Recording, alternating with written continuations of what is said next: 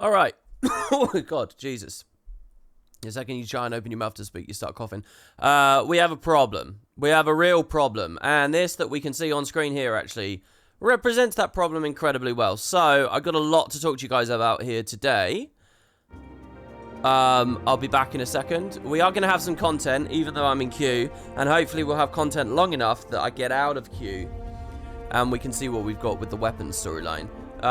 But yeah, so give me a second, guys. I'm going to make some coffee, let people roll into the stream so they can actually see that it's live. And then we'll see what we've got. So just hang on, and I'll be right back.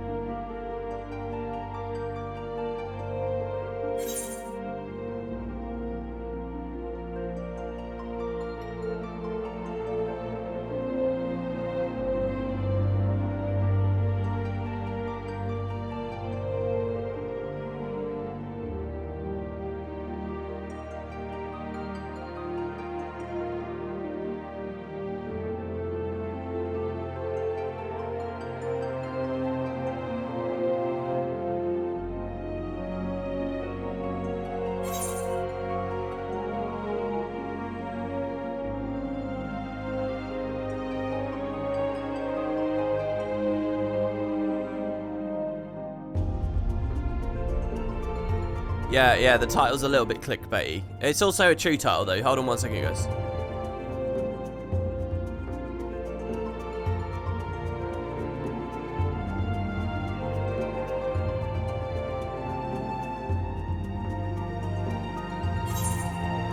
Alright, that should be good enough. Okay, hello, everyone. Welcome. Oh, hold on. One second.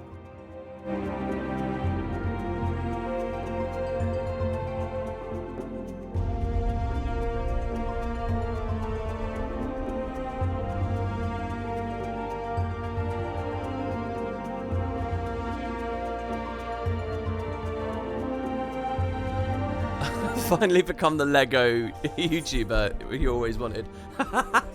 Yeah, that's the announcement. Yeah. All right. Hello guys. I'm here. All right. So yeah, lots to talk about. Like a huge amount to talk about here. Oh, we have a notification there. Let's put that to the top so you guys can actually see. I don't know if we'll have many notifications on this stream. Oh, why are you not moving? Move up. No, don't double click. Simply move up. There we go. Okay, you guys should see notifications now. If anyone wants to sub or something to verify that. Yeah, welcome guys. Oh god, where do I start? Okay, first of all, we got a problem with Final Fantasy. Okay. First of all, I was out for about an hour and a half earlier. So, and I could have queued before I went out. But then I would have got auto-logged out, I think, unless I like ran a macro, and I don't have a macro, and I don't know whether it's a good idea, blah, blah, blah. So I just sort of hedged my bets. I didn't know I was going to be out as long as I was out in the end. So I just thought, I'll just queue when I get in. I kicked up the queue a little bit ago now, and it was like at 2,300 or something insane, which as far as I understand is 2 hours of queuing. I was just told by some friends in Discord. So we're not even going to get in game until 8:45 p.m. So I don't know. I mean, if I can get in, that's good. But we got some problems. So what was I doing out? I was just basically out on a walk. I'll tell you what, the weather's amazing at the moment. I swear, I was out at 4:45, like 4:45. Pitch black. Like you could have mistaken it for midnight. Pitch black. Foggy, like mist everywhere. I guess because it's been a really cold day and now it's a bit humid suddenly. So it's like really foggy, really misty, thick black clouds overhead in the darkness. So it's only like 5 in the afternoon. You know, if this was a couple of months ago, the sun would have been beaten down. You wouldn't have been, but it could have been the dead of night, absolute midnight. But the nice thing is, it's not. So like, the town's still quite alive. You know, people still have their Christmas decorations and stuff on. Just really, really weird vibe. And it, you know, it wasn't too cold either. It was just very, very strange. It's kind of like amazing, actually. When I planned to watch the 1.0 thingy today. Now, I could have done that. That could have been what we're doing. But I've decided to go for short stories here because I want to get some movement on some other stuff. And 1.0 will take us at least 7 hours. Most likely more, because I'm going to be pausing and discussing stuff. And I can't squeeze in a 7-hour stream in one day. Right, so let's talk about the problem we've got. There's a big queue for today's stream, obviously. But I'm getting this 9006 error. And look, you might call me stupid or whatever, but one thing that I really, really don't like is having all the VODs split into a million little pieces. I like the idea of having like an archive, something that will last. You know, I don't like the idea of sitting here, doing a stream, and it's great. It's really good fun, and I love talking to you guys in chat. But the idea that we do it to a very small slice of the community, and then it's just forgotten, and it's of no use to anyone ever, and it's just dead, you know. At least if it's all in one video, it's like, oh, you know, in 2026, someone could say, hey, WP, did you do the weapons? And I say, yeah, here's the YouTube video of the weapons. And it's the whole story in one. You know, I like doing them in the... I feel like that's... And I have no way of merging those easily. Like, I could do a complete pain in the ass and download everything and then mux it together and then upload the whole fucking thing. And when we're talking about like 7, 8, 9 hours, it's just crazy. So it's really aggravating me that these 9006 errors are coming. And when they hit, I'm kicked out into queue. My only other choice is to stream at like really crazy hours. But by that, I mean genuinely crazy hours. This queue is going to stay bad like this for the next 6 hours of the day, right? So it would be like, you remember when we were in... I think it was the start of Stormblood, maybe the end of Heavensward. I did a few streams that like started at 2 a.m. Do you guys remember those? You know, I can't ask people to be all around the clock like that. It's just crazy, just so that we can avoid the queues or whatever. And anyway, I don't know when this ends. This is the other thing. I don't know when this queue, because Pandemonium's out in a couple of days, isn't it? And then it's Christmas. So I have made a decision. Now, this isn't a debate. This isn't a discussion. I've made the decision. This is what I'm doing, okay? I'm putting off Endwalker. That's why we're saying farewell to Endwalker in the title. I'm not going to do Endwalker until this is a little bit clearer, okay? After the Christmas season. Now, the other reason why I want to put off Endwalker is because I feel like there's probably a lot of people that might be interested in some... I'm going to get back to doing some Final Fantasy videos. There's a lot I've got to talk about here, and I haven't, like, scripted or scheduled, like, what order I want to say things in, so this might be a bit jumbled. But I'm going to be doing more YouTube videos about 14. And my hope is that people will go back, they'll watch Shadowbringers. A lot of people, it's a lot of content. To catch up and keep up with the story, it's a lot of content. So I'm hoping people can watch the VODs, sort of work their way through it, and then we can have like a little bit of a pause. You know, whether this queuing thing was happening or not, I think the idea of finishing everything and then saying, okay, I'm taking a break for 1 week and like scheduling the big Endwalker playthrough so that everyone knows when it starts, like giving people a bit of a breather.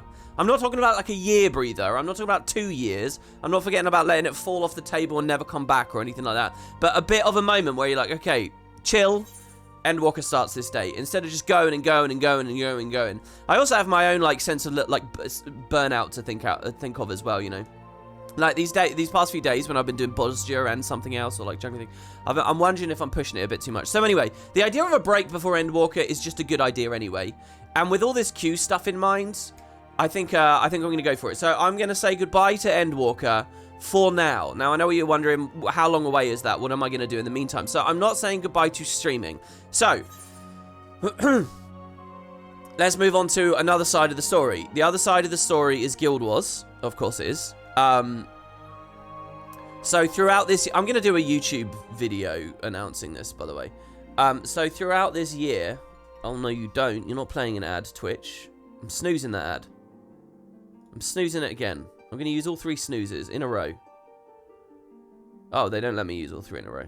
Yes, they do. Boom. I pushed it way back. Okay, so, so throughout the year, in fact, about 1.5 years now, I've been trying to do a series where I get the whole story of Guild Wars 2 out, right? I've had my Let's Play, which paused at Season 2. I've had, the cinematic, like, immersive recap, which I did before Dragonstorm, and then Dragonstorm put me off. And I had the big editing thing from about 6 months ago, which I still have the project files, but I sort of lost enthusiasm with, but it's still kind of there. And I even announced that one and sort of showed you guys the start of it, remember? We did a stream where we played through the whole personal story. Do you guys remember that? And we caught all the timestamps. I still have that that spreadsheet. I still have all the timestamps. I've been using it, and I have the project. So 3 projects. Imagine being a free trial player. What do you mean? Is someone talking about free trial in chat? I am looking at chat, by the way. 3 projects about basically getting the story out. Because what I want to do is I want to get a full Guild Wars series out where you can follow the whole game leading into End of Dragons. Basically, look at what we've just done with Final Fantasy. We've played the whole game leading up into Endwalker. Now, I was slightly, you know, misaligned with Endwalker. Endwalker's out already, and I've still got a tiny little bit of side story stuff to do. But I kind of wanted that, and I've wanted that on YouTube for ages, for Guild Wars. So, what I'm thinking is this is a really good time over the holiday season. I'm going to do that for Guild Wars. So, I'm going to kick up a stream series, a Guild Wars one. It's basically exactly like this, except that it's leading to End of Dragons. I'm going to play the whole story. Now, one of my biggest motivations to do that is Final Fantasy, believe it or not, because, you know, I've been assessing the difference between these 2 games' stories, you know, and what's the main talking point I keep trotting out at the moment? What's the main thing I keep saying over and over and over again? That Guild Wars is really short, it doesn't have the depth, blah, blah, blah, blah, blah. And I'm mind blown how much content is in this game. I wonder how accurate that comment is, because I've never sat down and played the whole Guild Wars game, start to finish. Never. I've not done the whole thing start to... I've done like a season, start to finish. I've done this here and there, start to finish, but not the whole thing. So I wonder how it actually does compare. I think it would be really cool to have a... Now, look, I'm 99.99% confident that I know what the fuck I'm talking about, and that the truth is Guild Wars is way shorter. But it would be nice to actually either, like, confirm that for myself, or just have a bit of evidence for that, or just, you know, an actual talking point or something. So, yeah, that's what I want to do. I want to do a full video series that goes through the... So it's like Season of the Dragon as a recap, right? But you know how Season of the Dragon... We were talking about this the other day. You know how Season of the Dragon skipped Heart of Thorns? You know how Season of the Dragon skipped Path of Fire? It skipped the personal story? Well, I want all of that in one place. And just as I've explained before, I want it to be something that lasts, something that people can watch. Alright, so... that moves us into phase 3 of this conversation. Which is... how do I even begin talking about this? Alright, let me take a break here and just read some chat. Have a drink. Okay. Replace the dead game with Rat with Alpha. Yeah, so I do want to be very clear. I'm not like dropping Endwalker or anything. And also, because I think that the Guild Wars 2 project is not going to be that long. You know, if I think about it, if I put a 5-hour stream in on Guild Wars 2, where does that leave me, the personal story? It probably leaves me around... Okay, let's say it's a 5 to 7 hour stream. Let's say part 1 is a 5 to 7 hour stream. It's going to leave me around Claw Island, isn't it? Just after Claw Island. And part 2 is going to finish the personal story. A third stream would do season 2 all on its own. You could do a whole season in one stream. As far as I remember anyway. You could do Heart of Thorns in one stream. Season 3 might take 2 streams. Path of Fire can be done in a stream. Season 4 can be done maybe in 2, but probably 1. Icebrood Saga can definitely be done in 1 stream. We're literally talking about like 6 or 7 streams. You know, if you look at like the Shadowbringers playthrough, that was done in like 9 parts or something. I think you can get all of Guild Wars done in about 9 parts. That's my estimation right now. So, you know, it's not many days. Basically, it's going to be like a holiday kind of series, right? And meanwhile, these queues will die down, and Era 9006 will die down, and so on. And by the way, if we can actually get in-game here today, we will be Blue in the Weapon series. I reckon I'll Era 9006, but I'd love to, before I start all this, actually get in and do it. The queue's going down faster than I thought it would. Either that or time just moves really fast when I'm talking. Do open world metas count as story? No, I'm not. It's not an exhaustive 100%. It's just going to be the story. It's not going to be, here's every single meta event. Here's every single collection. Here's every single hero challenge. Here's every single... It's not everything in the game. Just as the Final Fantasy series wasn't everything in the game. I didn't show every Aetheryte. I didn't show every lookout point. I didn't show every, you know, fucking Blue Mage skill or every Triple Triad card or every, you know, whatever the fuck else there is to do, which is an insane amount. You know? So it's not going to be that. I didn't fish every fish, exactly. No, time moves slow when you speak, lol. Why are people in chat just always dicks? I don't get it. It's just funny to be dicks, is it? That's like the Twitch culture. It's just troll the fuck out of someone.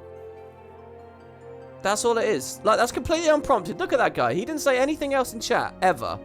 He's just come out of the blue. Oh, no, way up he did. He did some tater cries. That's just it. It's just banter. It's banter, bro.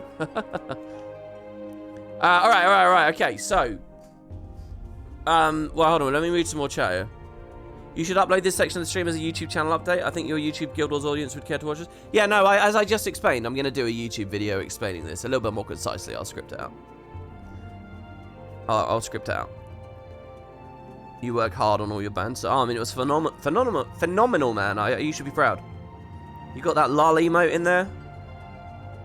If you do all the non-blue side quests in FF14, your playthrough would have been thrice as long. It would have been longer than that. It would have been longer than triple, for sure. Okay, alright. What's my segue into this other plan that I've got?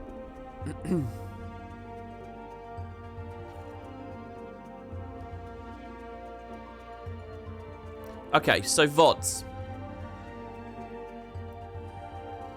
So with this Guild Wars series, and in fact, every series I've ever done on Twitch ever, I've wanted to find a way to have it as meaningful content on YouTube. Okay, so there's this thing that annoys me, which is that I think the streams are quite good, but they're buried over here on Twitch, or they're buried on Wooden Potatoes too, and it's really hard to get people to click over and, like, actually give them a shot, right? And I understand that a lot of that's, like, personal preference, you know.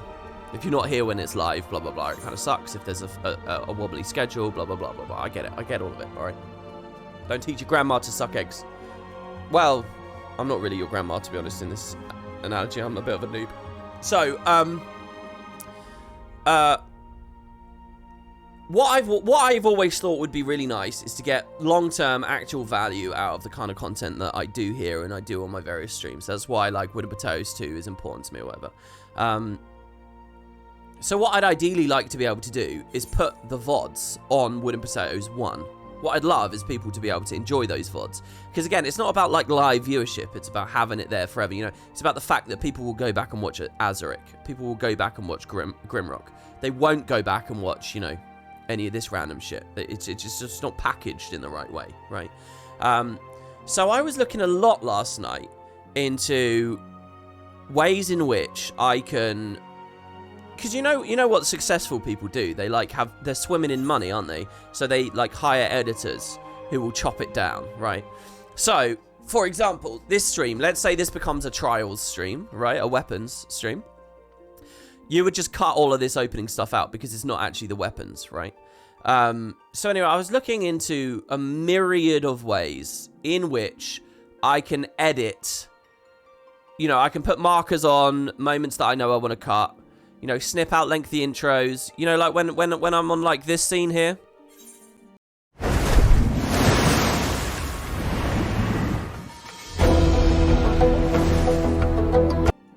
Yeah, it seems like, you know, cut out stuff like that. Cut out massive tangents, whatever. But when you're dealing with big, bulky things, 5-hour-plus things, and daily, it is a bit of a nightmare. Now, I was looking at a lot of different techniques. One of them's really quite fascinating. I don't know whether you guys have ever, you're aware of this, but there's a tool. You guys know that you can edit on the cloud now, right? So you, instead of putting your video footage, whatever it is, you don't have to be like a gaming YouTuber or something. You can just edit on the, you can take your footage, like say it's just a picture of you, you know, at the beach. You can put that, you can upload that to a service on the cloud, which provides you a video editor on the cloud, and then, you know, it's remotely accessible, therefore, from everyone. But when you render that video at the end, it's rendered by supercomputers networked on the cloud and stuff like that. So there's a particular service called Flixia. It's quite new, and it has Twitch integration and YouTube integration. So do you know what that means? That means that, so my current process, if I want to do a VOD, right? Assuming I'm not saving locally at the time. I'm sorry if this is a bit too technical and boring to people. Whatever. One process might be to do the stream, add markers at moments that you know you want to edit. Once it's over, download it locally. Twitch has a whole preparation phase, which can take like up to an hour, depending on how long the thing is. So you're sitting around waiting. Download it, sit around waiting. Import into your editing software, do the edit.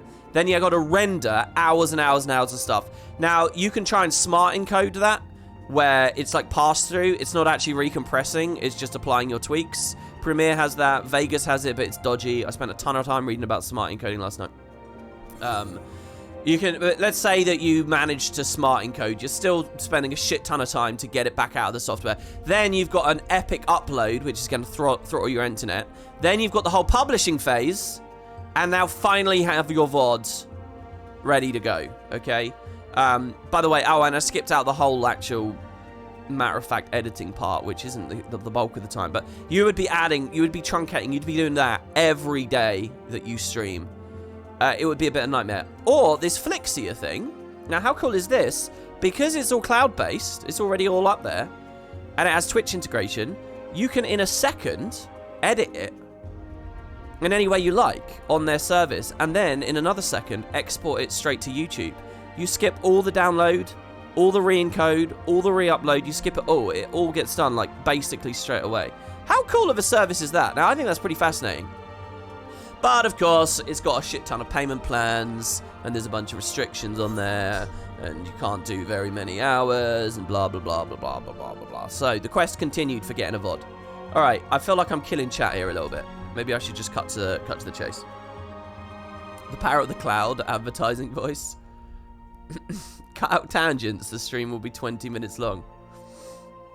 Wait, there's a one-to-one copy of Photoshop in the cloud. Really? I didn't know that.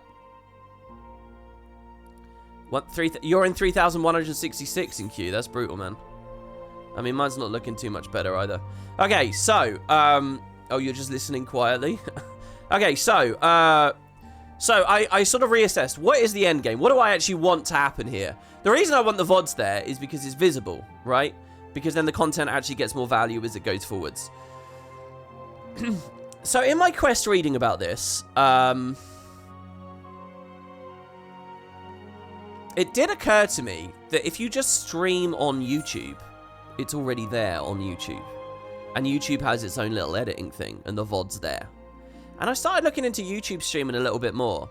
And it looks kind of shoddy as a service, like it's pretty empty, and it's definitely not as robust as Twitch. And I've got pretty good with Twitch's tools here, I think, over the past couple of months playing FF14. But I am now actually kind of interested in YouTube streaming. So for basically the long and short of this is to say that this Guild Wars 2 complete replay project is not, it is a stream project, but it is not going to be here on Twitch. I'm going to try it on YouTube.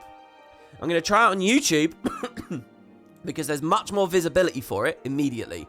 Like right now, one of the things I do is I upload a video on YouTube, and right when I upload the video, I go live here on Twitch. And the hope is someone will see, you know, the main audience, the majority audience, they'll see, oh, WP's done a video, cool. And then they'll scroll to the comments, and they'll see in the comments that I have a little link to Twitch, and I say, hey, I'm live, guys. So basically, the YouTube video is a signal to get people to remember me, and then therefore then they might come over to the stream. And that's an okay process, right? But you know what? That's just a really clunky way of doing what would happen on YouTube anyway. You know how YouTube streaming works? I don't know if you guys know this. I only just started reading about this last night, okay? Like I said, I'm a complete noob. But an interesting thing about the way that YouTube streams work is, let's pick a person, Zilbra. You see Zilbra in chat there? Zebra. Let's say Zebra is watching my Azaric series, right? He's on the playlist for Azaric. And he finishes part 5. When he clicks part 6, in the meantime, Wooden Potatoes has gone live here in 2021, right? When he clicks part 6, there's a big fucking notification right next to Azaric part 6 saying Wooden Potatoes is live, by the way, and I'm a click away, and they get a preview and they can see what I'm doing. Like, it's literally there. Any video that I have, any traffic I have at any point, I don't even have to do a new upload for that. But so if you do that same concept that I'm currently doing, where it's video on YouTube, oh, here, please come to Twitch, I could just do a YouTube video and then immediately follow it up with a stream. So everyone clicks the new video and they're like, oh, fuck, he's live right now. Boom. And then there you go. So imagine this. End of Dragons Daily comes out. Imagine there's like good news. Imagine today I do a video about that Kaineng Center art, right?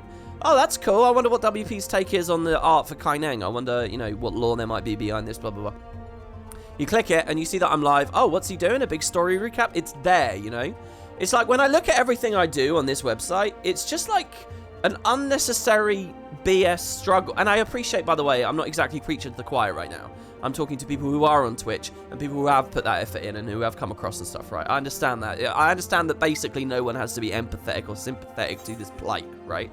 But basically, it's all just been clunky BS of splitting people across platforms.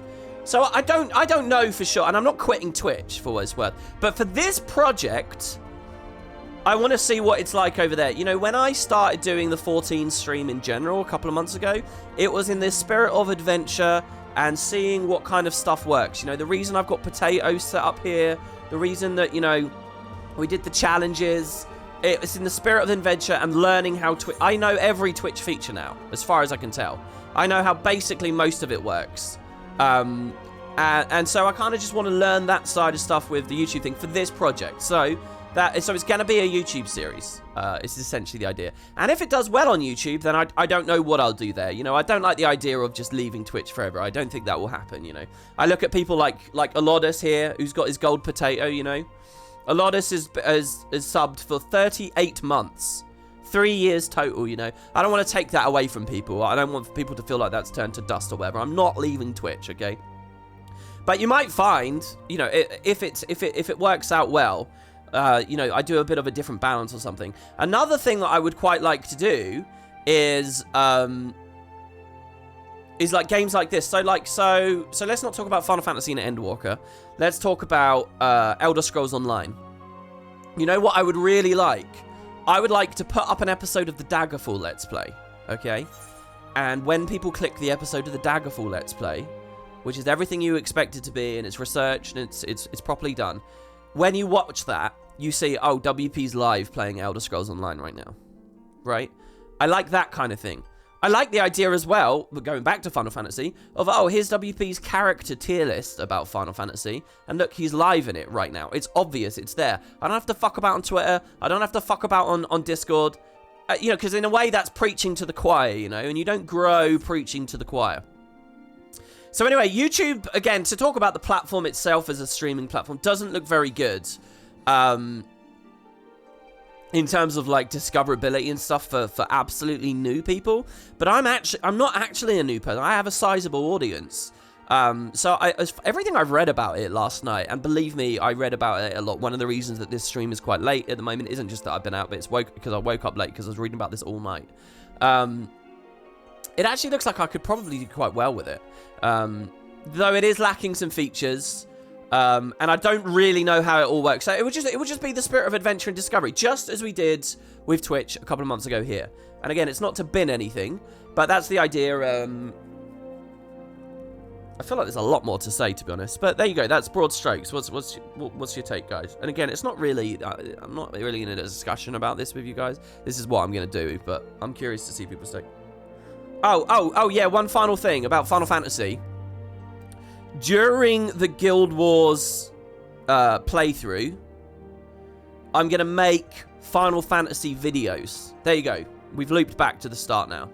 Remember I said I was going to do... So, I'm going to give you guys an impression video of Shadowbringers. I'm going to rate the products. I'm going to do character tier lists. I want to do another part of the Versus review. I'm going to do that. So, there will be Final Fantasy videos, or at least a few. If there's no views, and if it just looks like it's burning people, I won't do it, okay? If you watch closer, if you go to my YouTube channel right now, and you look at the past 2 months of things I've done, I have been throwing a lot of shit at the wall. Like, I did that My Trin character spotlight. I thought that was going to be a perfect project. I thought, hey, this is fun to make. It's lore, it's about Guild Wars, it's about End of Dragons. I can do one on My Trin, I could do one on Marjorie, I could do one on Kunavang. I can do this shit. This is going to be cool. But I made the video. It didn't get phenomenal views for what I want and what I would expect. So I've not done any more of them, right? You know, in a lot of videos on YouTube recently, I've been saying, hey guys, I'm seeing how it goes. Show your support if you like this. I'm not just saying that to cash grab at random little likes and random, you know, minute amounts of viewership. I'm saying it because I seriously mean it, because I've got to find whatever formats actually work. So, and I'm killing things that don't work. So, I will do Final Fantasy videos. I'd love to. But, you know, if no one's watching them, then I don't know how much I can justify it. But I want to do at least a couple. Just do tier lists till the end of time. Everyone loves a tier list. Well, even those have been dropping a bit. I made some other changes on YouTube. I feel like I'm way too stagnant. I don't know what it is. But, so, on YouTube, I've disabled as many ads as I can, by the way. I don't know whether that was holding me back to some degree. I think I remember probably like 1.5 years, 2 years ago, going into some really obscure area of the YouTube setting and turning on some ads, some, like, checkboxes. And I've turned them all off. I've basically done what I'm doing here on Twitch. That absolutely no ads if I can help it. So I don't know whether that will help. But yeah, so I don't know. I've been taking stock. I've been thinking about that. And I really like that like zipper idea. You know, you got a YouTube video which immediately segues into a bigger stream. And I can do fun stuff as well. Like if I think about, so here's something that's a bit more private to me. It doesn't really matter, I suppose, for the viewers. But when I think about Daggerfall, for example, or a Morrowind series, or an Oblivion series, I already expressed to you guys the value of having one of those videos and then be streaming Elder Scrolls Online at that exact time, right? But when I think about those projects, you know, it's like with Arena. I didn't know very much about Arena. I did a playthrough of Arena in like 2016 or some shit. In an attempt to do a series, but it never quite clicked, so I put the playthrough down. I did another one in like 2017, and then another one in 2018, which was finally when I LP'd it. You know, I had no connection to that game, so my enthusiasm and understanding for it was very, very minimal. I've got the same situation with Daggerfall at the moment as well, which kind of holds me back from doing it. And FF12, which is stalled at the moment, kind of has that. Now, I like the idea of doing like a YouTube video, a part 1 on Daggerfall, and then just do like a casual stream series right there on YouTube, and I can trust that people will watch it and, you know, come across and view it. So, you know, we would have an active chat and we would have people watching and having fun, and I would just do, because the thing with Elder Scrolls games is they're open world. They're not like strict. You kind of miss the idea of the game. If you're doing like a structured format LP, like I did with, say, Final Fantasy X or the Tomb Raiders, it doesn't really work in an open world roaming game. Streams work in open world roaming games. Just like, how do I do that? How do I play Morrowind and Oblivion and Skyrim? How do I do that? It's like, I'm kind of trying to fit a square peg into a round hole always. So if I could just have like, if I can complement those series, or even just springboard them with an actual, just a stream series, where we're just having fun and exploring and seeing where we go, and it's on YouTube, and I trust that people will find it, and it's a proper archive, I think that's a much better way of doing Elder Scrolls content, basically. I think it's much better. But it's just not going to work buried here on Twitch. Most of my audience doesn't see it. Like, it's just sort of makes me scratch my head. Why am I trying so hard on Twitch, you know? Not that I'm trying hard on Twitch, really, you know, but you get what I mean. Like, it's so I feel like maybe that's a better way of doing those as well. There was another thing I was going to segue. Oh, yeah, and another thing for me personally that I quite like too is, you know, it's nice. I got a follower 2 minutes ago, Stefanek452. Hello, Stefanek452. I don't feel like I've been at 150,000 subs on YouTube for ages. Like, ages and ages. Talk about stagnant. I've been at 150,000 subs for a long time. And if this was a YouTube stream right now, I get heaps of follows on this website. I get so many follows just constantly coming in. I kind of like the idea that those would just be YouTube subs instead, right? And go beyond that 150k finally, you know? So I don't know. It's just a bit of energy. It's just a new idea. It's just, you know, a bit of an injection. So that is, I think that's basically all the talking points. That's the concept. Now, how do I tackle chat here? All right, guys, can I just ask you a favor? If you had an interesting comment that you want me to see and I missed it, please just copy paste it. Or just, I think you can press the up arrow in the message and in the send a message box and it'll come up.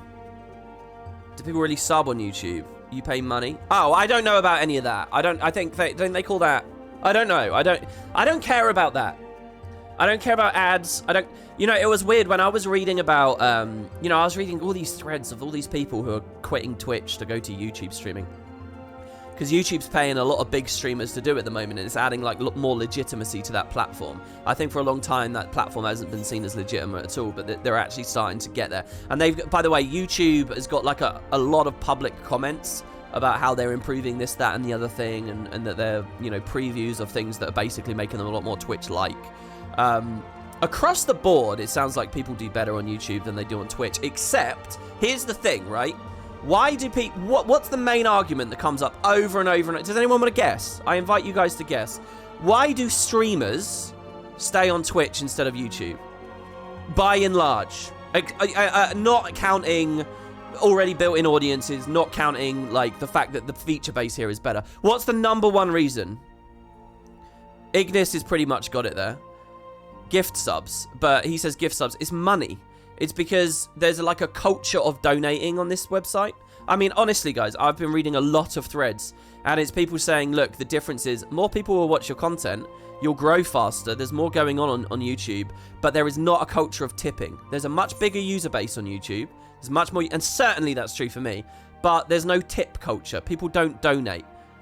People don't, like, buy their subs or whatever. And so people don't do it. And I'm, like, sitting there scratching my fucking head like what? Like, I don't even have a donate culture. When was my last donation? That doesn't matter so much. You know, you're in, like, a growth phase, you know. You can worry about that shit when you've, like, made it, so to speak. It just blows my mind that all these people are just, like, sitting there because, like, they want their little donations coming in or something. So I'm looking at that. I'm like, there's literally no downside for this experiment for me. There's literally no downside. All that matters to me, all that crushes me, okay, is the idea that I'm doing stuff that people aren't seeing. That people could see, they would like, they just don't know about. Okay, let me take you back to 2 years ago, 3 years ago. My Wooden Potatoes series, my Wooden Potatoes 2 series, Game of the Day. Anyone in chat watched that? It was a daily thing. It was a good series. But for whatever reason, A, B, or C, I wasn't confident to put it on the main channel. So a ton of people just never saw it. And it's like, wow, that was a good series, but no one saw it. And it's like, what the fuck's the point? Why are you deliberately, like, shooting yourself in the foot? I look at that Game of the Day thing, and I think that's just bizarre. And then I look at, like, this Endwalker series that I'm looking to do. Or I look at, you know, this Guild Wars 2 full story playthrough. And I'm like, why? I'm, like, almost for no good reason putting barriers. You know, if there's more people that would watch it. And I don't know for sure, right? We might try it and literally no one watches a YouTube stream. But I feel like, you know, it's simple numbers, right? You want the most people to see the stuff as you can. And also, by the way, I think streaming on YouTube, that all counts for watch time, which means the algorithm likes you. It might also be, I mean, I don't know about any of this because, you know, I try to just make content. I don't like all this corporate bullshit. But everyone's obsessed with the algorithm. Ooh, the spooky algorithm, and whining to their communities about it. I don't really get any of that. But people say that streaming on there gives you watch time, which helps the algorithm or something. I don't know. So anyway, that's another thing. YouTube has no game sections for streamers. You've literally never stumbled upon a streamer that we wasn't already following, scrolling through YouTube ever. Yeah, exactly. That's the discovery problems that they have, right? You know, I'm sure I'll come up against that as well. But the fact is, I have discovery problems here anyway of my own, you know. And that discovery problem is all the people who like Wooden Potatoes right this second, and they're not here on this stream right this second because they don't know it's live, because they only know me from YouTube, you know. So I have a discovery problem of another sort, you know. And one is more significant than the other. There are ways, and I did look up, the way I see it is bad, right? The way you find a YouTube stream is you click, you need to search, if you type like Guild Wars 2, I think I did it for Warhammer 40k last night, and then I did it for Halo. You need to go to the filters, and then there's a live filter, and you can click that. There's also a website, you do youtube.com/gaming, and that looks a little bit more like Twitch, and that works a little bit more like Twitch. That's youtube.com/gaming. Yeah, so Heartlast says, I watch some YouTube streamers and they schedule the stream so they sharpen their sub feed, easy to catch. Exactly, so that's the way it would look. On your end, guys, it would look like regular videos. That's how it's going to look. It's going to look like regular videos, except it will be live. So if you get notified when I post videos, then you'll be notified when that's happening.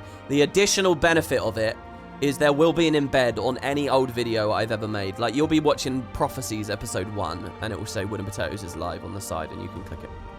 So that's how you find it. It's the idea of browsing for new people that's a bit bad at the moment. But they've made these announcements, I think, of improving that infrastructure, and hopefully coming soon. They said early 2022. So it might be a nice, if that's a big moment for YouTube streaming, you know, this might be a nice thing to, like, ride the wave, so to speak. By the way, I feel really icky talking about all this. I feel like, I don't know, I'm talking about this because, you know, the spirit of openness, and we're in a fucking queue, and, you know, and, you know, I just want to be clear about what's on my mind. I don't really like indulging in this side of the profession or whatever, but there is. I'll fit perfectly on YouTube with my VTuber cam. Well, I don't know if I'm going to do any cams for this project. I think I want to really clean you up. Oh, another benefit. You know, you can stream at 1440p on YouTube. They don't have the limits. And you can transcode. The user can transcode at any moment for themselves. There's actually benefits to it. You can get better bitrate. You can get higher clarity. You can get higher resolution. So I can do it all in 1440. You guys only get to see me at 1080 on this website. But you can actually serve a lot more to YouTube. What's the downside to streaming to both, other than needing extra chat moderation?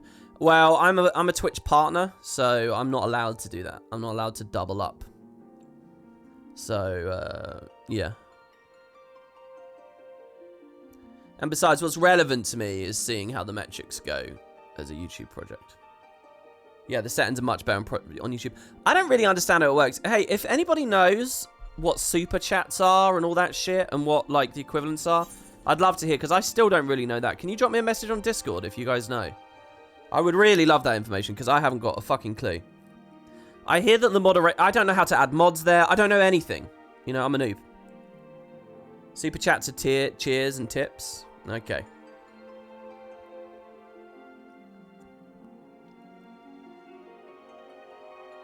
You're probably in the rare case. Oh, what's this? You got a prediction up. Oh, no, that's not a prediction. That's the Owl All Access Bar. You're probably in the rare case and you're really sorry, but you'll probably stop watching if I make the change to YouTube in the long run. You wish the best if it makes you grow as good. Well, again, I'm not dropping Twitch. I'm doing this experiment in the name of adventure. And, you know, the only way I would drop Twitch is if this caused my YouTube channel to, like, explode and it was going really well over there or something. Like, super well. For like, years. That's the only way. I'm not going to abandon everything I've got set up here. Right now, my plan is still to do Endwalker here on Twitch. That's still my plan. I just want to put it on break for a little bit over this Christmas period. And in that period, I'm going to do a complete playthrough of Guild Wars 2. It will be a stream series of the whole game that I finally have under my belt. Because can I just say how exciting... it's going to play an ad in 10 seconds. I can see that because I'm just staring at the screen right now. 8, 7. I'll finish this anecdote in a second. So that nobody misses out. That's how good of a guy I am. 3, 2, 1. Bye-bye. Meanwhile, highlighting message with real money. Oh, is that the idea? Oh, it's like a potato thing. This is essentially a super chat, but paid with real money instead of virtual potatoes. I see, okay. Look, I don't want to give anyone the impression that I'm, like, greedily sitting here thinking to myself, ooh. Oh, we got some bits. Thank you, Zilbra. Thank you. That I'm expecting some avalanche of donations or whatever. Again, there's even less of a culture over there. And it's not something I encourage among you guys here. You know, I've always been icky about the whole parasocial friendship thing. Relationship. You know, we don't really know each other, do we? You don't really know me. And I definitely don't know you guys. So it's one of those weird things. I mean, it's one of those things that I feel like I've never fit in with on Twitch as well. There are a lot of things about Twitch that I don't really fit in with. Isn't that right, KekW, everybody? Sorry, reposting from above. I know he's larger than you. Josh Strife Hayes, another MMO YouTuber, has done premieres on his YouTube videos, and then in the chat of those, advertises live on Twitch at the same time. Oh, that's an interesting idea.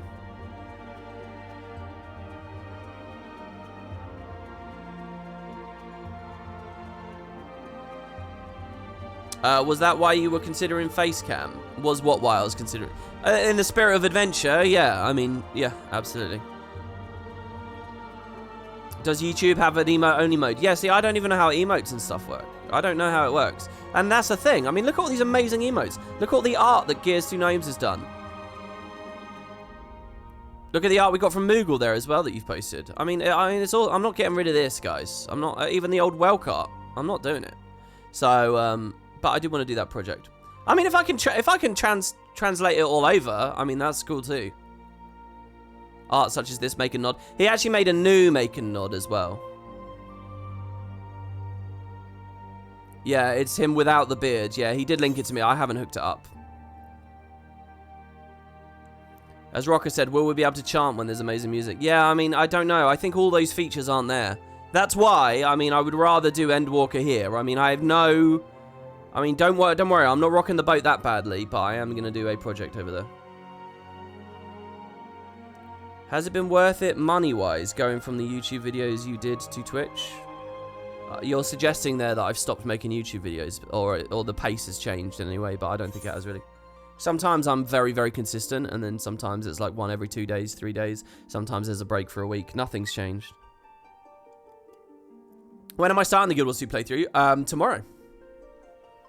Is the theory. I mean, why have a break? What I want to do is finish the weapons here today, get out of this goddamn queue, and then just kick it up. I mean, why not? What I'd like to do is do a YouTube video announcing this evening at some point. And then probably do a bit of a nudie video as well.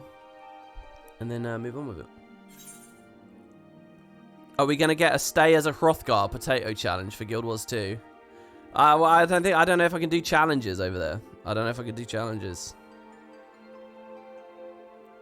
YouTube does have emotes, but they're smaller. Does it have custom emotes that people can set up for themselves? Okay, I forget what I was going to say before that ad. What was I talking about before the ad? Does anyone know? I really can't remember.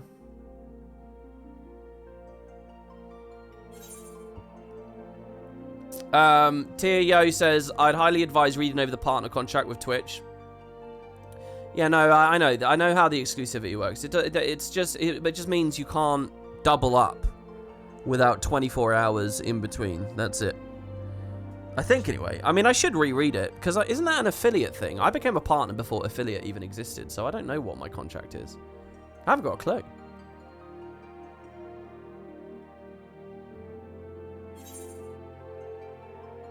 WP, if it converts into more YouTube ad revenue with the live streams, isn't it even better than gifties, etc.?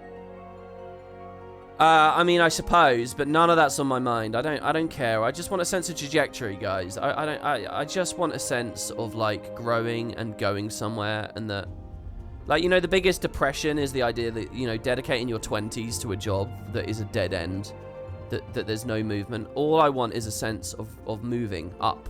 That's it. I don't care about any kind of money in the short term.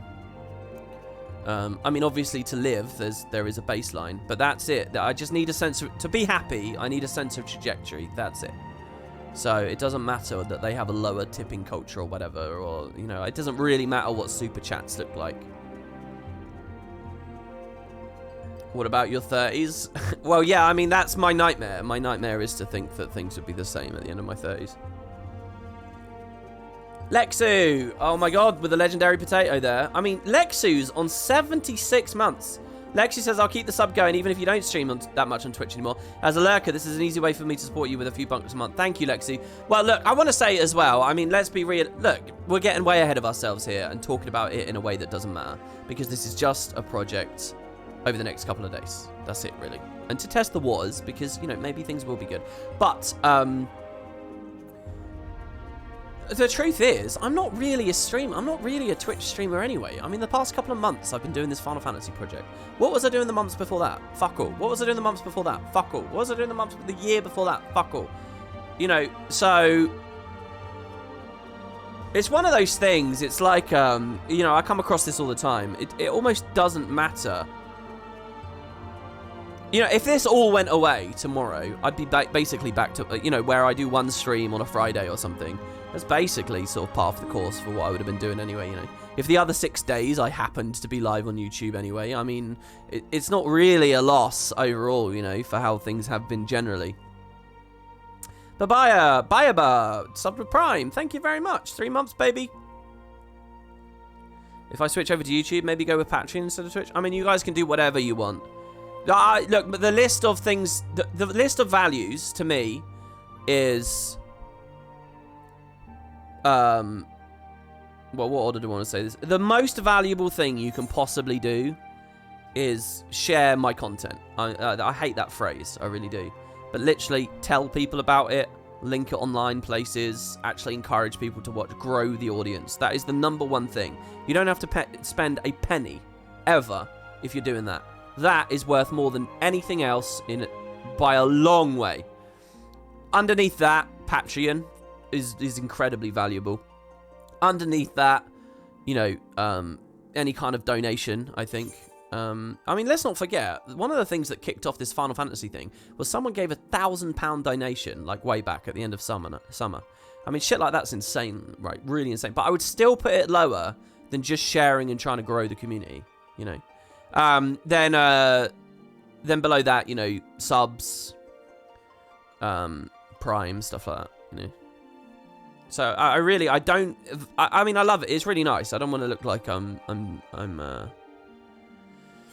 sort of sniffing at generosity. I'm just saying that, you know, the tier list is. So that's why, you know, I'm happy to do that experiment or whatever. Some people you found were streaming FF14 in clip channels. Yeah. I mean, that's really cool. I was happy that Lulu put me in a couple of those. You can always become Guild Wars 2 DSP. What's that exactly? Yeah, you were just thinking of where to spend money if money is being spent. Absolutely, yeah. I mean, look, if Patreon falls, if people aren't on Patreon, that's it. It's over. I'm out. Like, instantly. Like, literally out of necessity. I cannot live, I cannot do this without Patreon. So, Patreon is definitely at the top. Am I quitting Final Fantasy? No. Just taking a mini siesta, hiatus, whatever, because of this queuing issue. And, well, the queues aren't even a problem. I can prep a queue. I can stream this game. It's error 9006. It's error, is that what it is? Error or 90,006? That's the bastard. That's the true killer right there.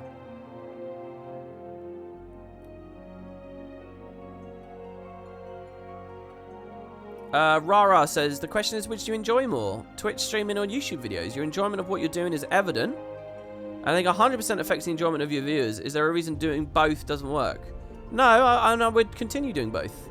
I'm not saying YouTube videos are going away. At no point have I said I'm going to stop doing YouTube videos. Everything's going to be, I'm going to YouTube. I consider myself to be a YouTuber who streams a bit on the side. That's how I consider myself. And all I'm saying is for this next little project, I'm going to stream, instead of on Twitch, I'm going to stream on YouTube as well. I'm not taking YouTube videos away.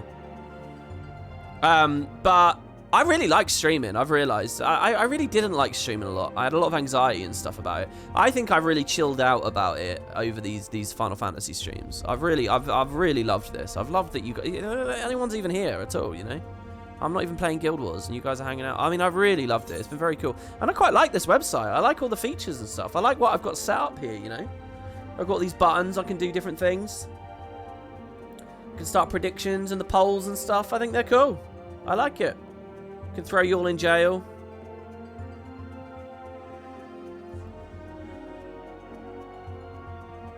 You mean in February specifically? Wait. February, what's the response here? Zilbra, do you have any plans for End of Dragons coverage? I feel like most content creators grow on game expansion launches. In February, do I have any plans? Well, I don't know at the moment. I don't know. I haven't streamed Heart of Thorns or POF because I played them privately on my own. I haven't done blind playthroughs. End of Dragons, I kind of like the idea of changing that. So that might be cool. I don't know about like a blind playthrough, but the rest, absolutely, of course I'll do it. Right now, my tentative plan is to treat End of Dragons the same way I treated POF, which is I'll play the game all day and do a VOD showing you guys what I did and my takes of the day for like the first 2 weeks or so. There will be a Wood and Potatoes video reviewing and recapping and talking about my enjoyment of the expansion for as long as I can. I think I did maybe 8, 9 episodes of that during POF. It was probably more like 1 week than it was 2.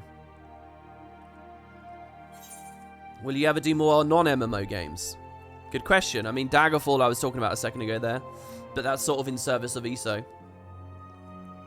I mean, I would love to. I would really love if I thought that like it was growing us. Okay, now that's the key. Like I see a lot. I'm not going to talk. I'm not going to say specifics or anything. I see a lot of people who just get on this website or get on YouTube and they just play games. And they tell themselves that, oh, I'm doing the grind, I'm doing the Twitch grind, blah, blah, blah. And they're not really doing anything. Their wheels are just spinning in the mud, and they're not moving anywhere. They're not, I mean, it's nothing. I mean, that to me is like, and again, you know, people can live their lives however they want, but to me, that's like, that's low ambition. That's not right. So, if there's growth there, I would love to be streaming fucking Harry Potter, Lego Harry Potter to you guys right now. I'd love to kick up that random PoE series that I was talking about before. Just got on the odds that I like it. I'd love to do a Stellaris playthrough with you guys right now, you know? I'd love to go back to that, what's it called, actually? What was the Grimlock sequel that I didn't really check? I'd love to not be just in MMOs. I would really love to. For a long time, Guild Wars was the be-all and end-all. That was my only ambition. I didn't really... But at the moment, I would love to do all that other random. I'd love to stream some Halo Infinite for you. I'd love to kick up some League of Legends and show you me fucking people up on Tryndamere or Karthus or Mordekaiser. I'd love to do that. But I have no confidence people actually want to watch that or we would grow from it. I don't mean to be talking about the same bullshit here and boring people. Well, I mean, what else have we got to talk about? We got a short story we can do. 1,000 left in the queue. I'd love it if, you know, like, you go back to Guild Wars 2 challenge. What if that was a real challenge that was like, WP, play Nier Automata? Or WP, play fucking Dark Souls. I had Mike telling me to play Dark Souls again earlier. You know, and it was like, spend potatoes. And if you hit the challenge, I literally would swap and just play that game. I'd love to do. How cool would that be? That would be living the life of Riley right there. That would be really good. but it's not the situation we're in. And again, this is the people who are listening to me right now, you guys are amazing. Even if you're just watching the VOD on Wood and Potatoes 2, I mean, you're all like super fans to me. You're all like you're all really, really invested, like awesome people. You know, so it's the much larger proportion outside of this self-selecting group that I'm speaking to right now. You know, like you gotta consider there's more than exists around us people here in this chat right now. So Ari man saying, let's go, random stream game. It doesn't give me any confidence. Even if every single one of you said WP do it right now, it doesn't mean anything. Because this is, I mean, I'm not joking, this is a self-selecting group. I don't know whether I'll demean us and call us an echo chamber, but you get what I mean. WP plays Dark Souls. I can hear the high-pitched what already. Yeah, that would probably come up a lot. You can finally watch a small portion of a 14 spoiler WP stream. Spoilers? How far are you in the story then? I feel like you have to pick a main popular game and get growth and do like set variety days to grow with variety if you're new to the platform. Yeah, that's exactly it. I mean, my kind of game right now is Guild Wars is my beating heart and my core, and it will always be there. But I can spin out of Guild Wars by looking at other MMOs, and maybe even one day I can spin out of those other MMOs to try other games. But, you know, there's no reason someone should sit and watch me play League of Legends. You know, I'm not an idiot. You know, they're not a bad person for not wanting that. Why would you want that? I don't even do face cam or anything. I mean, this is it. It's just this voice. I can't expect people to feel like they're going to get anything out of that. Or, you know, drop their shopping and come running through the door just because I announced something like that. You know, they're not going to do it. And yeah, I guess being story focused is another intersect point. Would you ever do face cam? Yeah, maybe. I have been thinking a little bit more about it recently. I want to be careful about that idea though, because that's a cat you can't put back in the bag. Is that the phrase? A cat you can't put in the box? Cats love boxes. It's you can't unring that bell. That's what I should say. FF was kind of one step on the variety ladder, right? Yes, exactly it was. Exactly, Alodis. Exactly it was. It was something I love and was really interested in that was a good intersect point. You feel a supercut compilation of the streams would do well? People love React content? Probably, yeah, but I don't. I described earlier, I don't know if you were in chat, I described earlier the process of making that kind of shit, and it would just burn me out instantly, I think. Put that cat bell back in the box. Something about Pandora. No, it wouldn't be opening Pandora's box. That's like a suggestion of like inviting chaos, isn't it? That's to, you know, create a whirlwind shitstorm or something. I mean, it wouldn't be that. Looking behind you, yeah, there's a cat sitting in a box right now. You look forward to the Daggerfall playthrough? Thank you. I'm looking forward to doing it as well, in as much as I want to get the project on wheels. Twitch fans can be heartless. Still remember all the Overwatch streamers trying to jump ship from a dying game, and hardly any could do it because the viewers would leave. Yeah, I mean, look, people are heartless. Well, they're not. I mean, they are heartless. People are heartless, and I understand why they're heartless. It's because we're not friends. You don't know me. I don't know you, you know? And the vast majority of people are not blind to that fact. They like Overwatch, and they're watching that person for Overwatch. They're treating you as a service. You're not family. I really can't stand this fucking weird, like, slimy, oh, I love you guys, we're family, and, like, some sneaky attempt to try and get them to stay or whatever. The fact is entertainment and viewership, and people will go to watch whatever they want. They don't owe you, you know? Like, I've come across so many people who feel, have, like, this sense that they're owed stuff by their audience. Oh, they subscribe to me, now that they should be there.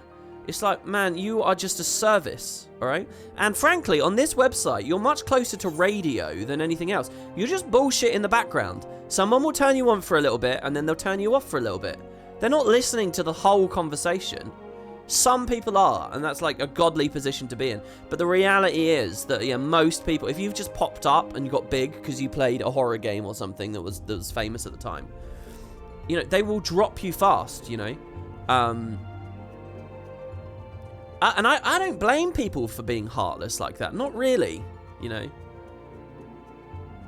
Because a lot of this is cold. It's a lot colder than you realise. That's what's scary about it as well. That's what's an anxiety point. Because I see the fucking truth of this place. And people should be anxious about that. They shouldn't just sit there. That's how I feel anyway. Merit Ascension says, I can take or leave a face cam as long as you don't start putting your face doing corny faces on every thumbnail. I don't think I will ever, ever, ever do that. In fact, I'm close to getting rid of that potato character on the thing. I'm very close to it. Obviously, last night I was thinking about this as well because, you know, I was looking at, you know, different YouTube channels that do streaming and gaming, and I was like looking at how they structure stuff, like how they work their playlists and whatever. And they all do that. And I don't know. I don't like looking like I'm a part of it. I'm just too hipstery for that. Replace the potato can with a Lalafell. Yeah, maybe. I mean, I bring you back to that Terry Pratchett quote about the mountain, right? Mount Fuji. If I decide not to do it, I've made a deliberate decision against it. It's not that I'm better than it, is it, really? It's not that I'm standing on the mountain. God, I hope people listening right now know what the fuck I'm talking about. Look up Terry Pratchett Mount Fuji quote.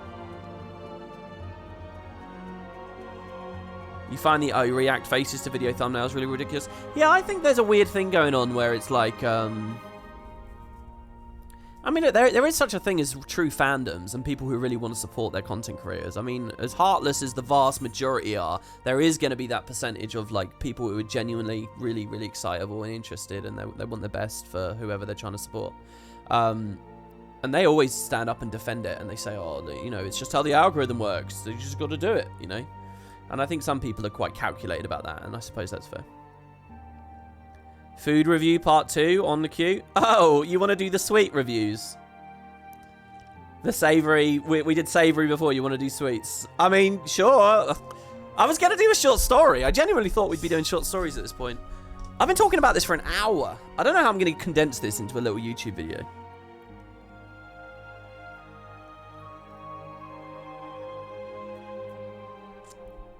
Sometimes it's big and up close. Sometimes it's... Oh, here you go. This is the quote. Sometimes it's... Oh, but you've cut it out. You've cut... That's not the whole quote. You got to have the opener of the quote. I'm not reading that, Leon. You got to get the whole thing. We forget how young the average YouTube audience is. Lots of impressionable kids where those cringe thumbnails actually work. I mean, yeah, it's really, really weird as well. You know, talking to younger people about these platforms. You know, if their first person that they were watching was someone with, you know, 50 million subscribers, and they get millions of views every video, and millions of views on, you know, what X, Y, Z, ABC, their whole perspective of, like, what numbers are and, like, what success is and shit is just, it's just insane. You know, you will have 13-year-olds judging this. Like, I'll have 13-year-olds judging the shit out of my modicum of success because all they know is, like, the insanity that comes from, you know, Fortnite success or whatever, and they don't get anything else, you know. It's like you see people on Tinder who are, like, rejecting dates and stuff. I'm not saying this is 13-year-olds now, but, like, they'll say, oh, you don't have over, you know, 200k on Insta, fuck off, kind of thing. You know, I'm sure that's not as prevalent as I believe it is, but yeah.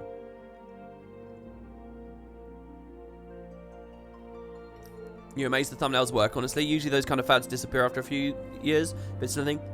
Well, you got to remember, like, the true beauty of humanity is the power of copying, right? I've had people copying me on numerous things over the years, not because what I'm doing is good, but because they're like, well, this seems to work, so fuck it, you know. And I think that if there comes a time where those face pog thumbnails don't matter anymore, people will continue to copy them, because you got to understand, the people who are doing that, they have quite cynical minds. They're quite clever. They're quite reptilian. They're quite, you know, they know what they're doing because this is a job and this is got to get that money. You know, they're happy to perform the manipulation. That's like, and they're very driven and they're very targeted for that. And I'm not saying that's right or wrong, good or bad, but that's what they are.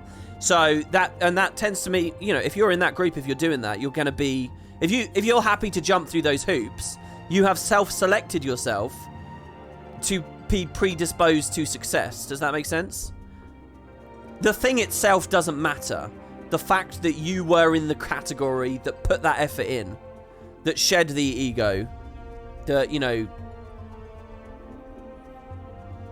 disrespected the autonomy of the viewer or whatever, you know, and was happy. You jump through the hoops, you get it. You know, it's why some people can succeed in academia and therefore life, not because they actually have any real quality, but because they know how to jump through the hoop, you know. And so it perpetuates, right? The thing itself doesn't matter anymore.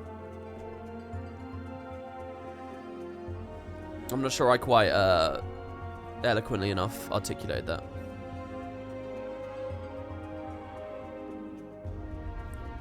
Right, sorry, I think I missed a few messages up here.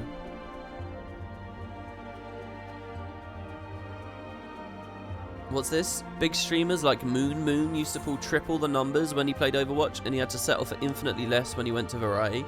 It's a scary prospect to change games, even for the biggest ones. Oh, for sure. For sure. Very few people get out of it unscathed. I mean, this is a boring conversation. I heard content creators talking about all this all the fucking time. I don't like that. I don't like this. It's like, you know, it's not the viewer's job to whine and to have to listen to that kind of whining and worrying, you know. That sort of thing. All right, should we do part 2 of the food? Anything else? Have I missed any messages, guys? Anything anyone wants to ask me about? Bit of a Q&A section here. Anything before we do some random BS? We'll do a short story. We'll do some food stuff. Anything people want to pick my ear about? It's not being big on Insta, it's being on the gram, you fucking boomer. Oh, is it really? It's being on the gram? Can we talk about Season 6? Oh, you want to talk about Guild Wars? Gonna do Lost Ark on all my time of game. Actually, I like the look of Lost Ark. I haven't played the betas, but it looks good. What's happening after this stream? Okay, so just for you, Ryan TL, I'm gonna re-say everything I've just spent an hour talking about. Ready? Okay, guys, so I've just been out, and we got a queue. No, I'm going to have to ask you to watch the VOD, I'm afraid. Going Vieira Bunny Boy for Endwalker? Well, I think people want me to stay as Macon. I don't know. Time to bench the stash. I don't know what I'm going to do for Endwalker. I don't have a Fantasia right now, either. Am I a big seafood guy? Not really, no. I mean, it's alright.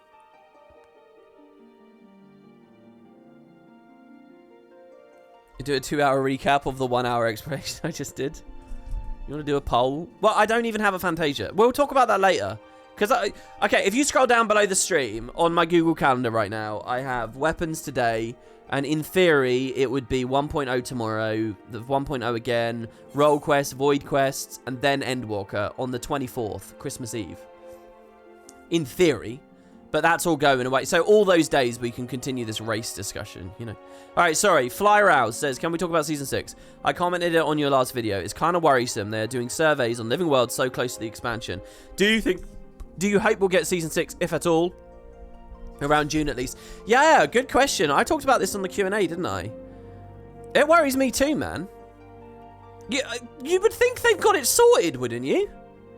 I mean, the idea that they... Oh, did I get a donation? I can't see that on this website. Hold on, let me look over. Yeah, the idea that... That's one thing that might be nice on YouTube, by the way, if I can actually see donation notifications better for myself.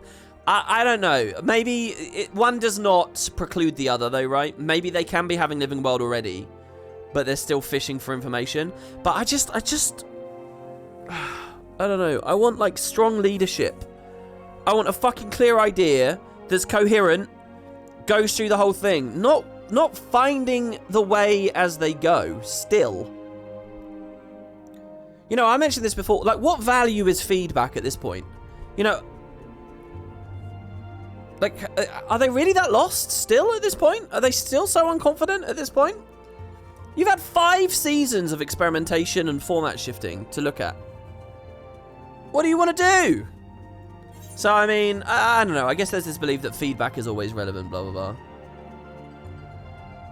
I think I use the phrase guidance is for the lost, and I don't want to feel like ArenaNet's lost, you know. So it did make me feel a bit weird, but I mean, how dare I corrupt that idea? Holy shit, I had a huge donation. Whoa. Java, £75. Holy fuck. Dude, that's really awesome of you. Thank you. WP, thanks again for all the hours of content. I love listening to your lore and Let's Plays while I'm doing whatever in Guild Wars. Best luck in the new year. Merry Christmas to you. Thank thank you, Java. That's unbelievably nice of you. Thank you for that. I don't know what else to say. I'm glad someone told me about that, because I would not have seen that. Okay.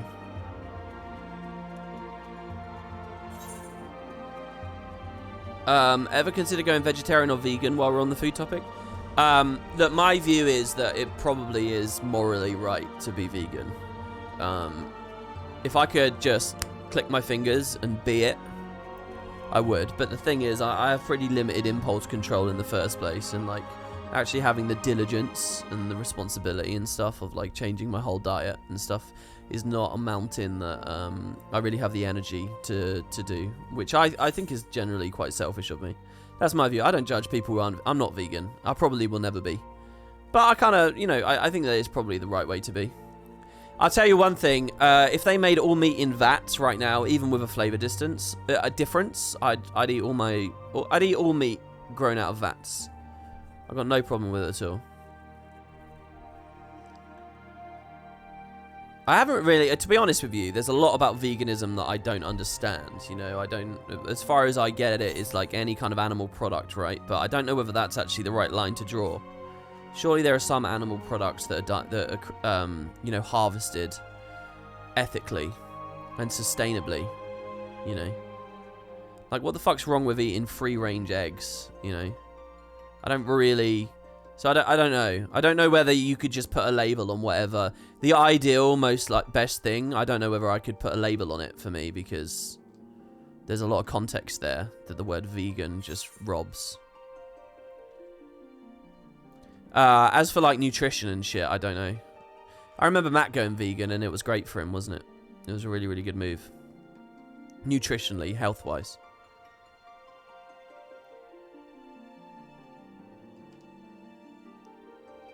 What's the first thing that comes to mind when one says Moroccan food? Honestly, I have no idea. Spice, I guess. I don't know. I have no idea. What is Moroccan food? What do they eat in Morocco?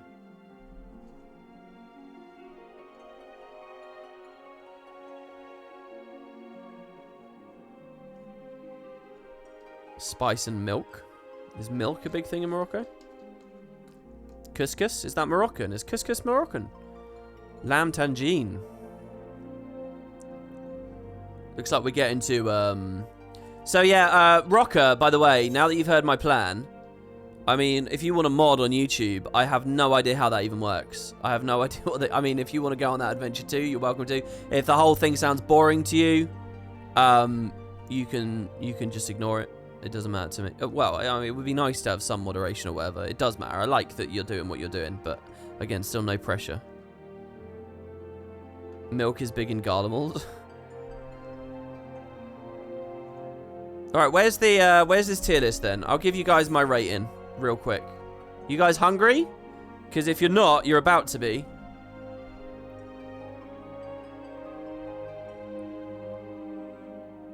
What's the link? I don't know what the link is. Anyone got the link? I can't remember what it's called. It was just an image, wasn't it? How am I supposed to know? I typed food into my history, and it's definitely not coming up.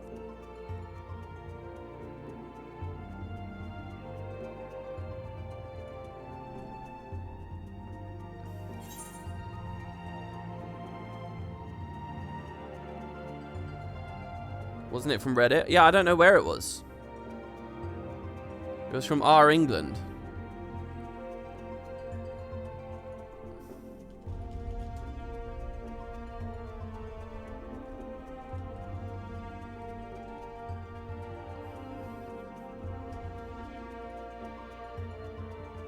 Oh, I found it. I found it.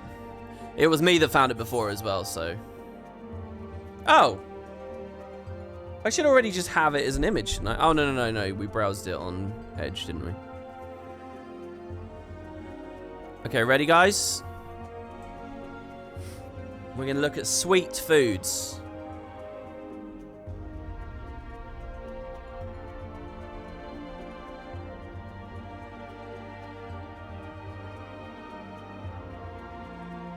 Right, boom. Okay. So last time we did savoury. I mean, what am I doing? Just reviewing these? We pointed out... You know, this was generally okay. There were some issues. Bangers and mash too high. Cauliflower cheese too low. Steak and kidney pudding and kippers were too low. Didn't know what lava bread was. But generally it was alright. Bacon sandwich too high. Also not a sausage sandwich. By the way, you're a true influencer now. I bought a Twix just because you talked about how bad they are. Was it your first Twix ever, Johnman? Okay, so what are the best classic British foods sweet? I don't know how you would rate this. I don't know how you'd do this. This is quite controversial, I'll tell you that. Okay. Okay, so first of all, scones. So there's a very big variety in scones, alright? Well, scones. If you're out in, like, Devon or some shit, and you're at, like, one of those, like, tourist trappy little, like, cafes, where they'll, like, heap a shit ton of clotted cream with it, and, like, nice little artisanal jam or whatever. I mean, they're pretty good scones. The problem is, sometimes they're really hard. What you want is a scone that... It's like any bread, right? You want it to be fresh enough that it's a little bit hard and a little bit crumbly on the outer shell. And on the inside, you want it really light, really fluffy, really soft. And if it's too dense, it's not a good scone. If it's too bready and too airy, it's not a good scone. So again, there's a lot of variation. It's also tricky with a scone because the truth is, how many of us are just enjoying a scone because of all the cream and the jam, right? But I will say, for me personally, I'm a big scone fan. You know what I grew up on in my teenage years? Those, like, Morrison multi-packs of scones where you buy, like, there's, like, 12 of them all in a row, you know, like in plastic wrapping. And they're, like, really small. They're, like, kind of bite-sized. They're not bite-sized, but they're quite small. And the varieties you get is you could do plain ones or the sultana and raisin ones. The fruit scones. Now, those are some really good scones. So, what I used to love doing is banging those. I don't own a microwave. But when I used to, I like bang those in the microwave, heat them up a bit. They'd get really like soggy almost from the heat. You have to cut it in half before you put it in the microwave because they get really hot, like they'll burn you bad.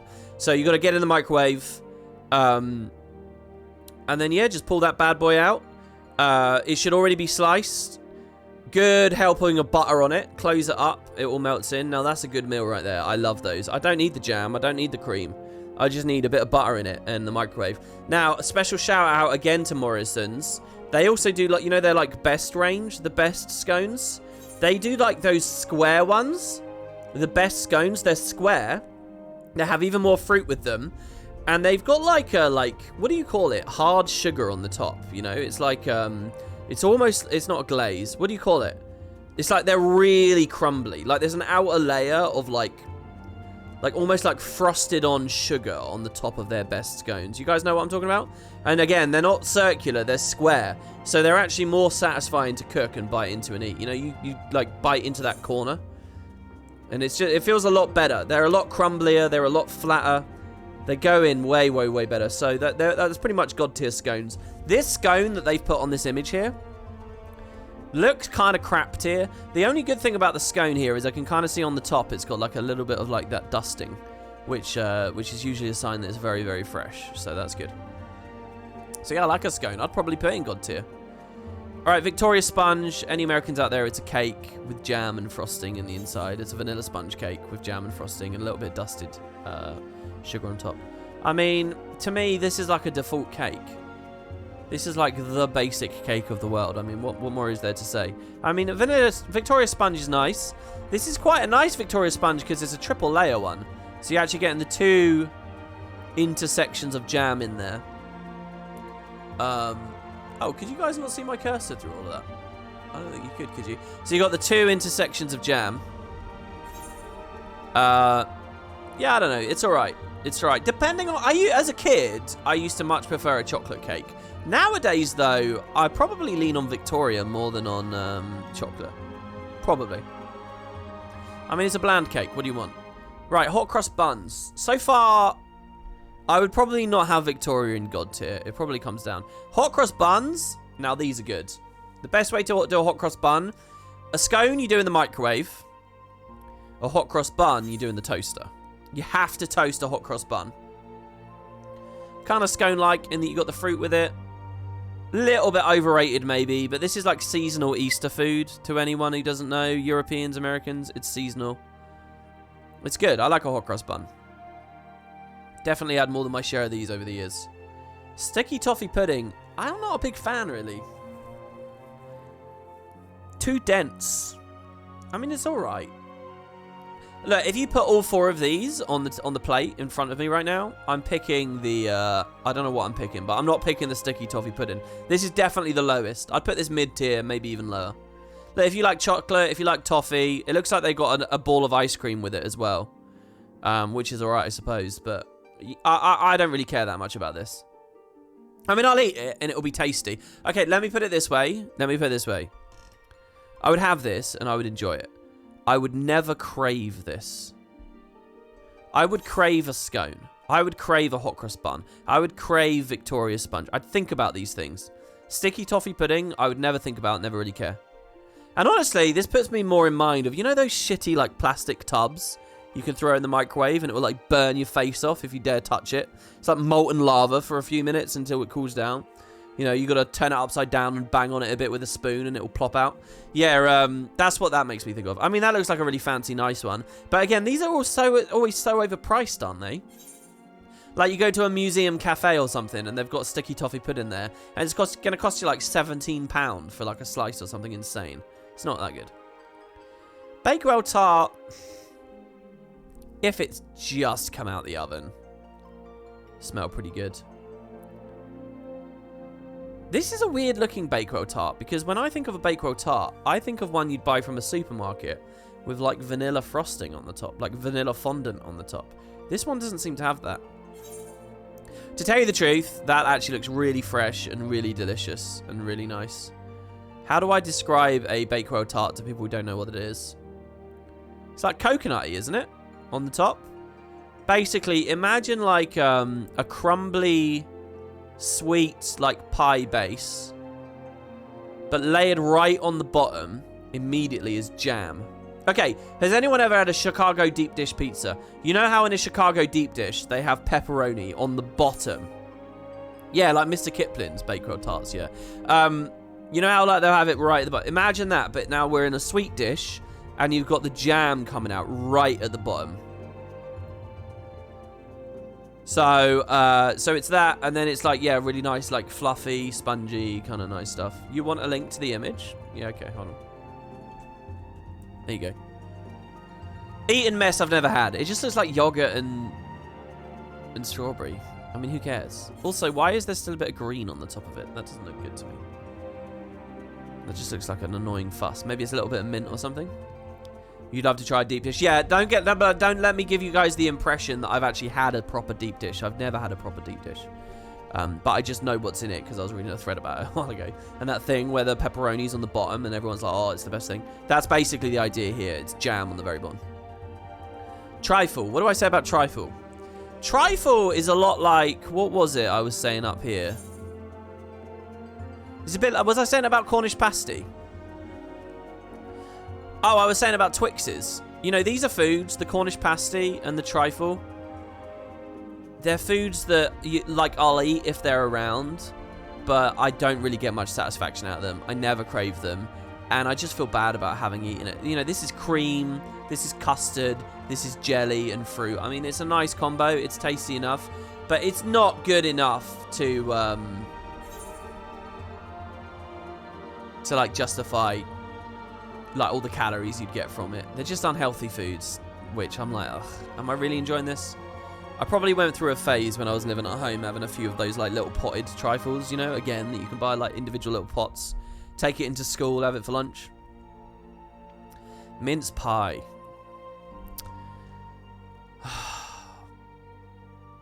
Okay, so mince here, it doesn't mean meat for people.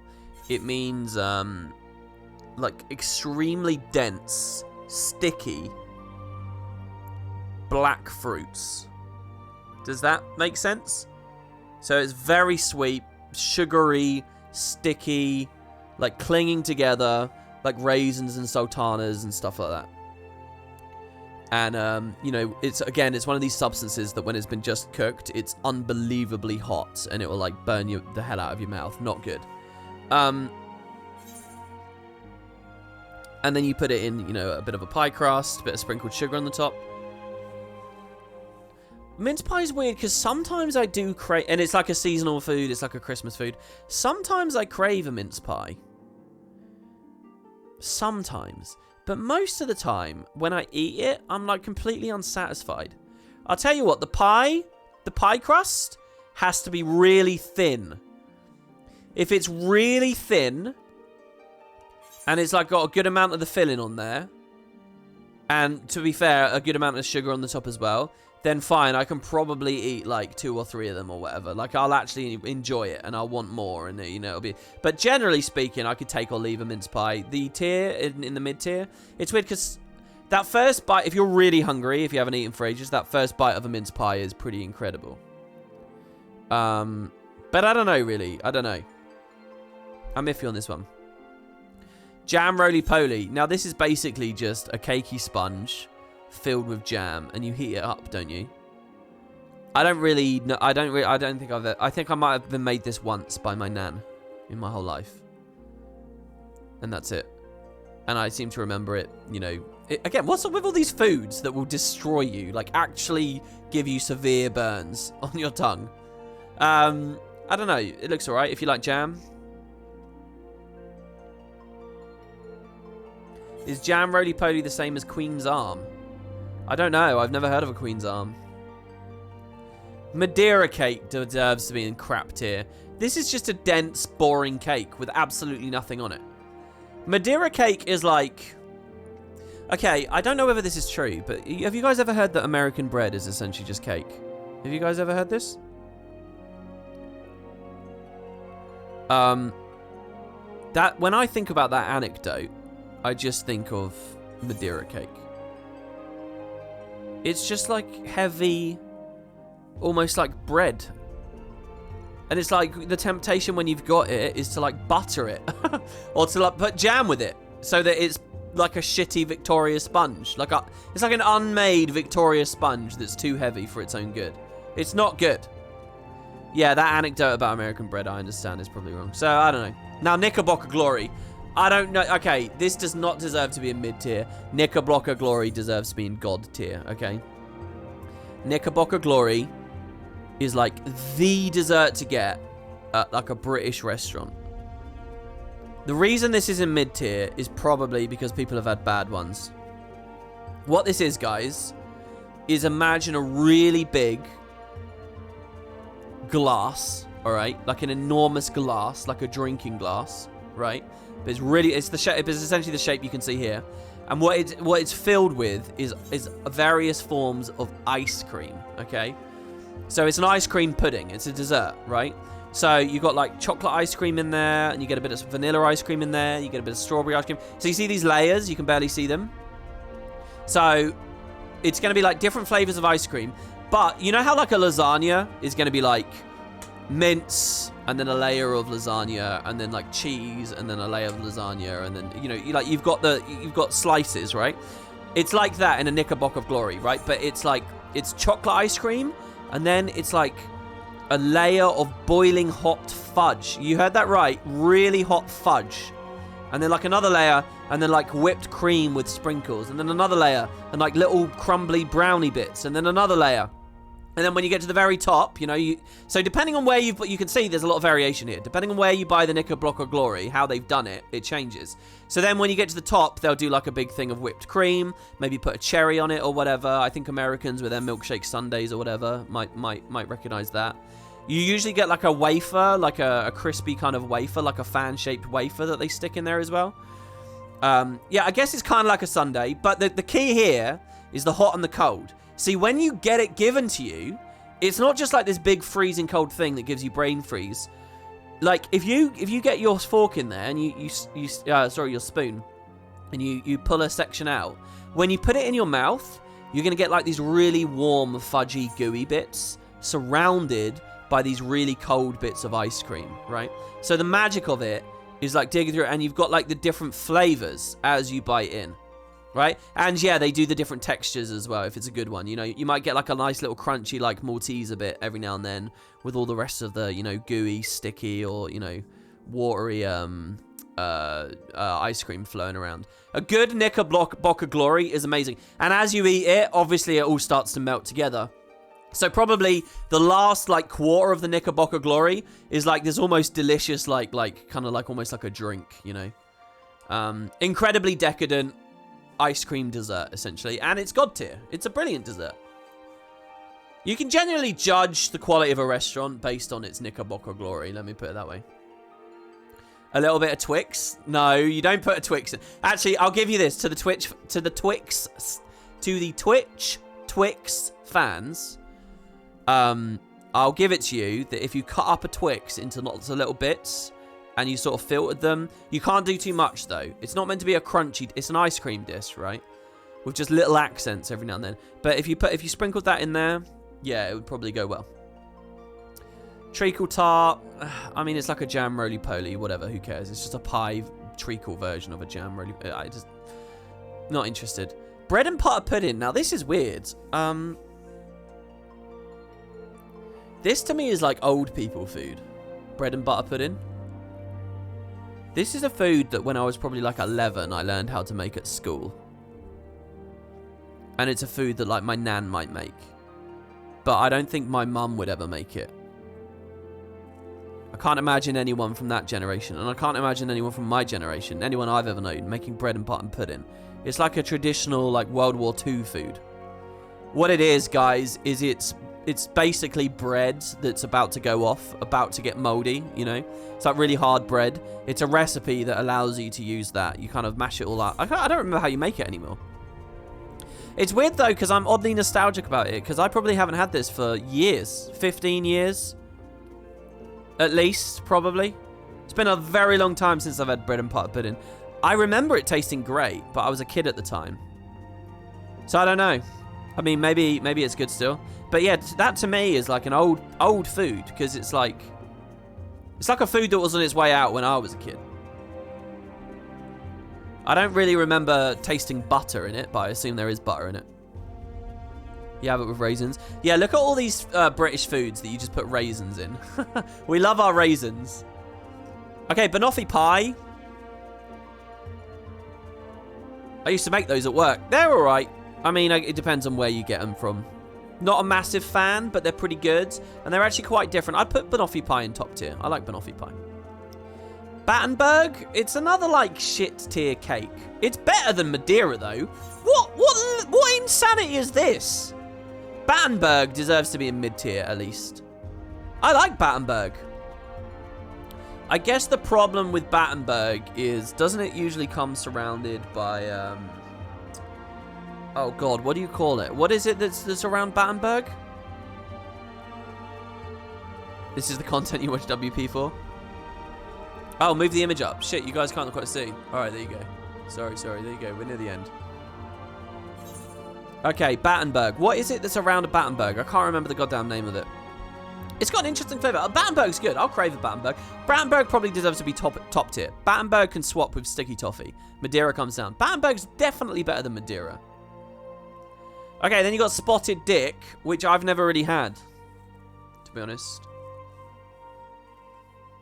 I don't really know it. Does anyone want to teach me what Spotted Dick's all about? I don't know. I've not really had it. Christmas pudding deserves to be in crap tier. Fuck Christmas pudding. Christmas pudding is like the worst kind of cake. By the way, our queue's nearly done. Dense, filled with fruit. It's just shit. I'd never have a Christmas pudding. Also, doesn't it come surrounded... A marzipan. It comes surrounded by marzipan, right? And fondant. Isn't marzipan around Battenberg as well? It's just not good. Christmas pudding is awful. I don't know why anyone makes it. Christmas pudding is designed... Okay, if you guys want a sense... Oh, we got a chant. Spotted. Christmas pudding is designed, guys. I'm going to miss these chants if they're not there on YouTube. Christmas pudding is designed to be like this ultra decadent, dense as shit food that you've got loads left over and it sits in your cupboard until like summer, the following summer, but it hasn't gone off because it's Christmas pudding. That's the kind of food stuff we're dealing with here. Awful. Eccles cake, don't they have that up north? I don't really know much about that. Isn't that a kind of Danish? You'd find it in like the Danish section, wouldn't you? I think it's filled with mince pie, like raisin stuff. Raisin sultana stuff is on the inside. Very crispy, very crumbly. I don't think it deserves to be in low tier. You could probably bump it up. The best thing about WP is I don't think he knows the meaning of that for the frog with the eyes. Yep. Yeah, I don't know what that means. What is that? Eye frog.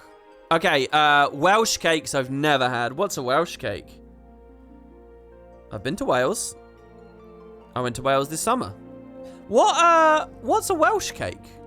This is the only thing I have no idea what it is.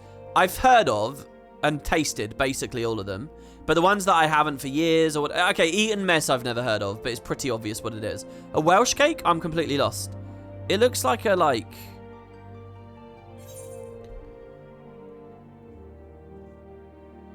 It looks like a tea cake or something. It's just bread. Potato, have you seen Shrek recently? No, why? Is that something to do with the yap thing?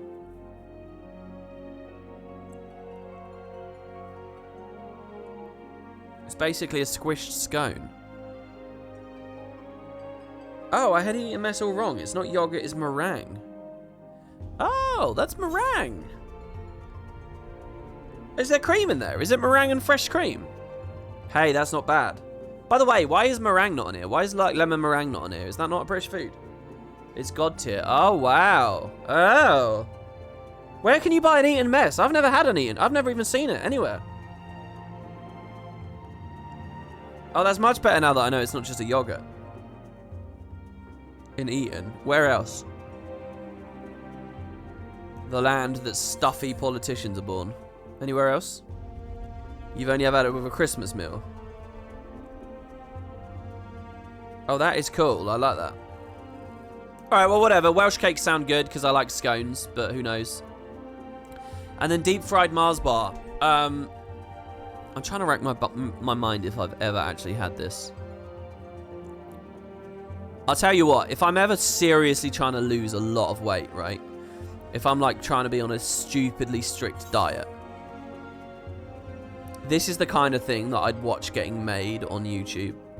Like I follow all these Australian chefs on YouTube, like these cooking channels, and they all do these fucking videos where they're like, right guys, today we're gonna deep fry a Mars bar, and they'll deep fry the Mars bar, and then they'll like cover it in like chocolate and cream and sprinkles, and they'll put other bits of Mars bars all around it. It's just like the most mouth-watering thing to watch. But I don't know if I've ever had a deep-fried Mars bar, or a deep-fried Twix, or a deep-fried anything. To Americans, that's a Milky Way, by the way. That's a deep-fried Milky Way. If you guys aren't familiar with the concept, what you do is you make a cake batter. You know, like the sludge that you'd put in the oven before and a Victoria sponge would come out. You make a cake batter, but instead of putting it in the oven, you coat a chocolate bar in it. It could be any kind of chocolate bar you like. Now, the chocolate bar has to be frozen, okay? So you freeze a chocolate bar. It's rock solid frozen. And in that circumstance, you surround it by cake batter and you put it in a deep fat fryer and you blast it just for a few seconds. And what that will do is that will give it... The batter will cook, and the Mars bar on the inside won't explode, or it won't just all melt into a pile, right? Because you might be thinking, how does that work? It's just going to melt and break up. But it doesn't, because by the time that the cake batter starts to crisp up, the chocolate bar's still been frozen. So for the first half of the cooking process, it's frozen, and that's why it stays still. In the second half of the cooking process, the cake batter is hardened up enough to hold it together while the chocolate bar on the inside is melting. Now, you only cook these things for like 60 seconds or something crazy. It's like 120-second cook total. And in that flash moment, it will melt on the inside, but it will be held in this basically like cakey, deep fat, like donut-y shell, essentially. Then you take it out, and yeah, you dip the thing in like double cream or something, and you eat it. And I mean, it's just amazingly mouth-watering idea. And, you know, when these cooking channels, like, do cross-sections of cutting them open and stuff, they always look good. But I don't think I've ever had one. It's weird to me that it's in crap tier. You'd think it's amazing, right? This is like diabetes in a meal, right? This is like 1 meal for diabetes. But I don't know whether I've ever had it. If I have and I've forgotten about it, I guess that's a testament to it being rubbish. Itima says Americans deep fried butter. I think they can manage a Mars bar. Can you use the same process to deep fry butter? I bet that would taste quite good. That's one of the things that make me wonder how they came up with the idea. Now, I don't want to come across like xenophobic or whatever here, but I understood this to be something they did in Scotland. I'm sure it's elsewhere, but I grew up believing that's what the Scottish did. I don't know about anyone else, but I heard that you could go to a chip shop in Scotland and they would do that for you. But like if I went to a chip shop here in the UK, in England, like they wouldn't do that for me. It was much more of a, not just a northern thing, but a Scottish thing. That's what I'd always heard it as.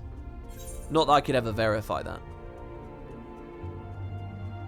It is Scottish, blame them. I mean, I applaud them. I adore them. Hell yeah. Look at this beautiful invention. I don't know where it actually originated, but it seemed to have caught on up there. And by the way, it wasn't just Mars bars, or to my American friends, Milky Way. It was like, I think Snickers? I think Snickers is the main one. Snickers a bit denser and has the peanuts and stuff. I'm pretty sure it was deep fried Snickers, but not Mars bars, Snickers.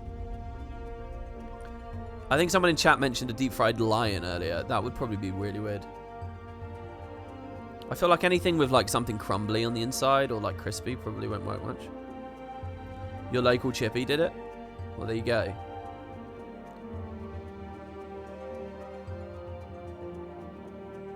Didn't the Scots progress to deep fried kebabs? Now that doesn't work though. You don't want a deep fried kebab. That's savoury meal. Why would you well, okay, you can deep fry savoury stuff. That's not going to work though. The best thing about a kebab is like the squishiness of it, you know? Fried Cadbury eggs, also known as suicide. Cadbury eggs are weird. I mean, what are your guys' rating on those? That, again, that's one of the things I can't eat much of because they make me feel sick. How many, by way of numbers, how many Cadbury cream eggs can you guys eat in a row? I'm not talking about minis. I'm talking about just general Cadbury cream eggs. How many can you eat in a row? I can probably get through half, and then I'm out. 0, half. There's some people saying half. I love them as a kid, but you feel like you're going to throw up after a couple of them. I know, right? They're just crazy. I could not imagine just continuously eating those.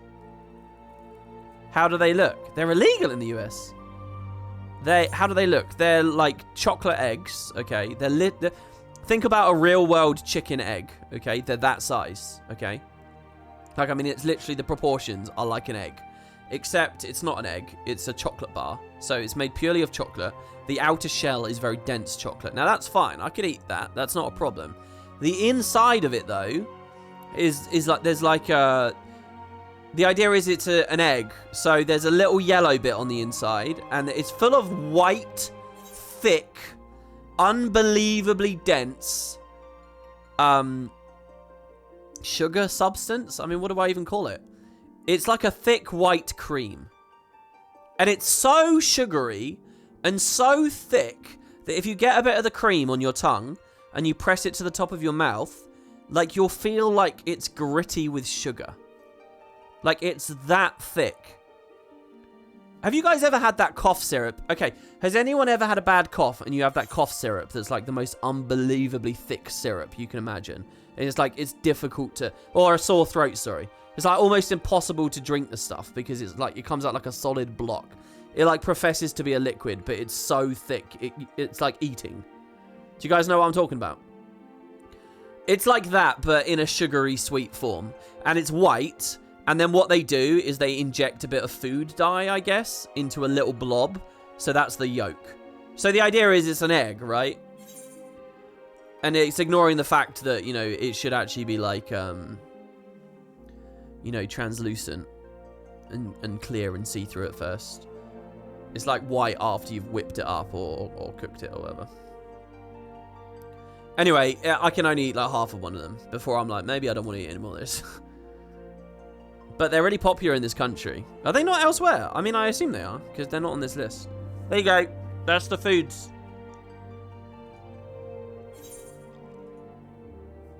You know what? I actually want to get some food now. And it's 8:30. And places are probably closing, aren't they? Let me see what I got here. We also have the problem of the weapons series to do.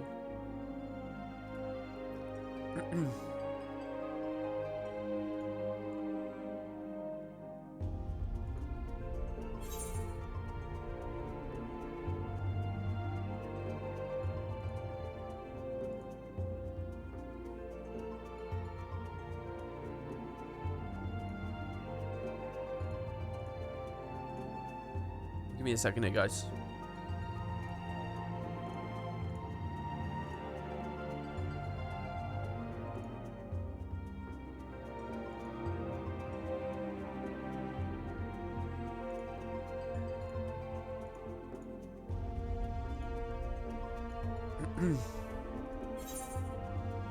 Players in queue 1. I've never seen that ever. I've never seen players in queue 1 come up. How crazy is that? Because it's always like fake, right? It doesn't actually, it's not real. I'm actually first in the queue.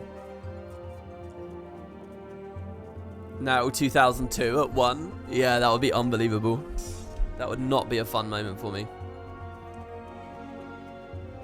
Be prepared to relaunch. I'm surprised I never got kicked once through any of that. Oh, it's just refreshing. So yeah, that was an hour and 50 minutes to get into the game.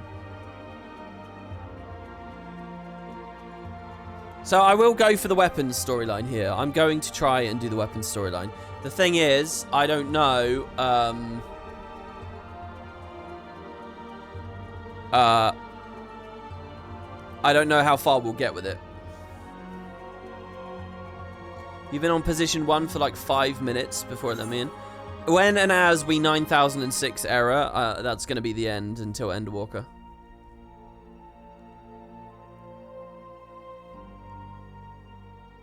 Wow, we didn't even read a single short story. I was thinking I was going to read all the Shadowbringers short stories. I had the Amarot video queued up and everything.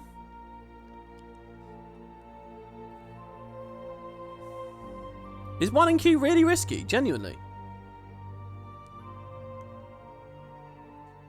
So I don't think I've had that error too many times, where I've been kicked out of the queue and like lost my place completely. Is that just paranoia or what? Being on 1 and it being benign is possible. The game lets people in batches of 100. At 1, you don't get the grace period. Being at 1 often results in a DC due to some weird lobby bug. Are you fucking serious? Are you serious? WP, do you have topics for the 14 videos you mentioned laid out yet? Or is it going to be more reviews of each expansion or something else? I have vague ideas. I want to do a character tier list. I want to do a follow-up video to the review, which is story comparison. I think I have more to say about the difference between the stories and the worlds.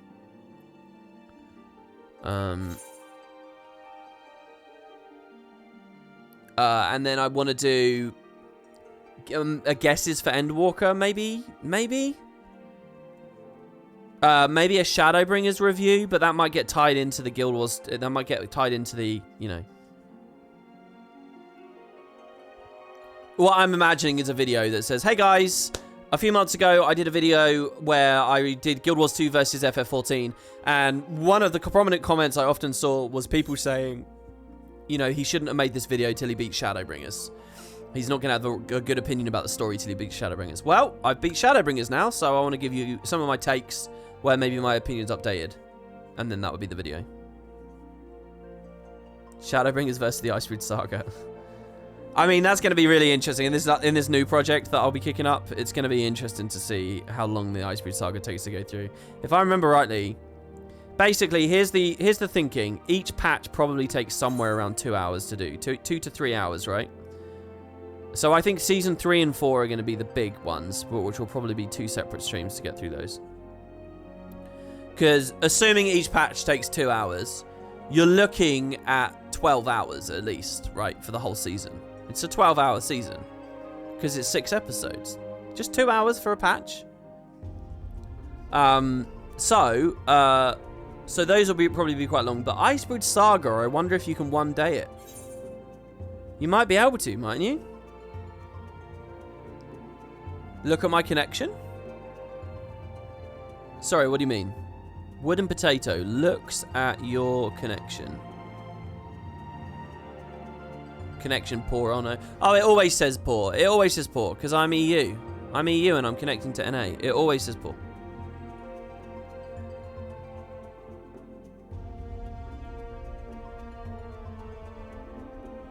You can do Icebreed Saga in one day if all you do is focus on it. Well, I'm wondering as well if some of those... I'm wondering which patches are 2-hour patches and which ones are not. I reckon you can do Season 2 in a day. Am I just forgetting how short or long Season 2 is? I reckon you can do it in a day. I'm confident you could do Heart of Thorns and POF in a day.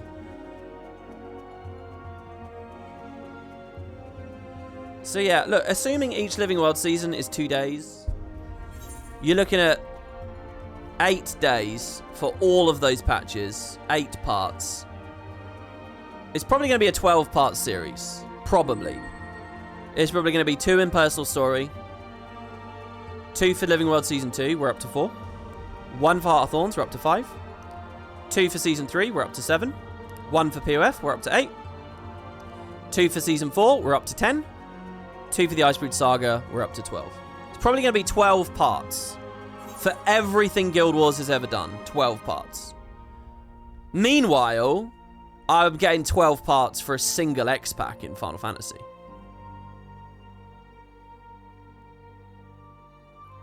If you replayed FF14, how quick do you reckon you could get it done? What, skipping through the dialogue and stuff? Or actually reading it all out and all that?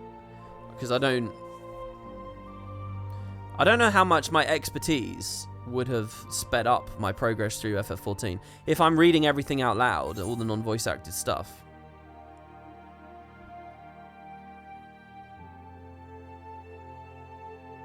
We've had a lot of fluff. Maybe about a fifth of it is fluff. So you could probably take a fifth off the runtime.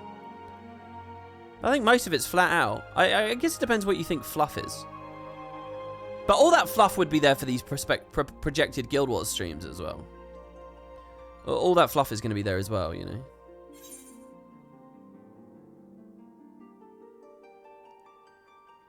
If you don't have masteries, I'm not sure you can get through Heart of Thorns in a day. It'd be a very long day. That's an interesting thought. I mean, it doesn't matter. It's irrelevant, but... Yeah, that's true. I didn't even stream A Realm Reborn. And I haven't streamed the 1.0 stuff. And I never finished Coils. Which I do consider all of that to be main story. Realistically. I know that technically Coils is a side story. But, I mean, let's be real.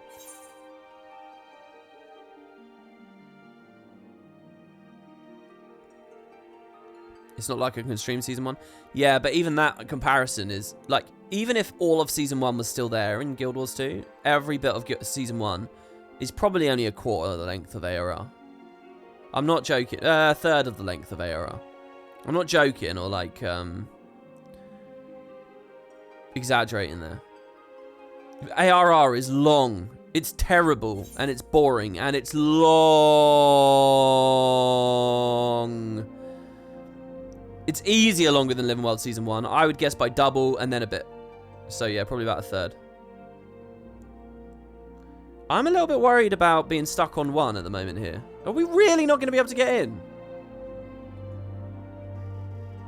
Include dungeons? Yes, I will include dungeons. Yes. I will include dungeons. I might even include the raid wings. Might be nice. Or at least the first ones. Skilled says I was stuck on one for 20 minutes. Did you get in though, Skilled? Did you get in after being stuck on one? What are you doing, man? I thought you were all at Eureka. Okay, he did get in. Wano says I'm in from 3. People have freaked me out now, though. They said that they're crashing.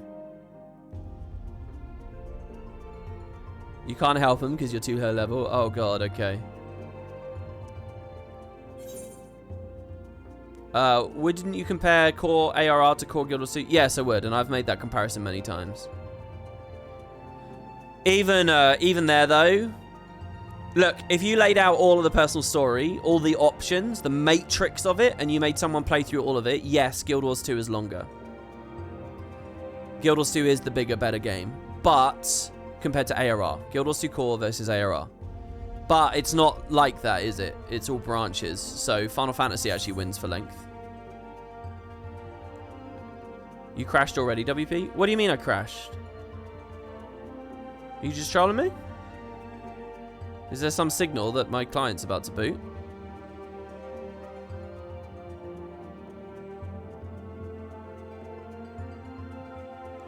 Oh, he's just trolling me, I think.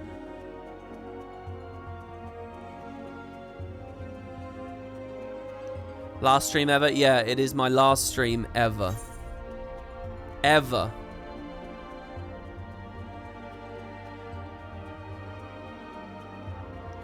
Am I going to replay ARR for science? I would love to. I would love to replay it. What I would really, really love to do is 1.0 and then an ARR series and then Endwalker. I think that would be awesome. But, you know, we're all getting older. There are other MMOs. Other audiences. So maybe I should not do that. I don't know. Yeah, I'm quitting doing FF4 Guild Wars 2, going back to streaming Guild Wars 1, and it will only be on Facebook Live. Yeah, you know, you're joking, right? But there's all these you guys know that there's like Facebook Live gaming. Do you guys know that people actually consider that to be a competitive alternative to Twitch? I mean, isn't that unbelievable? I don't know why I stayed in the high voice all the time there. People actually do. Oh, we're in! Look at that shit. I believed. Instant 9006 now, right? Yeah, crash in 3, 2, 1. Welcome back. It sounds like you've been quite the journey. Indeed I have. All the way to Turncliffe and beyond. And judging by the fact you made it in one piece, I trust everything went according to plan. This is where we got kicked before. What an astonishing account. I wouldn't mind putting that G Warrior through its paces myself. Certainly a lot more stimulating than supervising this rabble, I'd imagine. Anyway, as before, I'll compile the information into a report and leave it over there for your perusal, should you feel so inclined. If we hear anything at headquarters, we'll be sure to pass it on. There you go, the Sapphire weapon bust. Aha! I'm now really scared every time there's a bit of a lingering moment between dialogue procs. Oh my god, we're straight back in.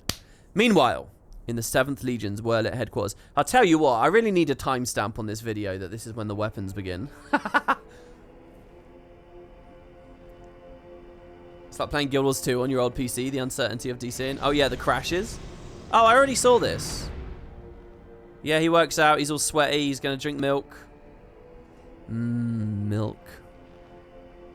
I can't skip though, because I never saw the whole cutscene. 2 hours in, almost exactly. Yeah, Skilled here in chat told me it would take me 2 hours to log in. And he was right.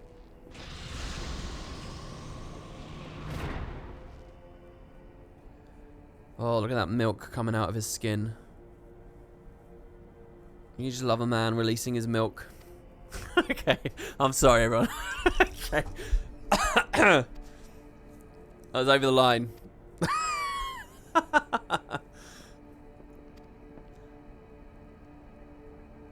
That's exactly how it works.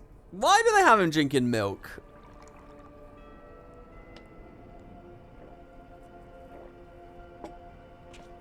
So tell me, whatever your name is, Who was able to best the Sapphire weapon?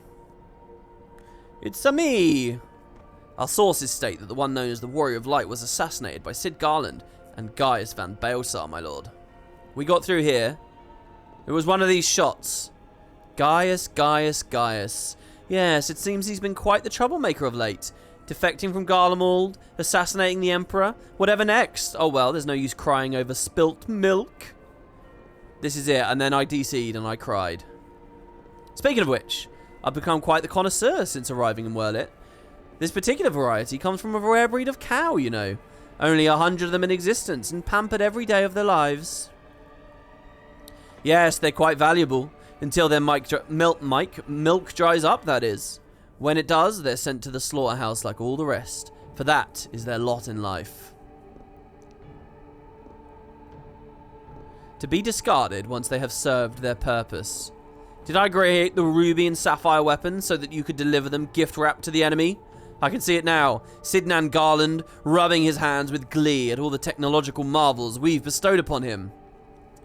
And you let Gaius Van Baelsar, of all people, get the better of you!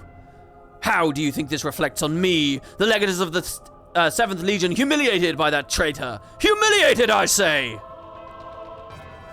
There's only one way to deal with worthless provincial filth like you. Wait for me in the correction chamber. You need to be taught a lesson in obedience. Yes, my lord.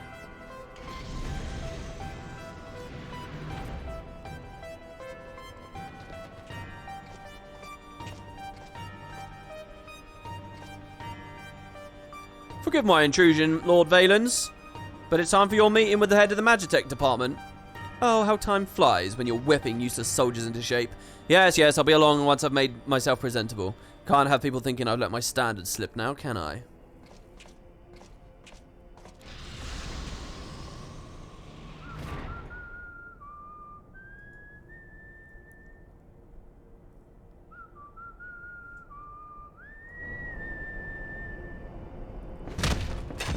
Holy shit, he was whistling the song. How cool is that?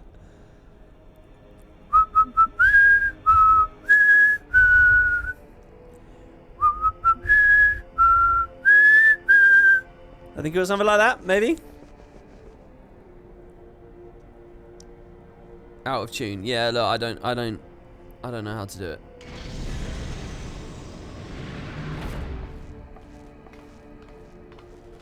I tried. That's how it sounded in my head. What are you doing here? What's he looking at in that car, in that chair? You wish to see me, Lord Valens? It's Ali. Do I now?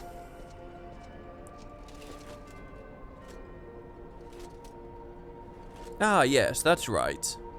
So you're Ali, yes? And you joined the military of your own free will along with your fellow orphans?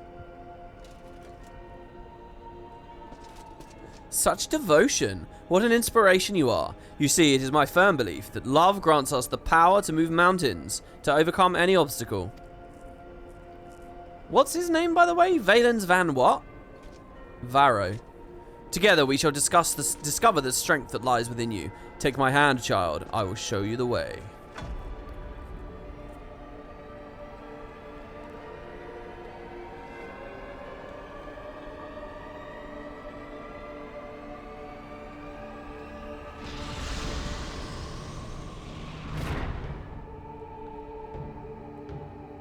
So she's going to be indoctrinated.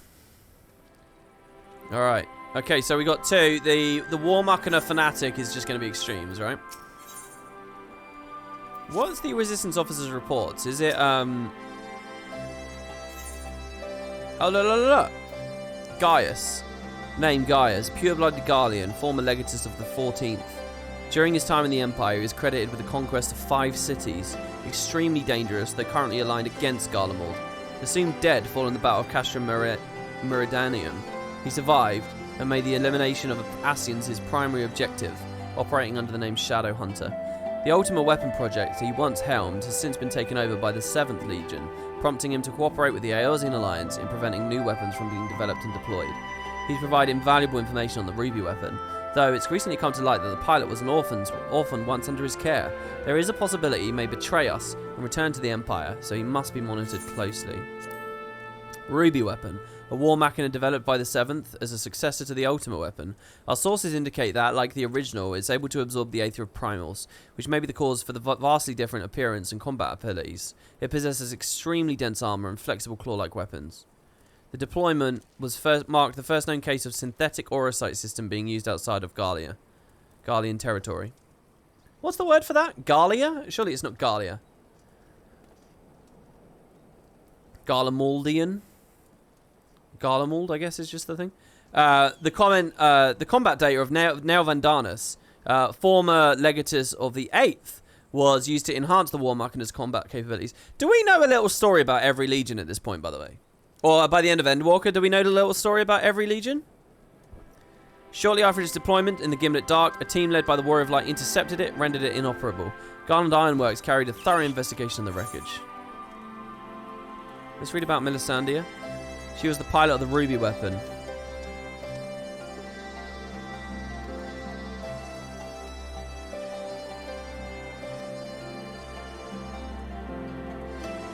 She was 20 when she died. Wow. What about Rickon? He's dead as well now.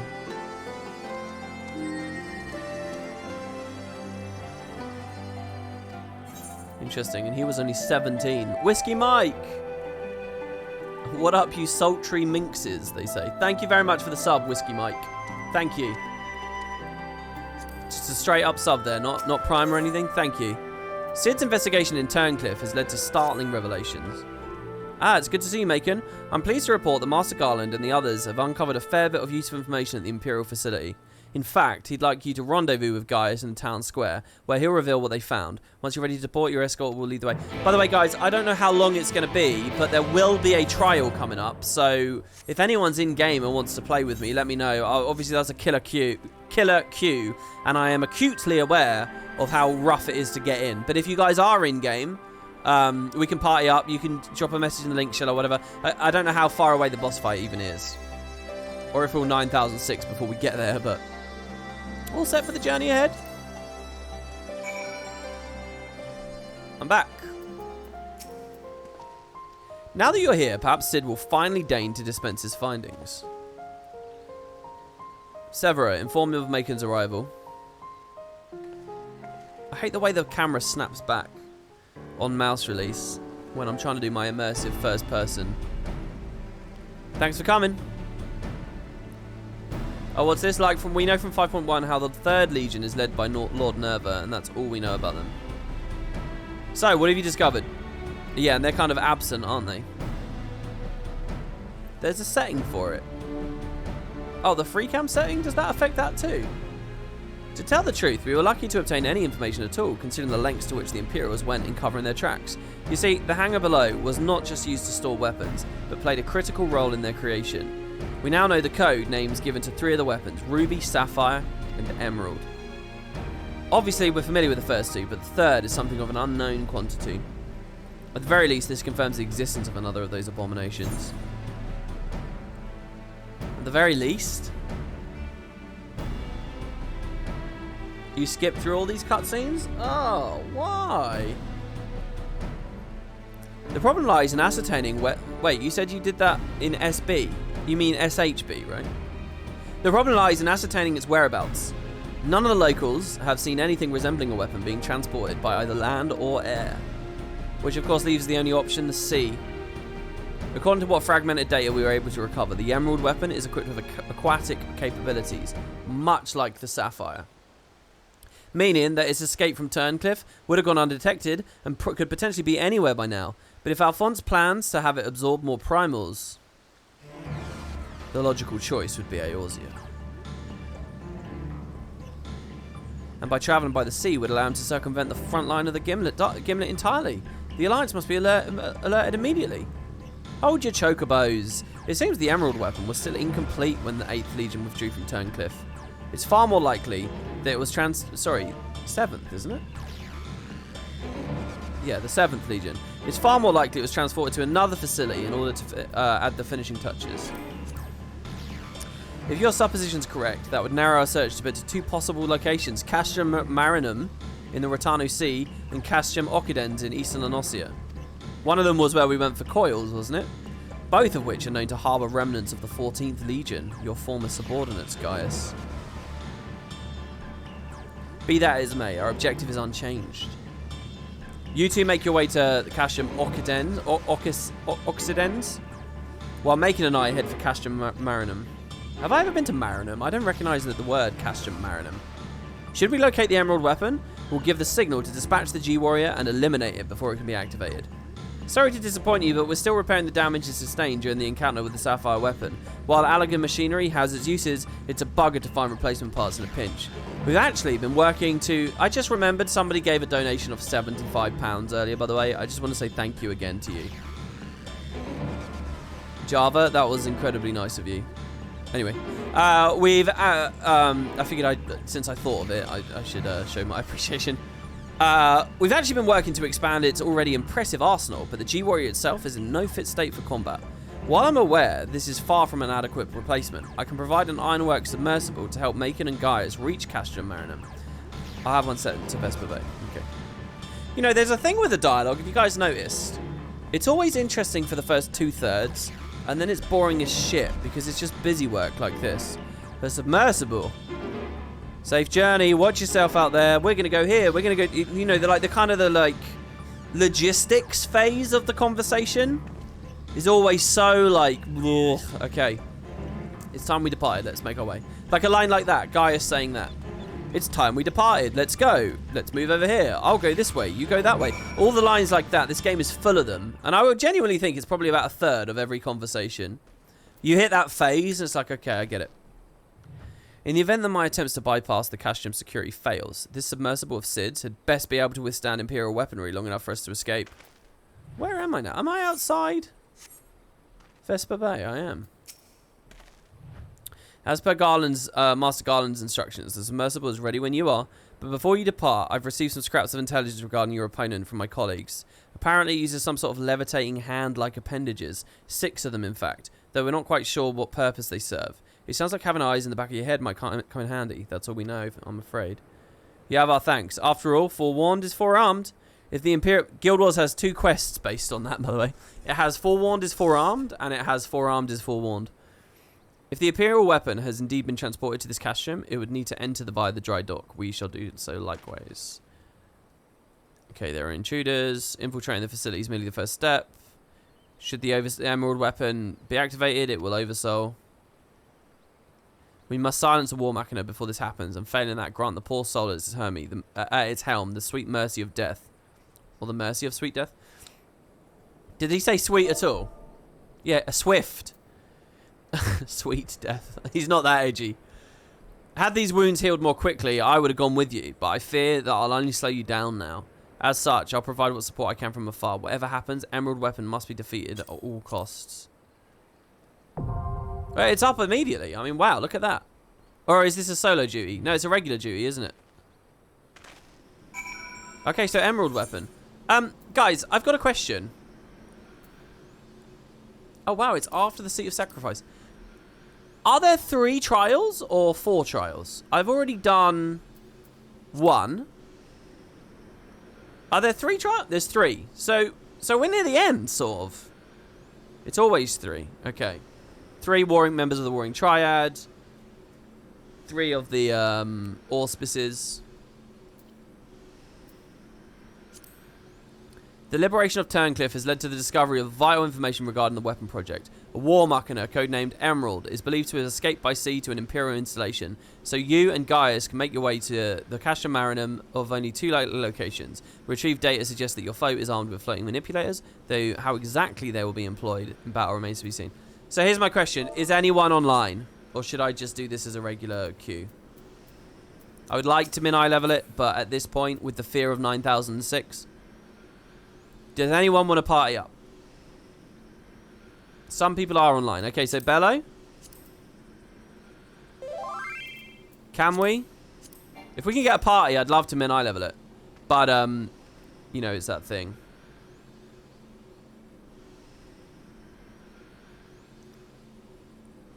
Cal is here. Yeah, I guess I should type in the link shell for once, shouldn't I? I always forget to do that. I always assume people are just listening. Open communication.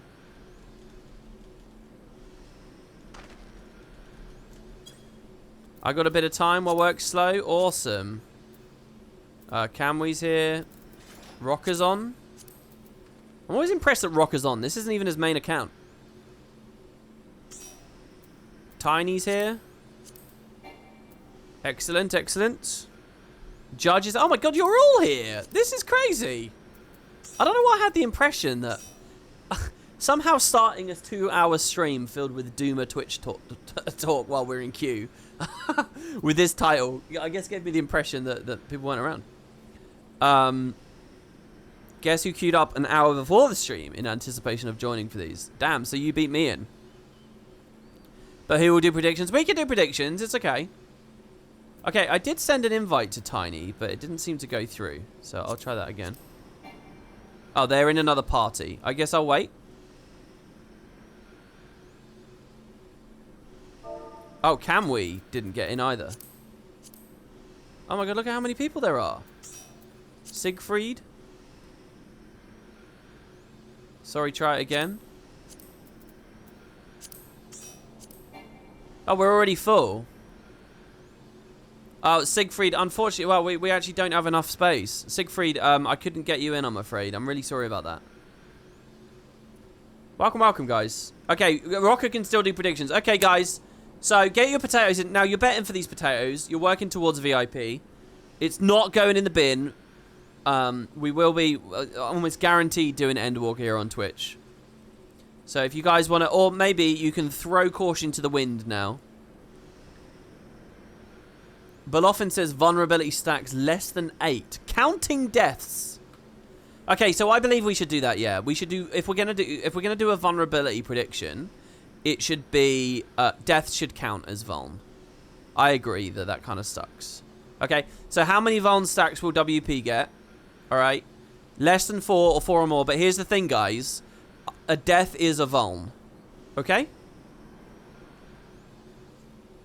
Last prediction. Might as well bet your toes. It's not the last one. There's going to be more than that even just on this very stream. And afterwards.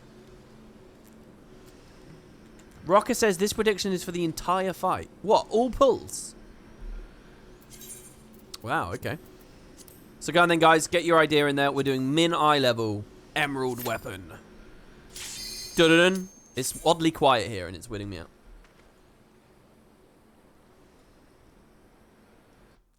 This is a fun and dangerous fight. Tiny's only done this once. I'm excited to see what happens. I mean, we're jumping into the trial real fast. This is it, the emerald weapon. We found it. Oh, it looks weird. They all look weird. I've been expecting you, hero of Eorzea. It's Rex. You were always meant for me in the Sapphire one. Look, father, this is the power we command. Mark 5, Anti-Icon War Machina, the Emerald Weapon. Oh, this music, eh?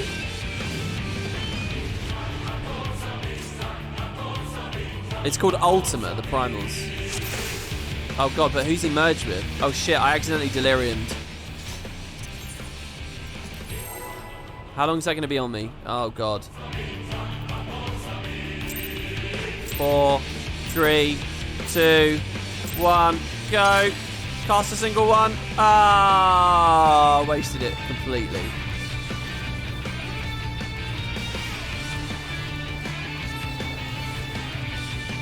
Oh, I don't have stance on. Oh, I'm sorry, team. I'm sorry. I'm sorry. I'm sorry. No, I'm just getting started here. We only just started. You know, there's an add-on that warns you when you don't have stance on. Okay, Emerald Beam. Oh, shit, it's that thing. Oh, God. Oh, God. I got a vulnerability. What? I got 2. Oh, this is bullshit. There's no way. Oh, I need to run in circles, do I? Well, I failed that prediction then straight away, haven't I?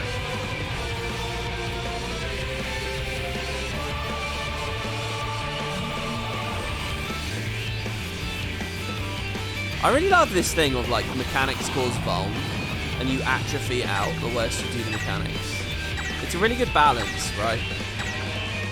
Oh, why? Rigged! It's rigged! Oh! Listen, guys, if you were a believer, I wouldn't stand for that. That's outrageous.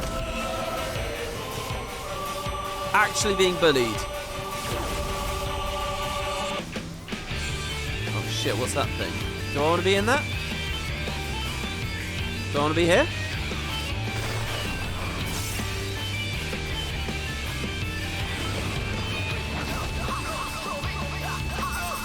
Okay, I can do the mechanic next time. You watch, I can do it. I can do it. See, look at this shit. I know how to play. Look at this. 0 vuln. 0 vuln. See this? You guys don't get it. I've been trained in the fires of Nightmare CM. I don't know why he's not facing me. I have aggro.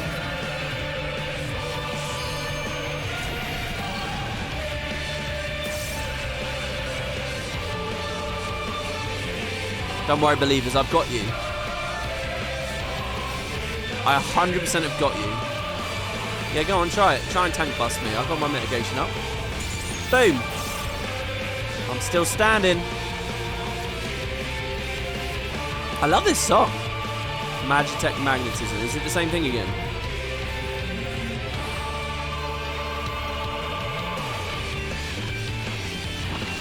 Oh. Easy peasy. Lemon squeezy. Oh, they could have trolled me again, actually. I could have been trolled by that. Oh, I'm really determined to make it, by the way. I'm really determined to win this for the believers.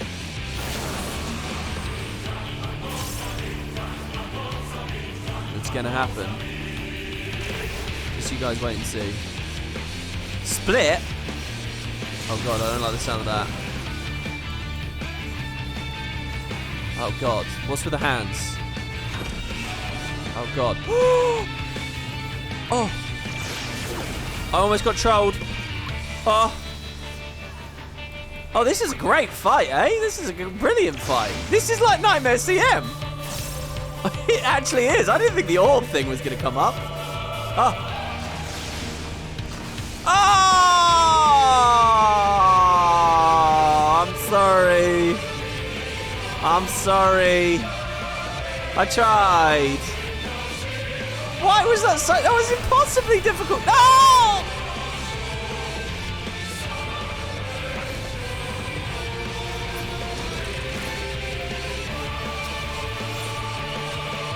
This was rigged as shit. There was no way I was getting through this fight with only that.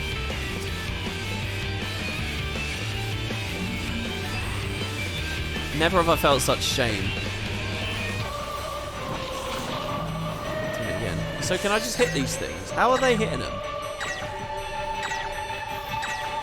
Oh! Oh my god, I got rescued. Did I need to be?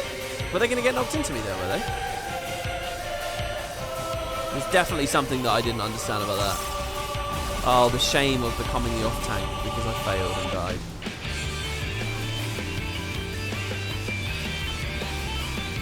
Just sitting here, plonking away.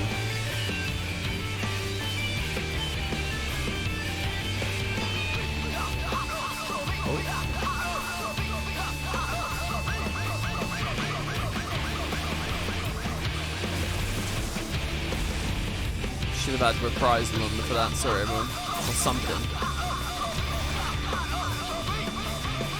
So he's using the split thing again. What was split again? It was scary. Hands. Hands great orbs. Side skate. Oh, what? How did everyone else sneak through that shit?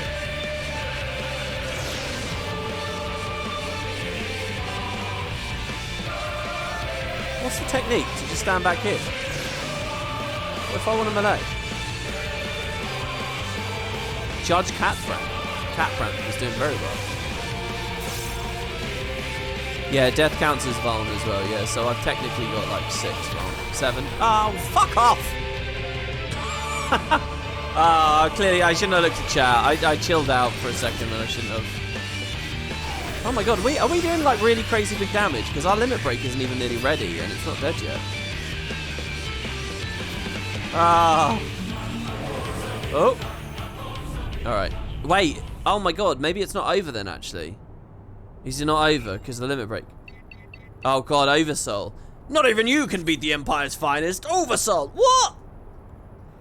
Do another predict. Baelsar's combat data ready to overwrite. Ali, Alphonse, this is goodbye. Yeah, do another prediction real quick. Rex, what have you done? Oh wait, that's Gaius.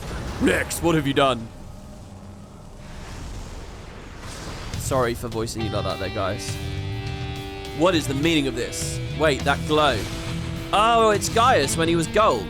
Bear witness to the glory of the Empire. Isn't there a mini that explains why he's gold? Isn't that a thing again? Oh, shit. This is Whirlit at the time of the invasion. Could the synthetic aura site be causing this? Oh, that's so cool. Yeah, and this is some great guitar right here. Oh, shit. Oh, are we GGing? What's the idea here? Are we not doing a one run? Oh, we're not. Holy shit. So what was the lore for why he's gold? Yeah, I'll chant with that. That's a great song. Okay, yeah, quickly, prediction. How many stacks in part 2, phase 2? Quick.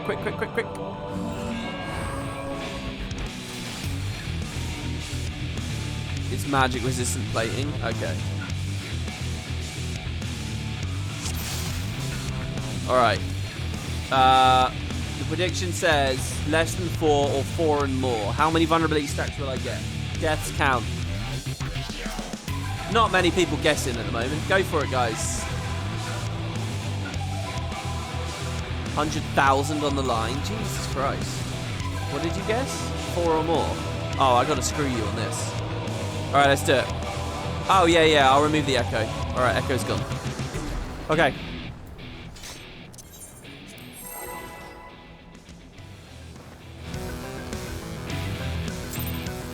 Oh my god, this mock music!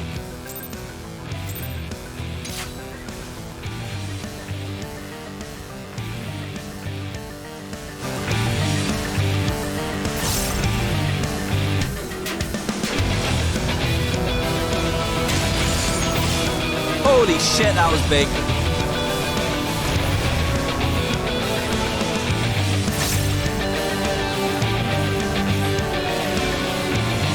What the fuck?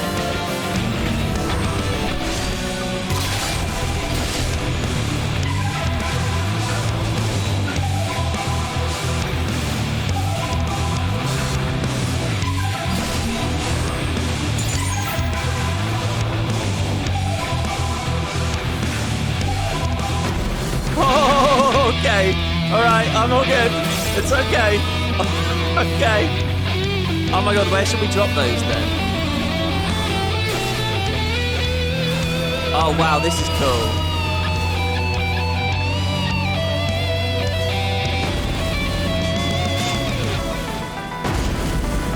Holy shit, this is cool. This is my favourite fight I've done. Holy shit, the music! Legio Phantasmus. Manifested an image of the Black Wolf.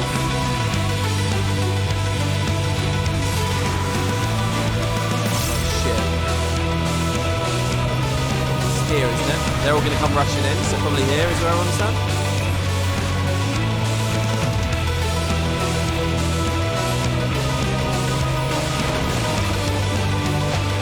Holy shit. Oh, I got a Vuln. I got hit once. Alright, one Vuln. It's okay.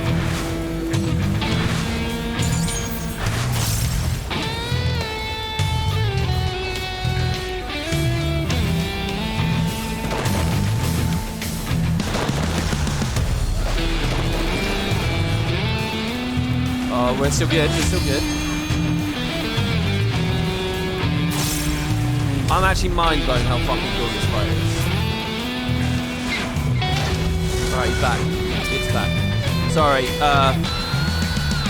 sorry. Yeah, sorry. I'm trying. Okay, optimize Ultima.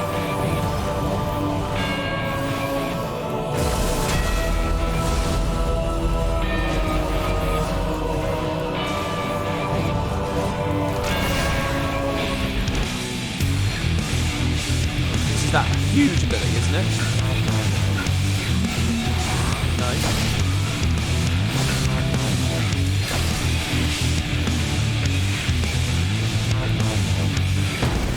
Oh no! Oh! Why did he get 3 instantly? Oh well, it's over then. It's over. Alright, that's black.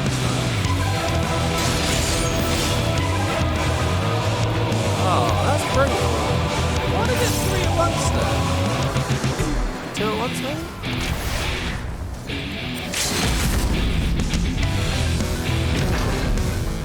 Oh, is there not another mini guy's face? I don't know. Maybe I read it wrong. Did I do it? Did I succeed there or not? It looked like I got clipped by a lot, but maybe I'm reading it wrong. Did I get 3 or did I get 4? 3 totals? I don't know. Yeah, you guys will have to tell me. That was a really cool fight. I fucking loved that fight. That's the first time I've like sprinted to get around like telegraphs and shit. That was awesome. Did someone just lose 100,000 potatoes then? I think they might have. That was really cool. I like the submarine bay too, by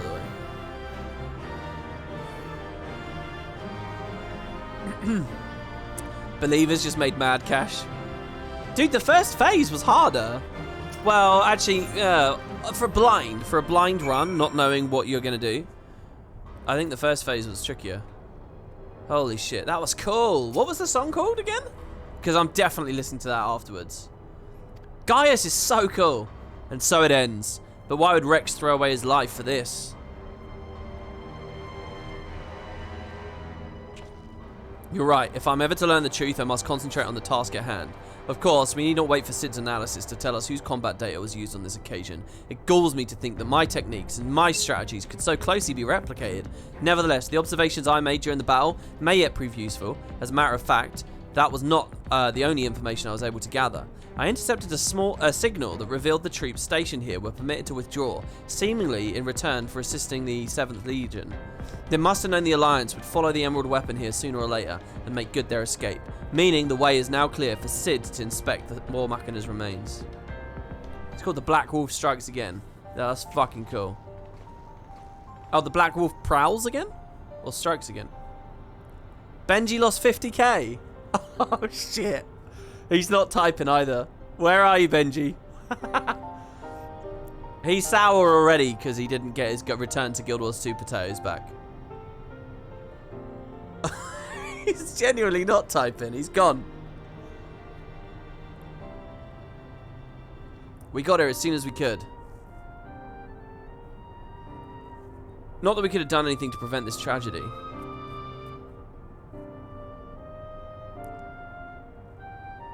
From what we know, it seems the Emerald Weapon was ilm for ilm a great deal more powerful than the previous two. If this is allowed to continue, who knows what sort of monstrosity the 7th Legion will conceive of next. Nevertheless, Macon has once again proven himself capable of overcoming the worst the Empire has at its disposal. You may be relieved to hear that Castrum Occidens, why can't I say the word, was free of anything resembling a weapon. Unfortunately, it was also devoid of any useful leads, and we came away empty-handed.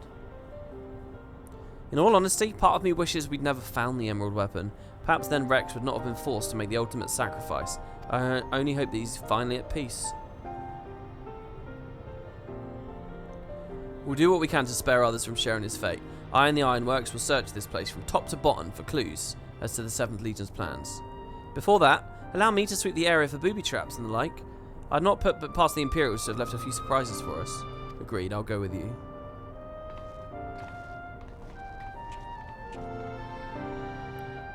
The extreme versions of the weapon fights are not that hard. They're good candidates if you want to do some special extremes. Oh, okay. Oh, I'd like to do all the extremes in order, as I said yesterday. With that in mind, I'll begin my examination of the emerald weapon. Carefully, that is. So, wow, we got through that really fast. What's the setup into Diamond, then? I assume I'm going to ride the mech again. Right. At some point during all this. Right. BRB 1 second, guys. Oh, shit, we're getting an echo flashback. 1 second.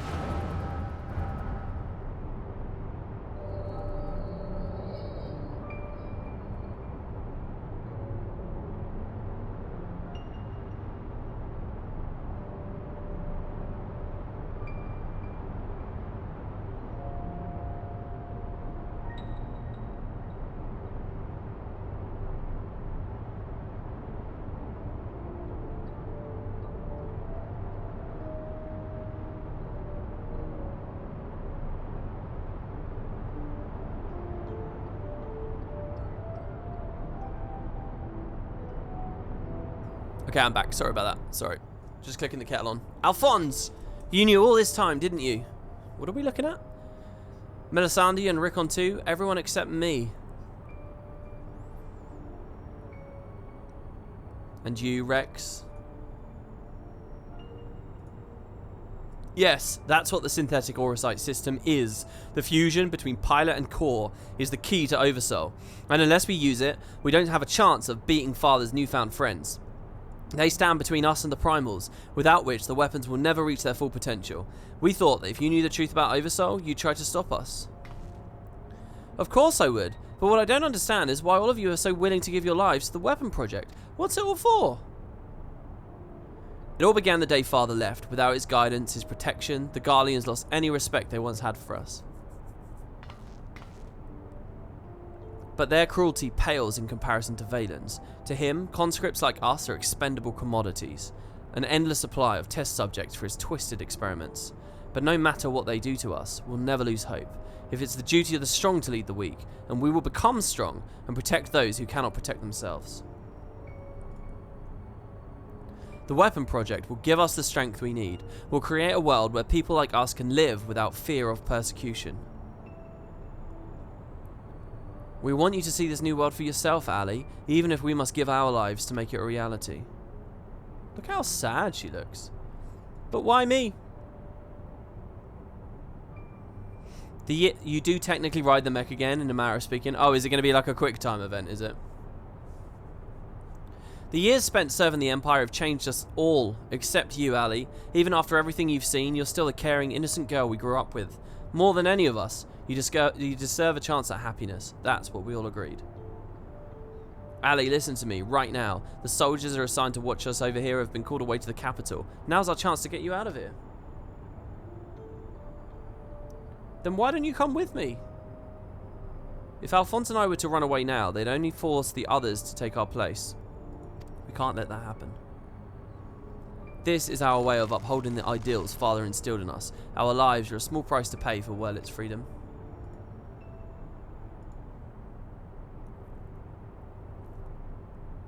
No, how can you expect me to leave you behind? I won't do it. Oh, we got the music.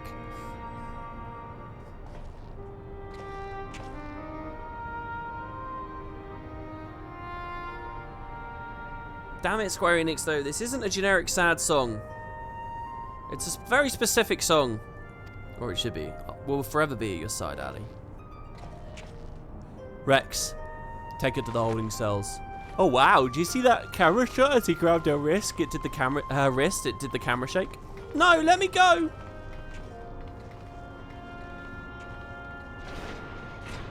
Yeah, it's no longer Ardbert's theme. I mean, I don't want to keep ranting about the fact that they're overusing it. I've said my piece. So, win or lose, the plan is to hand over the Casham to Father, is that right? Yes, they'll take Ali into their custody before the Guardians return, while you will be free to pilot the Emerald weapon without her interfering. We can't let her hinder the completion of the weapon project. Someone pointed out as the Warrior of Light theme. Yeah. Which is why it matches to Ardbert quite well. I'm counting on you, Alphonse. Don't let our spirit sacrifices be in vain. Rex, have you forgotten what I told you? You mustn't use Oversoul. I can't lose you too. We both know I can't win without it. Besides, We need combat data of the emerald weapon fighting at its peak if we're to have any chance of perfecting the synthetic aurosite system. You know I'm not the sort to do things by halves. Forgive me, Rex. Don't you worry about me. If this is where I meet my end, I do it with a smile on my face. The rest is up to you, Alphonse.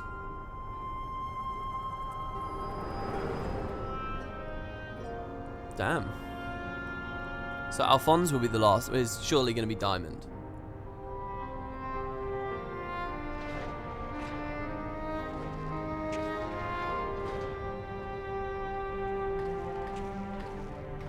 Rocker just did an incredible summary of the title. Well done in chat there.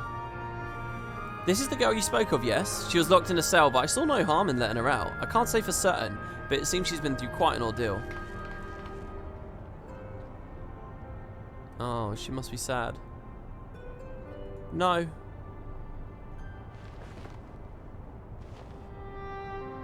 Why, Rex? Why? He doesn't do things by halves.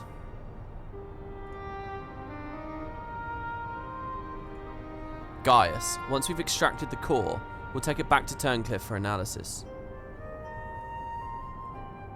Perhaps she should come with us. There's no use in her staying here.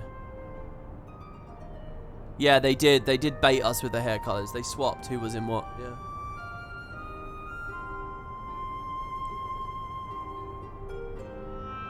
BRB, one more second, guys. Kettle should be bored.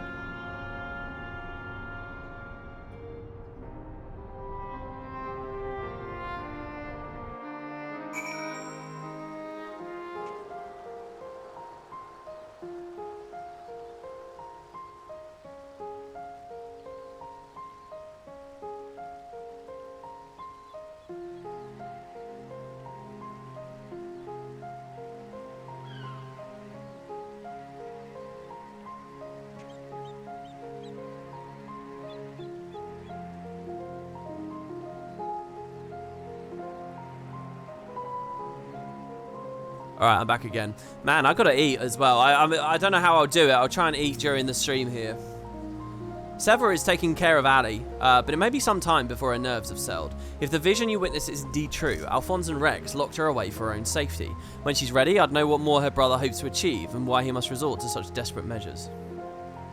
Yeah, this OST is incredible. This song's really good. That's one of the reasons I like this place so much. Ali's condition has improved somewhat, but she remains in a state of shock. We must give her more time to recover. There was one other thing I thought you should know.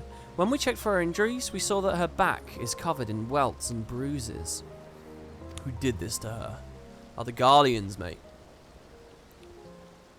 Eat during the voice parts? Oh, wait. Yeah, exactly, right? That's what I was just thinking. Like, how can I slip a banana in on this stream? Because it's not... it's not voiced really at all. Maybe during a fight, but I can't fight and eat. It seems she was subjected to beatings on a regular basis, judging by the various stages of bruising. I dare say this was the work of her guardian masters. You speak as though you've seen this before. Seen? I've lived through it myself. Oh, another flashback. I was born in Wurlit. 23 summers passed. My mother was a local woman, but my father was a pure-blooded Garlean and a member of the occupying forces. Though I know very little about him, his rank afforded me imperial citizenship. His acknowledgement of our familial ties was the extent of the responsibility he took for bringing me into this world. Still, it's more than can be said for most of his ilk. My father and I were shunned by the people of Wurlit, who treated us as badly as the Garleans did, if not worse. I thought that if I were to become an imperial soldier, my position might somehow deter those who would cast scorn on my mother, if only out of fear, and so I joined the army. The acceptance I earned was but temporary, however, and my superiors were quick to blame any perceived shortcomings on my savage lineage. Rather than waste time on the official court-martials, they administered their own form of corporal punishment. I almost said corporeal, though. God, the fucking Garleans are such idiots, man. If they weren't so xenophobic and racist, you know. I was eventually assigned to... That's like their only problem, this stupid savage BS, and then terrible leaders. I was eventually assigned to the 12th Legion and fought under Xenos Ye Galvus in Alamigo. Oh, wow. In the chaos that followed our defeat, I seized the opportunity to flee. While it was never much of a home, it was all I had, but nothing could prepare me for what awaited. My mother had for many years suffered in poor health and relied on medicine to keep her alive. In my absence, the Guardians had denied her treatment, claiming it would be wasted on savages. By the time I could return to her side, there was naught I could do. There was nothing left for me in Wurlit. I'd be punished for desertion if the Imperials discovered the reason for my return, and I was never accepted by my so-called countrymen to begin with. The worst of both worlds. I ran as far as my legs could carry me. It was then that I met Gaius. So, that is the truth of it. Other than a few scant details, I knew naught of your past. It sickens me to think I once fought under the same banner as such vile creatures. I'd always believed it to be the duty of the strong to lead the weak, yet there are those who become drunk on the power afforded by their station and prey on the ones they should protect. Like a canker, this corruption has spread to every part of the Empire. Even those with Garlean blood, such as myself, are subjected to their cruelty. They hold their particular contempt for the Aurora, an easy target for abuse being so few in number. Perhaps like me, Ali thought she was spared the treatment once she joined the army. Alas. I only hope that with time, Ali can put the past behind her and make a new life for herself. But for now, all we can do is wait for her delirium to subside. It is Valdalian's... why can't I say his name? Turn to keep watch. And this is the funny thing with these trial series, because they're never voice acted, no one knows what the real thing is, right? It's like when no one knew how to pronounce Muck in the Alliance raid.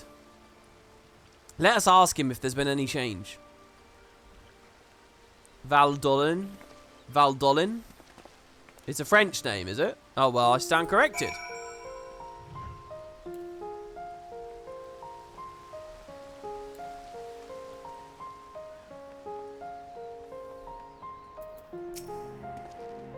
Rex's death on my hands is on my hands, not yours. Would this confrontation have been averted? But alas, it was not to be.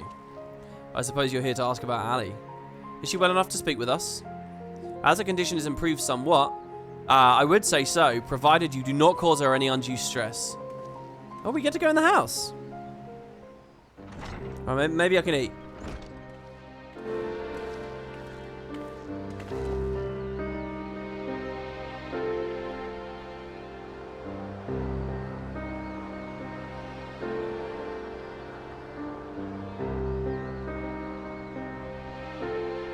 Ali, I'm sorry, what happened? It's a bit tough.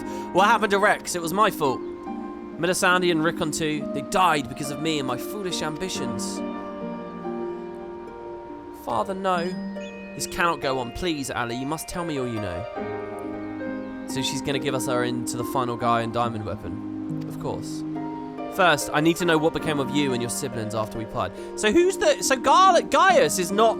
I was thinking Diamond was going to be Gaius and it was going to be a big twist or something. Maybe he was even the mech. It looks like they're not doing any of that now. So the question is... What Garlean is Diamond weapon going to be connected with it? I suppose you guys know that, do you? It's got to be someone... Is it Xenos? Maybe it's Xenos. So much has happened, it seems like a lifetime ago. After your disappearance, we were all assigned to the newly reformed 7th Legion. Most things are Xenos, yeah. At first, each... Benji, you're back now. Did you just lose 50,000 potatoes and rage quit the stream? Oh, yeah, I see here. He says, I hope chat enjoys my potatoes. I see. You should have believed, man. He went to get a cup of tea. I choose to believe it was pure rage. That's British rage right there. I'm going to go get a cup of tea. At first, each legatus was quickly replaced by the next, until eventually, a man named Valens van Varro was given command. He was sent from the capital, but before that, he was a specialist in experimental magitech weaponry. We later discovered that he was ordered by Varus to complete a project involving anti-primal war machina, the weapons. But after the Emperor's death, he was free to employ whatever methods he saw fit, and his greed for power only grew. Yeah, like, who's commanding these guys at this point? Oh my god, look at that thing. Some even say he's planning to use the power of the weapons to lay claim to the throne. But I think there's another reason for his obsession with the weapon project. Not that he'd ever tell anyone, but he was always muttering to himself, and I've been able to put the pieces together. He's jealous of you, Father. Who wouldn't be? Valens van Varro. I must admit, it was only recently that I first heard that name. Valens used his knowledge of magitech. I swear I recognise it from before this storyline. He used his knowledge of magitech to devise various military strategies. He was given a position in the army and quickly rose through the ranks. That was until one man stood in his way. You, Father. He was one of the candidates to lead the 14th, but that role fell to you. After that, he was assigned to serve under a far more gifted engineer, Nero, who was in charge of restoring the Ultima weapon. Valens has resented you ever since, going so far as to oppose the ideals you upheld. Where you treated those who serve the Empire based on merit rather than their race or origins, Valens is adamant that pure-blooded Garleans are superior to all others. It never ceases to amaze me how far some will go in the name of revenge. All that hatred festering away, nothing good could ever come of it. I'm so into this story at the moment. By the way, her third eye is black. Is that because of her mixed race heritage? What did she say she had? An Uradad. So, the marks on your body are his handiwork. Holy shit. So little expression. Oh, it's just a tattoo of the eye, is it? Yes. To Valens and his men, we are no more than fodder for his experiments. Playthings on which they can vent their frustrations. Every day is filled with nothing but pain. I just checked and you can buy a Valens card at the Gold Saucer. That might be where you saw the name? Oh, okay. So it's not some big grand conspiracy hint that you guys are hiding from me here. If I had remained in Garlemald, you would never have been forced to endure this abuse. It's not your fault, Father. Yeah, but think of all the others who would be being abused. We could have fled from Valens if we wanted to. After all, we're expendable and easily replaced. The truth is, that's exactly why we couldn't run. In saving ourselves, we'd be condemning others. But if we were to stay, to see the weapon project to its completion, we would gain the power to defeat Valens, and then the Empire himself, freeing the world from his tyranny. It's just kind of dawned on me. I think that this is possibly one of the most tragic stories they've written. Yeah, I'm not saying I knew who he was. I'm saying I recognized the name. This is really sad, isn't it? These fucking kids eventually being killed by Gaius, or, you know, at his behest. That way, we might start afresh and find a place we can call home. And not just for us, but for anyone who wishes to live in peace. You would give your lives for a future you may not yet live to see. We took courage from your teachings, Father. The strong must lead the weak, and we would gain that strength by whatever means necessary. We will fight for the sake of those who cannot. But we knew that you'd never consent to our participation in the weapon project, which is why we couldn't turn to you for help. As the pilots, we're the only ones able to stop Valens. We know how powerful the weapons are. He would use them to bring the world to its knees. And his masterpiece is the worst of them all. If only I could get my hands on it, then I could save Alphonse and all of Werlet.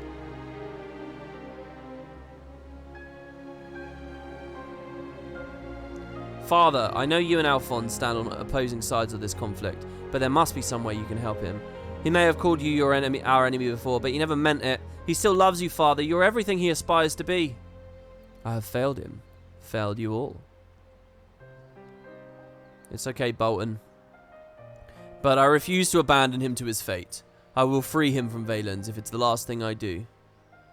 Thank you. He needs you, now more than ever. I feel like he's a goner, to be honest. I don't know if Gaius can pull this off. Listen, Ali. I once sought the strength to rebuild the world as I saw fit. But the ultimate weapon was not born to create, but to destroy. Alphonse must not follow in my footsteps. I know all too well where they lead. They lead to getting beaten up by the Warrior Light. I'll do all I can to help you, brother. Pray. Tell me where he is. He's... I'm sorry. I don't know where he could be. In that case, I shall have the Alliance dispatch scouts. Wherever he is, we will find him. As for you, Ali, you must stay here and rest. I like how in the Byakko story, the auspices, one of the four we fought in a dungeon, and on this one we do it as a mech in a solo duty. Like, the lore doesn't have to... Like, the lore can include a ton of stuff. They don't shape the lore just knowing that there's only 3 trials. They'll do as many weapons as they want to tell the story, and if some of them can't be trials, or some of the auspices can't be trials, they'll do it in another way. Wait, you're the one who's following... It really feels like the game follows the story, rather than the story following the game. And I think that that's an interesting experience to have in Final Fantasy versus in Guild Wars, where often it feels like it's the other way, you know. The story constantly has to warp and kneel and change and tweak based on what can actually be implemented. Wait, you're the one who fought Rex, Rickon and Melisandre, aren't you?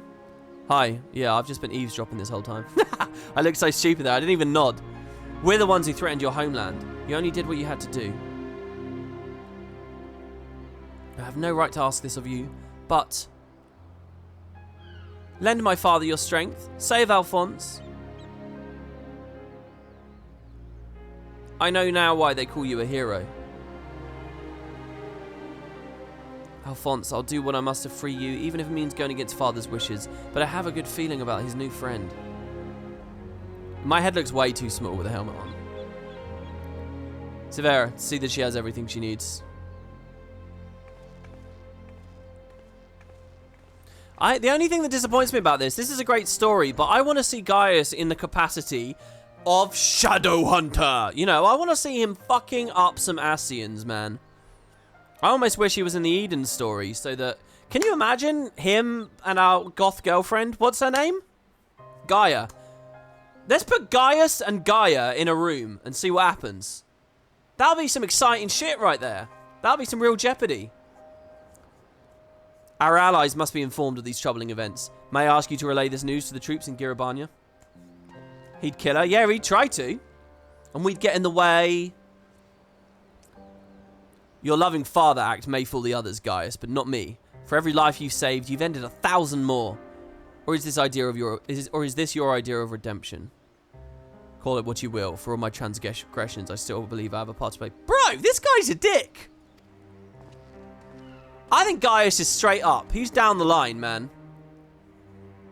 Was I wrong to spare you that day, or will you honor your word? It seems the time has come for the Black Wolf to show his truth. Shut up, he's alright. Elves are dicks, news at 11. Honestly, what is that? That's unbelievable.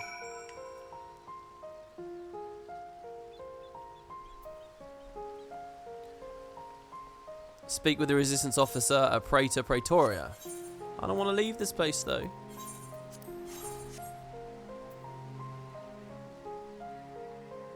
He also absolutely couldn't take Gaius in a fight. Yeah, the only way that that's going to work out... What do you mean, spare his life? Maybe you spared his life back when he was injured and surrounded by collapsing rubble. But, you know, if he chooses to renege on his opinion, he's going to destroy you, dude. God, he's a dick. Gaius is awesome, and I believe him. He's on this kind of death vendor. So is this the end of 5.3, 4? We recently received word of your victory over the Emerald Weapon. I expect it was another fine display on your part, not that any of us were there to see it. Give me your account. Okay. Good grief, it sounds like you had an awful lot to contend with. Rather you than me. I shall add this to our ever-growing stack of reports. Should anyone wish to review this information ahead of the next sortie. Now, if I may say so, it looks like your ordeals are taking their toll. Get some rest. Alright, what is that, guys? Is that 5.4 I just finished? So this is it. It's 5.5 now and the end of the story? Yeah, Turncliffe should be a proper city. It's awesome, isn't it? Meanwhile, in the 7th correction chamber. I want to eat.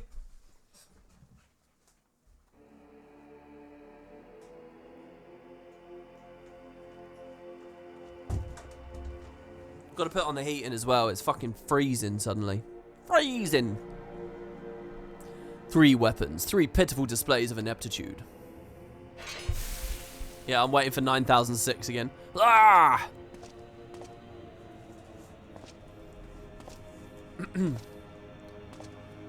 To make matters worse, one of my prime candidates, your precious sister, no less, has escaped. Oh, he's being branded. There you go. That's how you voice act that. That's how you voice act UNNNNNGH. And who should she go crawling to but that swine Gaius? After everything I've done for her, this is how she replaced. That's almost comically evil there. As her older brother, it's your responsibility to instill some discipline in her, and you failed miserably. I love his armor. Look how cool he is.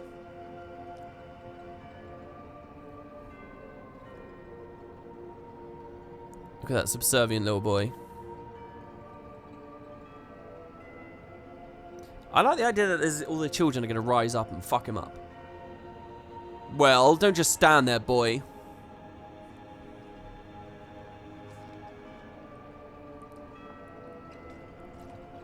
Oh, of course. It's your first time, isn't it? Come along, there's no need to be shy.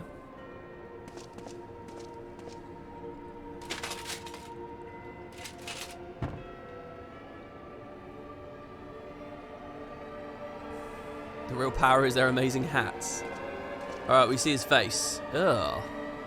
That's a face for radio. Oh, I actually think he's the ugliest character we've seen. And I appreciate that, because there's not enough ugly people in this game. If he had grey hair, he'd look pretty good, I think. There's something about that colour hair, though. With that face. This is the face of a milk drinker, guys. You see, something wicked has taken hold of this young man, and it's our job to cleanse his troubled spirit. It may look painful, but it's the only way, I assure you. He'll be ever so grateful. You want him to get better, don't you? There's a good boy. Now, let's try again, shall we? Burn out the bad. Burn out the bad. Burn out the bad.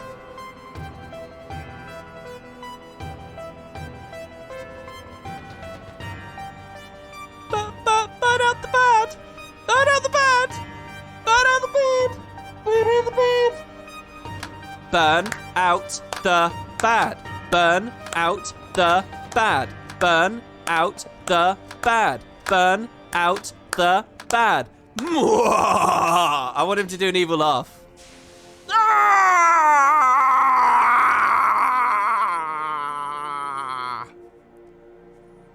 I knew that was going to be a gar there.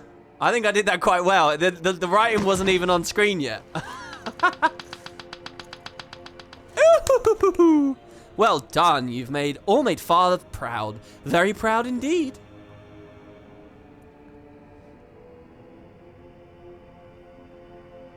He pretends to be their dad, does he?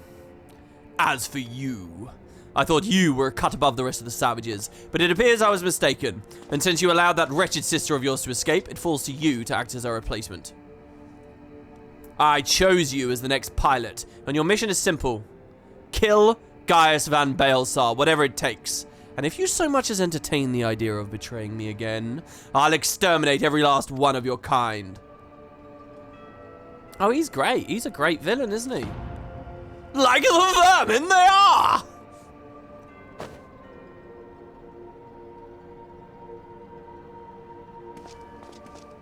Having said that, we will be forcibly initiating Oversoul using Xenos' combat data, so whatever schemes you may be hatching will never come to pass. All you need to do is sit back and let the synthetic Orocyte system do the work, with you as its conduit. Boom, called it, it was Xenos. You should thank me for allowing you to become a part of my masterpiece. Your worthless existence will finally have some semblance of meaning.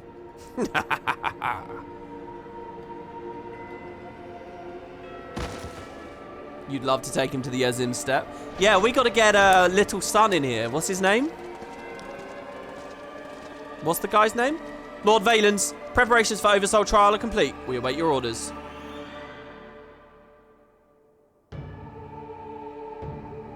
Magni, that's it. Yeah, let's get Magni in this room. Splendid. There's never a dull moment around here. This would be a great story to be playing as Nora, don't you think? If the Warrior of Light was Nora. Now then, boys. Who'd like to see something special? Come along, everyone. Father has his secrets to share with you. I like his green eyes.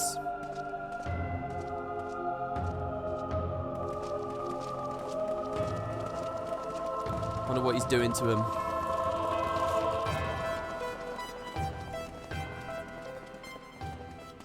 We're lingering quite a long time on this guard here. Oh, what if it's someone I know? They take their head off. It's Justinian or some shit. It's always Justinian. Who is it? Save him. Come back. Come back. Oh.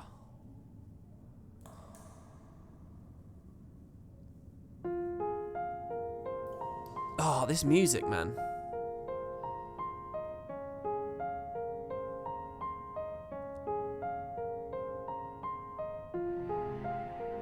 This is my chance. And it's all thanks to the sacrifices made by my dear siblings. Finally, the weapon will be mine to command.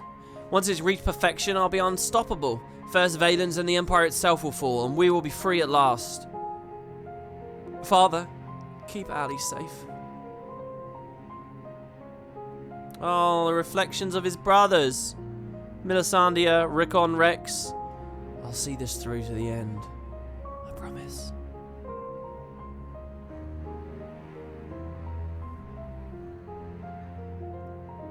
Until then, watch over me.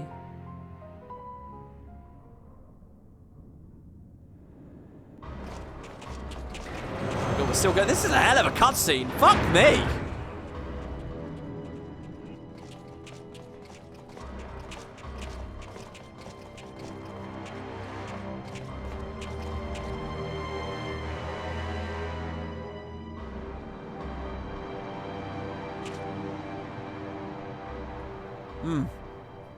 So is it ready or not? Sorry, everyone.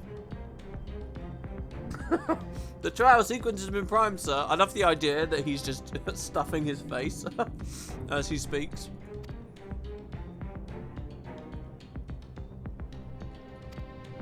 Then get on with it. Like he's just like holding a burger in his hands, waving his hands around, getting lettuce everywhere. Initiating synthetic orosite system. Loading diamond weapon in the simulation. Yeah, he should be drinking milk, yeah. Oh god, this guy doesn't look comfortable. What's going on?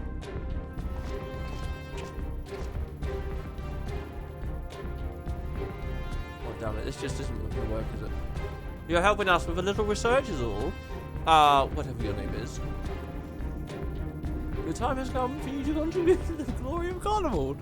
Okay, I can't speak. Hold on.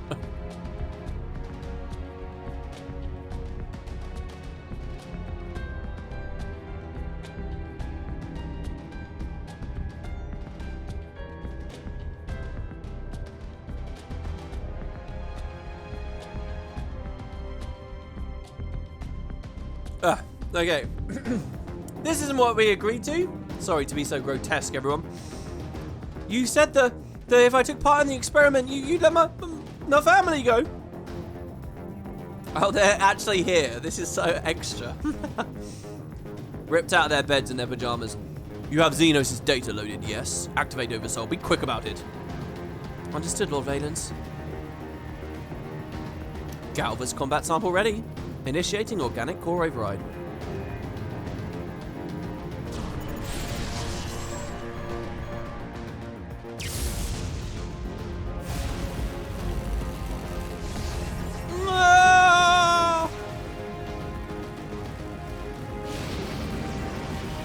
Why are you always typing exclamation mark scene plans constantly?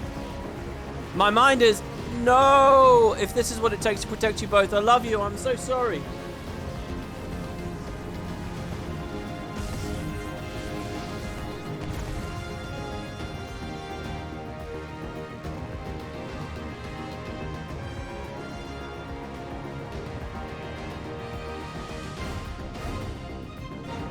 Where is my prey?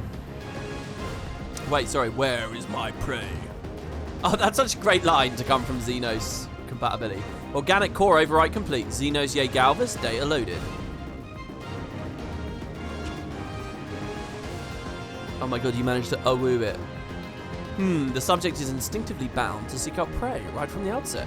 Regardless of the combat prowess it may boast, I need an obedient servant, not a ravenous beast. Enough, shut it down. Deactivating synthetic orosite. This is like long enough that they should have put that warning there about multiple scenes playing in sequence. This is like long. Coming out.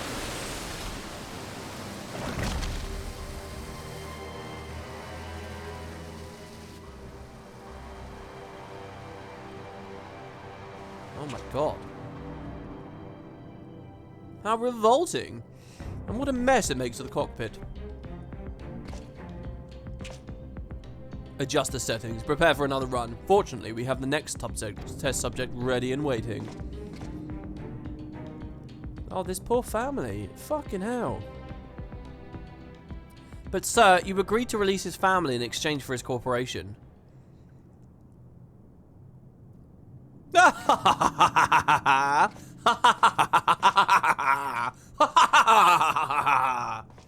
Jesus, that was a long laugh. My, I never knew you had such a wonderful sense of humour. The great Valens Van Varro bargaining with savages. Ha! More fool him for trusting me in the first place. He had no choice. Wow.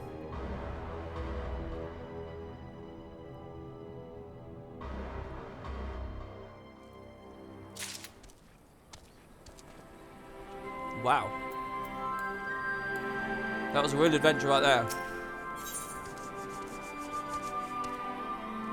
So, I'm going to BRB just for a couple of minutes here. What I would like to ask you guys, is this 5.5? 5.4? 5.55? What is it? Where are we? And also, is this the last bit now? So now we're doing Diamond Weapon, and we're in the last little bit of the trials. So if anyone can give me a prediction, how long this will take to get through, whatever, let me know. And yeah, I'll just be a couple of minutes here. So see you in a sec.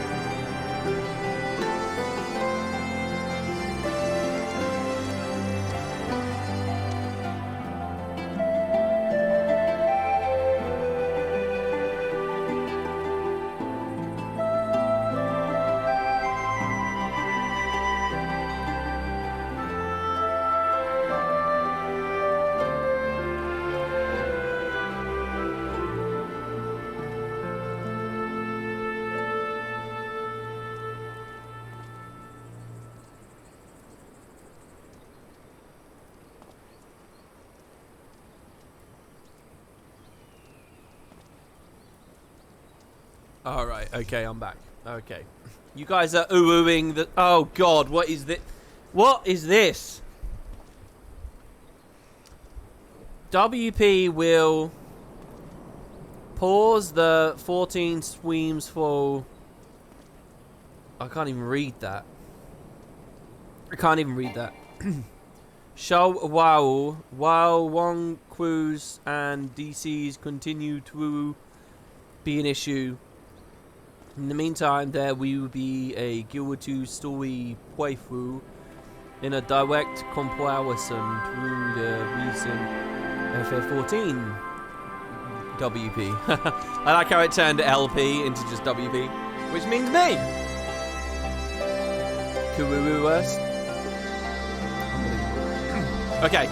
The resistant troops wish to help their newfound allies in Turncliffe. So someone said, I think just before I left, it looks like it's about an hour, right? Ah, Macon. I was hoping I might have a word with you. Ever since Turncliffe was liberated, we've been sending troops to aid in getting the town back on its feet, helping the residents, that sort of thing. We Alamegans know how hard life can be for a society struggling to stand on its own after years of imperial rule. A lot of what most people would take for granted has to be rebuilt from the ground up. While we're able to assist when it comes to providing basic resources and keeping the place safe, there are countless other problems that need attending to if you can spare the time. What? How is this the weapons storyline? Bless you, Macon. You really are a saint. I'm sure Turncliffe would appreciate having you around. Once you're ready, have a word with your usual escort. I'll wait. In memory. Wait, didn't you guys say this isn't even 5.5 right now, right? This is the end of 5.4. I'm not wrong about that, am I? Starting to get nervous about 9006 again. Isn't it usually about an hour and a half in? We've been getting that. And we're about an hour and a half in. So, the boss roped you into helping, did he? Knew you can say no.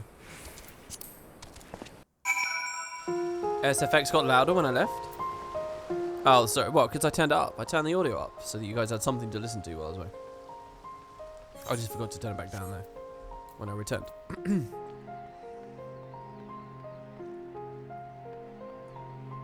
The next / the last 2 quests of 5.5. There's only 2 quests in 5.5, really? I guess they're just like sandwiched by a ton of cutscenes on one side and a ton on the other. By the way, look at that. First time viewer chat, Slaffalol, comes in innocently, does ! stream plans, and it doesn't even show up because you guys have destroyed it. Oh, no, it's because there's a cooldown and it's written above. I see. You're the one who piloted that war mucker and defeated the Sapphire weapon, aren't you? That's quite clever, having an exclamation mark with a sum up of information that came in earlier. And you put it in the title. I thought so. I've heard much about you, but I doubt you know who I am. My name's Avelina, and I grew up here. I stayed throughout the occupation and was put to work as a Magitech engineer. Thanks to you and yours, we're now rid of the Imperials, though I fear many of us will struggle to put the past behind us. For 10 long years we suffered at their hands. A whole generation of young people were forced into the armory, sent off to die in some distant land. I suppose I could be considered one of the lucky few. My work here kept me away from the battlefield and hoped that my contributions might help the others live long enough to make their way home. In the end, most of them never returned. She has a crazy design, doesn't she? Look at her outfit. Though my efforts were in vain, I can at least honour their memory. I want to leave something behind for their sake, to prove that they haven't been forgotten. A monument bearing their names. To ensure that not a single person's omitted, I need the official list of conscripts. If one still exists, it'd be inside the Imperial facility beneath the town, but with the resistance troops and ironworks engineers closing the place off, I can't get near it. Perhaps you'd like to have a word with him for me? I'll leave as soon as I find the list. Okay. Thank you, I'll follow your lead. Macon was talking for a while there, emoting, and it stalled a little bit. So, it's interesting. There are, like, town clothes, right, in this game. It's always curious to me just how similar to 10.2 this is with the whole dress sphere thing. You know, it's just that you get a job crystal is a job sphere. Something I can help you with? Well, yeah, actually. I say, it's a bit unusual for one of the locals to show an interest in the Imperial's leave-ins, but it seems she has her reasons. But we're still carrying out our investigations. We've closed the place off to prevent anyone interfering. Considering it's you who's asking, though, I can hardly say no. Still, I'd better go with her in case the others kick up a fuss. You're very kind. This is very odd right now. This feels like a hell of a tangent. Yeah, there's probably a bot that can Urianger text as well. Oh, there it is.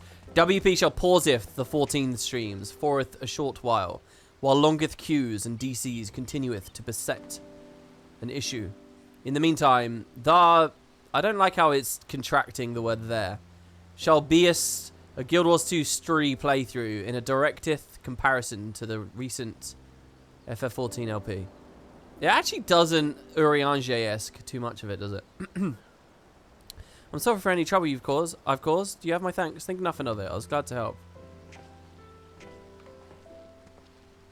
This is the caster or healer set that drops in a dungeon. Don Meg. Is that a dungeon? Sorry, I don't actually know. As I'd suspected, the Imperials kept detailed records of the local conscripts. One name in particular stood out to me. My friend, Melisandre. I had no idea she'd been assigned to the 7th, of all places. How did you know of her? Oh, I should have asked of all places. You don't know how she gets clothing from the 1st. It's okay, Fael has taught them how to craft it. It all began while we were searching for the 14th. We had much in common, both being drafted from the same occupied territory, and we soon became firm friends. Then one day, she was sent to fight in Eorzea, and I remained here. The day before she left, she came to say goodbye, together with her foster siblings from the orphanage. The youngest one, Rickon, was particularly upset about not being allowed to speak with their adoptive father, Gaius van Baelsar, before they left. It was actually another of his orphans, Livius and Sas Junius, who forbid them from seeing him. Oh wow, these guys in the context of Livia is quite interesting. I can't say for certain, but it seemed Livia had a strong attachment to Gaius and wouldn't let anyone else near him. Wow. As far as I could tell, he tried his best to keep Livia at arm's length whenever possible, but her devotion to him was bordering on obsession, and she became extremely jealous at the slightest sign of affection between him and his other wards. Wow. Others, however, treated them far more kindly. In fact, a Prefectus Castronum of the 14th Legion came specifically to meet them. While I was surprised that a Rogadin had risen to such a rank, it was even more taken aback by the unguarded manner in which he spoke with his subordinates. I'd hoped that people like him serving on the Eorzean front, they'd be in safe hands. Then the time came for Melisandre to leave.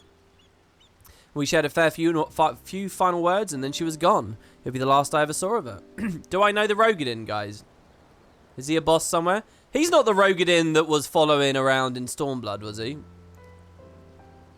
After that, I was assigned by the Tribunus of the 14th, Nero Tulskeva, and I worked on restoring the Ultima weapon. I was even at the Praetorium on the day it was destroyed, but I escaped aboard an Imperial ship moments before it came crashing down. It's weird to think about Nero being in this story. I eventually made my way back to Werle, only to be drafted in the 7th Legion to continue working on the weapon project. Even now, it makes me sick to my stomach that I'd helped bring those abominations into the world. Using a living pilot to feed the weapon's core was a part of the design from the very beginning. Of course, they'd never dream of subjecting a trueborn Garlean to such barbaric treatment, not when the 7th has a ready supply of provincial conscripts ripe for the taking. The pilots were referred to only by their code names, and we engineers were not made privy to their true identities. Even with this list of conscripts, I still didn't know who was sacrificed in the name of the weapon project. Well, we can put your skills and knowledge to good use. But what can I do? For years, all I've known is how to build tools of destruction. The 7th Legion is far from finished. They're biding their time, waiting until the right moment to unleash the final weapon. And when they do, it will bring naught but death and woe to all of us, those of us who stand in their way. Even after everything they've taken from us, they still want more. If it weren't for the Empire, Melisandre would still be here. She was the kindest person I've ever met, but to the Empire, she was just another pawn in their games. I will never forget her. There's a way I can make a difference. I know there is. But first, I need to speak with members of the Ironworks. I have a feeling the war marker you used to beat the Sapphire weapon will be called into action again. Until then, there's still time to make improvements. I intend to help. I'll still be going ahead with a plan to build a monument, but stopping the Empire must come first. I hope they can wait a little longer. Go down to see the G-Warrior when you can? Okay. Before I go, allow me to express my gratitude. I don't know what I'd have done if it weren't for you. Until we meet again. Okay, no worries. Where's the G-Warrior? Is it down the elevator or something?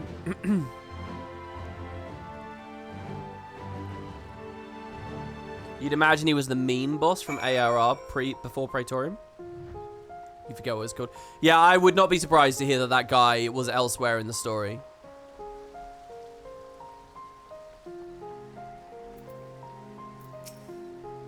The majority of the 7th are sure to be stationed in the city, this heart of this occupied territory.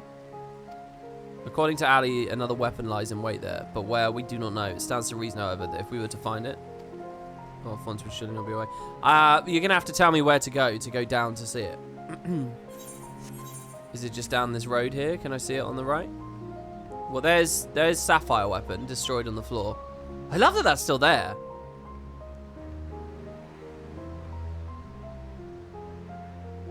I can't see.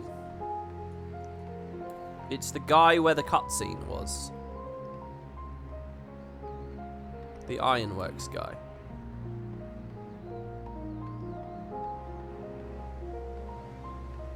This guy. This lift leads down to the storage area where the weapons were kept. Unfortunately, the Imperials didn't leave an awful lot behind for us to investigate, but they did give us a place to carry out maintenance. Okay. What's the point in this? Just for funsies? Does the quest ever take me here? Was this added in 5.5? I mean, we're still in 5.4, aren't we, at the moment? Oh, wow. Look at this.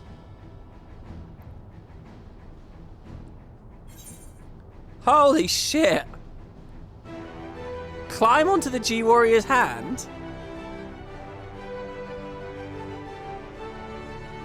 Oh crap, is this for like screenshots? I quite like this. Can I strike a pose?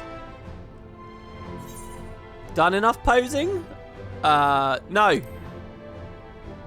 Pose some more, Macon. Done enough posing? No. This is for mech fans. Yeah, it's weird. Climb onto his shoulder? I can inspect him. Ask about him. When we first discovered it at Azizlar, it was in a far worse state than it is now. Different colour too. As for its intended purpose, we believe it was developed to combat primals or similar threats. Was this the final boss of one of the dungeons up there? All the parts deemed unnecessary have been removed, and we made several adjustments to improve stability and overall safety. As a result, however, we had to limit its capabilities to some degree. We can't afford to repeat the mistakes made by the Guardians with Ultima Weapon, who we believe employed knowledge obtained from the Asians. After all, we know how that ended. You might also be relieved to hear that Master Garland has introduced a pilot recognition system, so that only those given prior permission by the Ironworks can operate it. Think of it as a precaution should the enemy get any ideas about stealing it. Damn. It was the second boss of the Fractal Continuum Hard. Really? That's so cool. I really want to go back to that stream. I want to go back to that moment and see someone put a fucking smiley face in chat. Like, oh, WP doesn't realise that way later this fucking random boss is going to become a mech that he rides around in. How cool is that?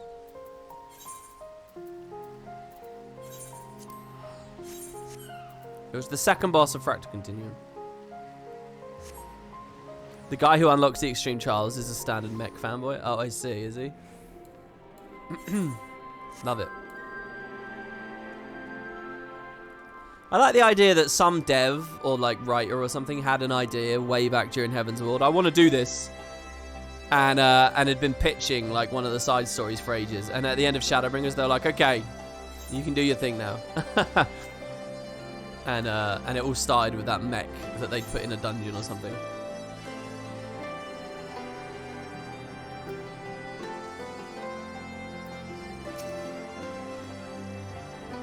Probably not one dev, makes a huge in Japan. Yeah. So how was your time in Turncliffe? I mean, obviously there's going to be a team that's fanatical about it. I see. Fate has dealt her a cruel hand, but now she has a chance to take a fresh start. The same could be said of the whole of Turncliffe. It seems the liberation of that one small town will become a pivotal moment in Wurlit's history. Perhaps it won't be too long before the rest of the region is free from the Empire. Naturally, we'd be forced to fight alongside the power of Wurlit. I won't rest until the Imperials are sent fleeing with their tails between their legs. Until that day arrives, we'll carry on doing our bit to support you and the others in ending the weapon project. I'll be sure to pass on any pertinent information. In the meantime, take care. It's a weird final quest there. Alright, here it is. Duty in the Sky with Diamond. Someone likes the Beatles. The resistant troops have received intriguing information. You wonder if it was a crossover for the FF7 remake? That's an interesting thought, isn't it? I've been wondering if they're trying to sort of nod at 7 here. What with the whole 7th Legion, blah, blah, blah. I wasn't expecting to see you here, considering it's all that's been happening about Eorzea of late. Still, if you've mind to assist us, we'd like to share the latest developments in Word. I would really love it if I don't get a 9006 here.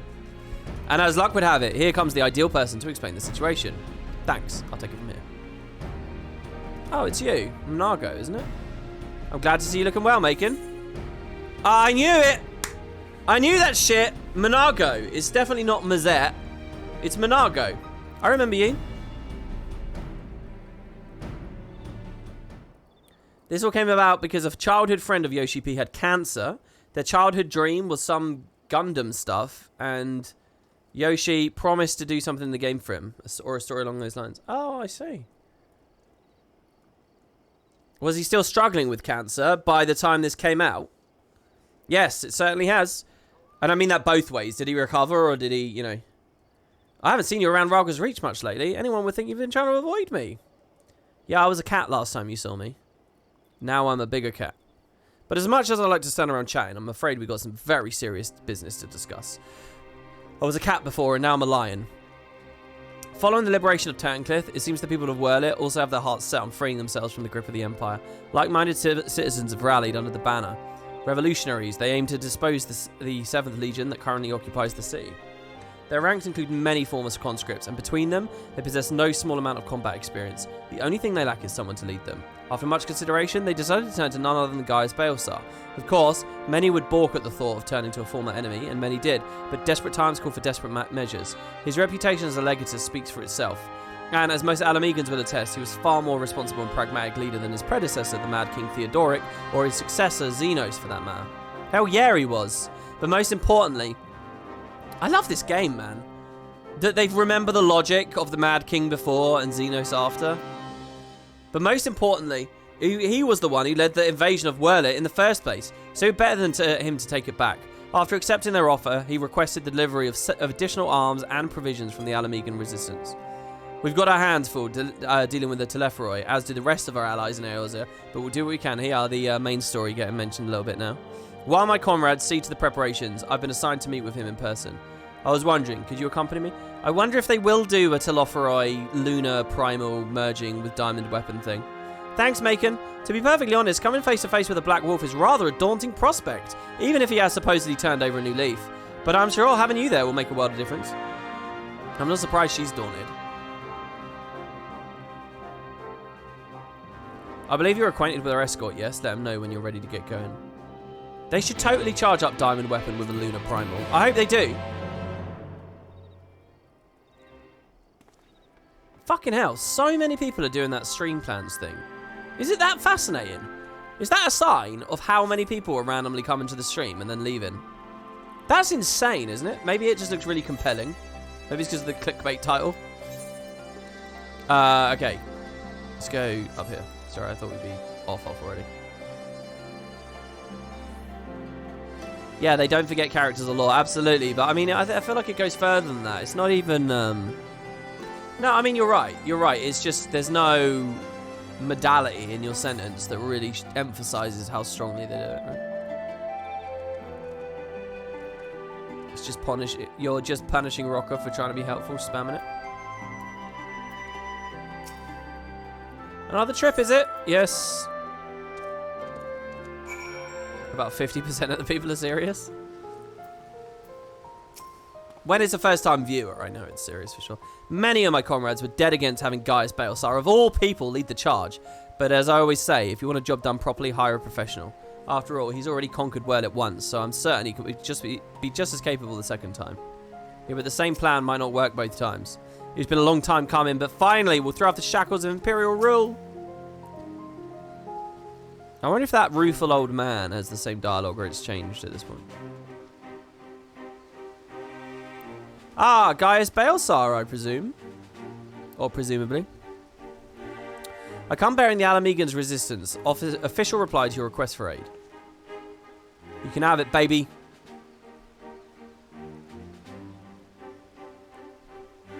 I see, you have my thanks. Does this mean we can finally make our move?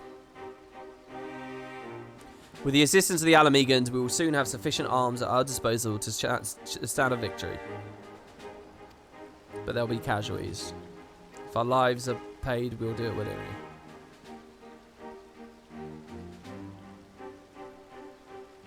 Who cares? WP's leaving. Ban us all. That's true.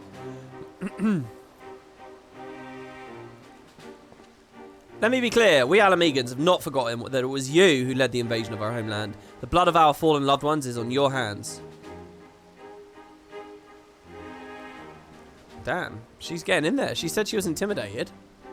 Even so, the people of Wurlich chose you to lead the revolution, and we will honour their decision. I can only hope they will not come to regret it. Yeah, it's kind of actually a huge moment for the resistance to offer this guy aid. As do I. Should I be found unworthy of their interest, I shall submit to their judgment and whatever that may entail. He always talks about that, like, right, submitting to judgment. I hope he survives this story. I want to see him hunt some Assyrians. Forgive me, but might we return to the task at hand? First, I'd like to discuss the transportation of supplies. Please don't make me read a ton about the transportation of supplies. This way, if you will, please. Okay.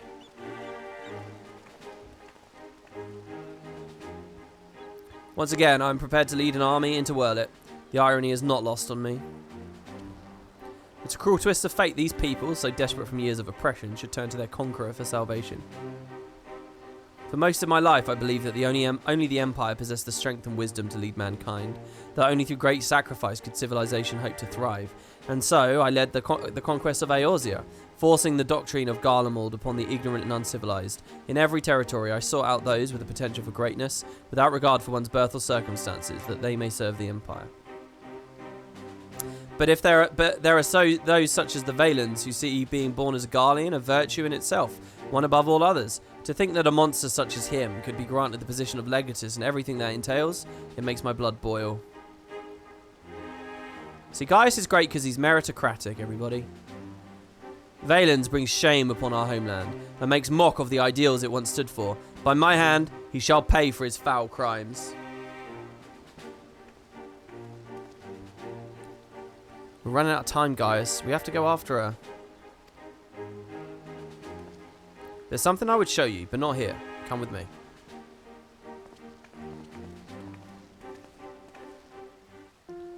If only merit existed. What a beautiful response from you there, Lonya. Very pithy. Digs at something very deep and complicated to talk about.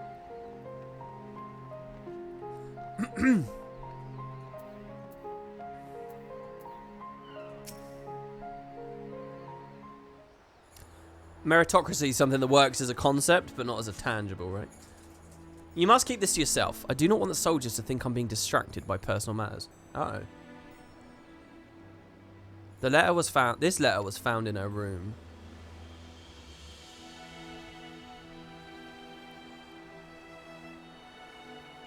Dear Father, I am sorry for leaving without saying goodbye, but the thought of Alphonse suffering alone is more than I can bear. For his sake, and for the freedom of Wurlich, I have decided to take matters into my own hands. I know of a way to save them, a way to end it all. I have to seize this chance before it's too late. My mind is set. Please, do not try to stop me, Father.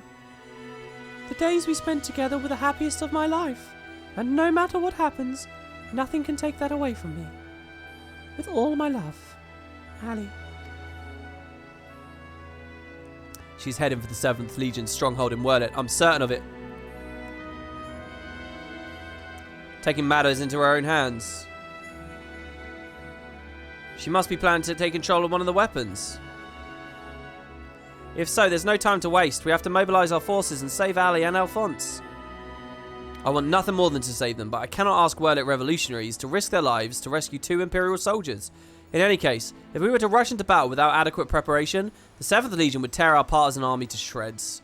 And as capable of warriors making is, if he were to charge headlong into the heart of the enemy, he would be overwhelmed by sheer numbers. But if we don't do something, they're as good as dead. I know, Severa, and so did Ali when she wrote that letter. Returning alive was never a part of the plan. They all have death wishes. Right? Gaius has a death wish. All of his adopted kids have death wishes. Can you hear me? I'm in Wurlit, just outside Castrum Collinham. All hell's broken loose. There was an enormous explosion, and through the smoke and flames I saw what appeared to be another weapon. At this rate, the entire... Confound it, we've lost the signal. This must be what Ali spoke of in the letter. A way to end it all. Alphonse and the others were planning this from the beginning. To bring the weapon project to completion and use it to free Wurlit from the Empire, even at the cost of their own lives. If the revolutionaries were to hear a weapon has been unleashed upon the Imperial headquarters, they would see it as the perfect opportunity to strike. If it's running amok, it may not distinguish between our allies and the Imperials. A large force would draw too much attention, but the three of us should be able to get close enough without it noticing us.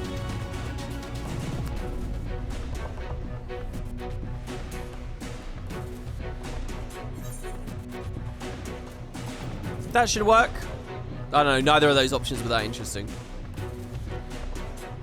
I cannot allow it. This is my burden to bear, and I shall bear it alone. I'll have you know, my record for surviving dangerous missions is impeccable. So far. Ding. That was kind of like an elf-like response we could go with there. You don't often get like an elfy response. Very well. For the time being, I'll have the revolutionaries stand by and await my signal. An opportunity to reclaim Wurlit may yet present itself, but we must first be allowed to remove the threat of this new weapon. Let's go, baby. We're here to chew gum, kick ass. We're all out of gum! Once your preparations are complete, let's reconvene outside the hangar. Alright, that was not as good as my line. When can we see Macon's beautiful face again? I know. I kind of fucked all of these up, to be honest. I don't know why he's wearing the helmet. Sometime earlier, in the 7th Legion's Wurlit headquarters. Oh.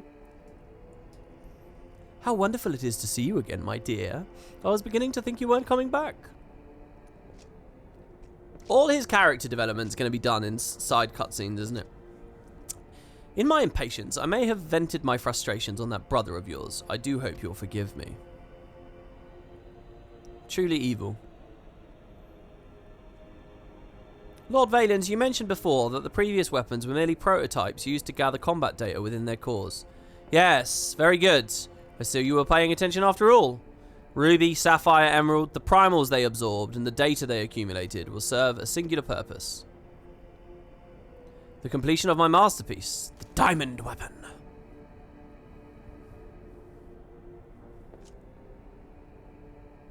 But while you and your siblings were able to retrieve the necessary data from the ruby weapon before Gaius and his lackeys arrived, Sapphire and Emerald were handed to the enemy on a silver platter.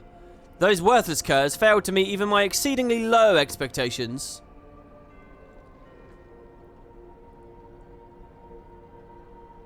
As detailed in my report, I took it upon myself to infiltrate Gaius Baelstar's band of rebels and reclaim the data. Yes, you have done well, my dear. My engineers have already finished feeding it to the diamond weapon. And then all that remains is for me to assume my role as its pilot, and for you to release my brother and the rest of our compatriots as per our agreement. This guy doesn't honor his agreements, man. Of course, a handful of savages is a small price to pay for your remarkable talents. He's lying to you. Even though the weapon project's revolutionary technology allows even an untrained pilot to fight with the skills of a veteran soldier, only the truly gifted can draw out the full potential of the synthetic Orosite. In addition to their physical attributes and combat prowess, I require unwavering loyalty before I can even consider entrusting a candidate with one of my creations, and you are everything I desire. I'm honoured that you regard me so highly, Lord Valens. However, in return for my continued cooperation, I wish to propose an extra condition to our arrangement. I request that the people of Wurlit be given full Imperial citizenship and the right to self-govern. None of this matters. He's not going to do anything. It doesn't matter. He'll just say yes and then not do it. My, how very bold of you, and quite astute at that. Yes, I could grant the people of Wurlit citizenship if I so desired. Unfortunately, a mere legate such as myself is in no position to simply relinquish control of such imperial territory on a whim. Come now, we both know that the weapons are but a means to an end. Your true intent is to march on the capital and claim it for yourself, correct? Once you've taken the throne, one small territory would seem a fair reward to those who played a vital role in the ascension of Emperor Valens.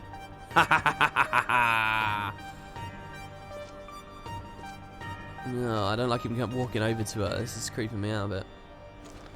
Ah, I say, for someone so sweet and innocent, you certainly drive a hard bargain. Very, very well. If it's Whirlet you want, it's yours. I'll soon have no need for this stinking backwater province anyway. I wanted that to get all creepy and close, you know.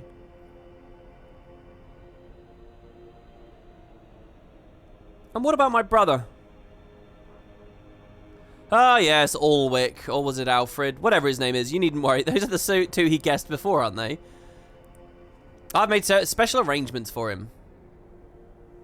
He'll be perfectly safe, provided you uphold your side of the agreement. Excellent. Now, let's get you aboard the diamond weapon, shall we? Ah, one step closer to my coronation. I'd love to see Xenos walk into the room right now and watch him simper at his feet. This is the moment I've been waiting for. I know this isn't what Father would have wanted, but it's the only way. Please forgive me.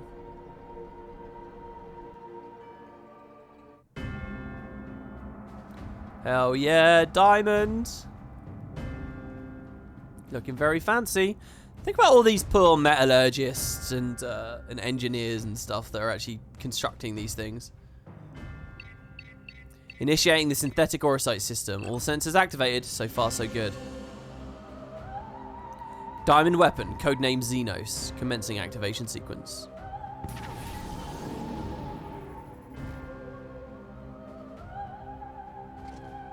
No, he seems like a trustworthy guy. You're quite good with characters. Alright, I believe you, Lotus.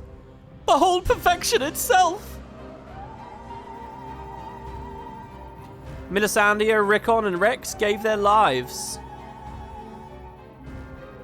The others may live without fear. I read her as him, sorry. The Orosite's taking hold.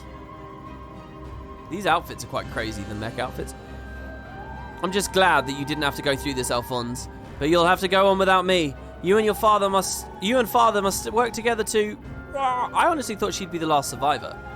I'm sorry I can't be there at your side. This is the only way. What's that, my dear? Something the matter? The diamond weapon is mine. Your tyranny ends here, Valens. Oh, shit. Oh, great use of the Ultima song there.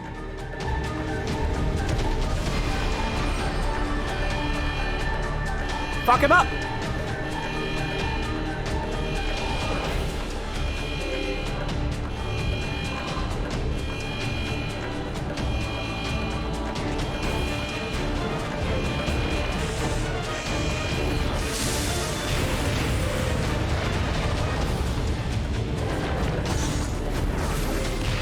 What about all the innocents? Ah, they're all getting... Low-born filth! If you think your little performance had me fooled, you are sorely mistaken. What are you waiting for? Shut it down! Yes, my lord! Transmitting deactivation signal! Oh no, she blew her load too early. Oh no! It's not responding. Oh dear. This is not good. You fucked up. That insolent whelp had me worried for a moment. Bring her to me alive, even if it means damaging the machine. When I'm through with her, she will beg for death. I love these like stun-locked looking Elezen. Stupefied. That's how I describe that face there. Like a deer in headlights.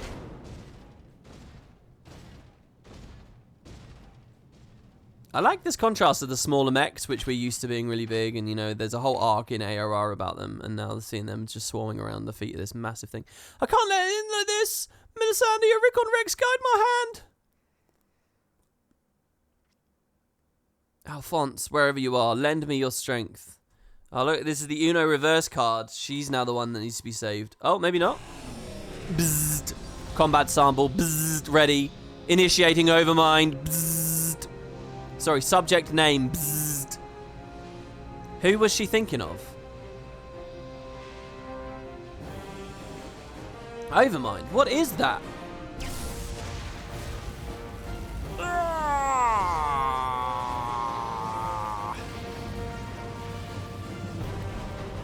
This can't be.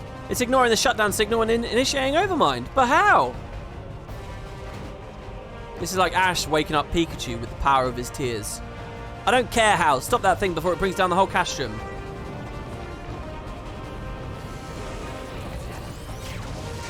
Oh, shit.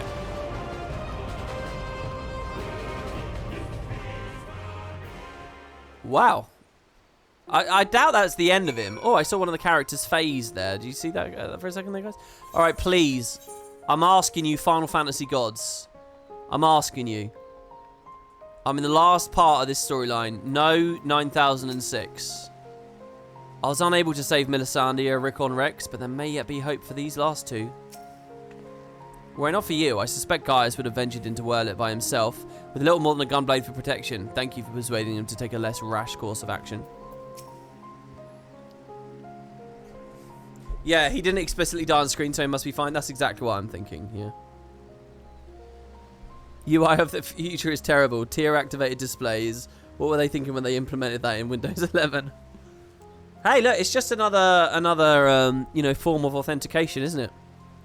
Maybe you don't want to give your fingerprints up to the PC, so you give the particular chemical makeup of your tears, as long as your diet's consistent. Ready to depart? I'll send for Master Garland. What would be the main difference there? The salt content? I guess, right? It's weird to think that some people have saltier tears than other people. Turn off the helmet. Oh, shit. Yeah. It's too late now. We all expected another weapon to appear sooner or later, but not quite like this. According to Vuldillion, after it finished laying waste to the headquarters of the 7th, it took to the sky. Though this has dealt a massive blow to the Imperial forces, I'm certain that Ali is on board the weapon. It must be halted before she comes to harm, and for that I need the G-Warrior and airships to transport it. I see that one thing hasn't changed since your days as the Black Wolf, your penchant for gigantic war machina. Let's get Sid in talking to these guys a lot. I think I just like Garleans. But if this means the G-Warrior has another chance to shine, I'd be happy to oblige. Only this time, rather than having it unceremoniously towed by airships, I have a more dynamic entrance in mind. Did you attack rockets to its boots? It's good to see you again, Macon. Hi. From what I hear, we have you to thank.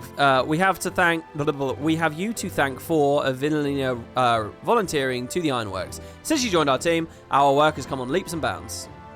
I'm just grateful for the opportunity to finally put my knowledge and skills to good use. It's powerful to get. Okay, it's really formidable. We've had time to prepare. Would you care to elaborate? Let me put it like this. Thanks to her tireless dedication, the G-Warrior has been reborn. But there'll be time to explain more on the way. Come, the Enterprise is waiting. The cuts of faceless, motionless Macon crack you up. I'm sorry.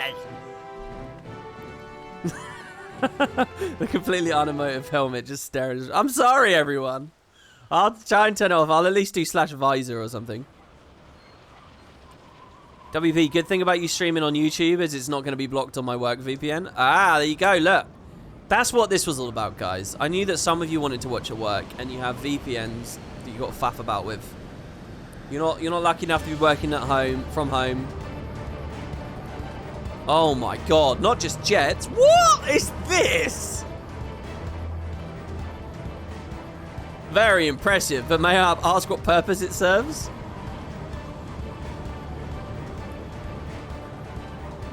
Since our objective is to rescue the pilot, we've added a means of capturing the diamond weapon. We've come to save lives, not end them, and for that reason, the G-Warrior has been reborn. I present you the G-Savior.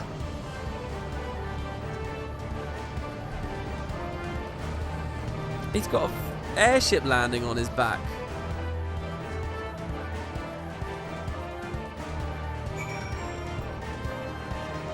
Holy shit, this is cool. Where are we now?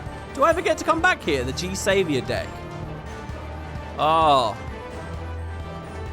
Oh, now this is the place to, like, record your video intros. Oh, let me turn this thing. There you go. He's back. If you head over Turncliffe, just say the word. I would love, I'd love it to be raining at the moment as well. You're off to save Melisandre's foster siblings, Alphonse and Alice, and Ali, are you, Alice? Please, do whatever you can to take them back. That's how regularly I read friggin' Alice there. But it's just rolling off the tongue now. While you and Gaius deal with the diamond weapon, I'll be doing my best to aid Vauldin's safe return. Hopefully he's taking advantage of the chaos to make good of his escape. What do you think, Sid? I'll be monitoring the situation from the Enterprise. Should things take a turn for the worse, I'll be ready to intervene. Once again, Sid and his engineers have provided precisely what we require before we even knew it ourselves. Due to the added complexity, we'll have Gaius pilot while Macon handles the various armaments. Agreed. There'll be little opportunity for us to grow accustomed to our roles, but even so, we must succeed at all costs. Sorry, what? I'm only controlling the weapons. The cloud deck now accessible. It seems the controls are the same as the previous iteration, though it has been some time since I last piloted War Machina of elegant origin. Lack of practice is no excuse for failure. Holy shit, are we there? The cloud deck. Alright, so it's a question of party. Okay, 2 people. Anyone want to play? Okay, we already got 1.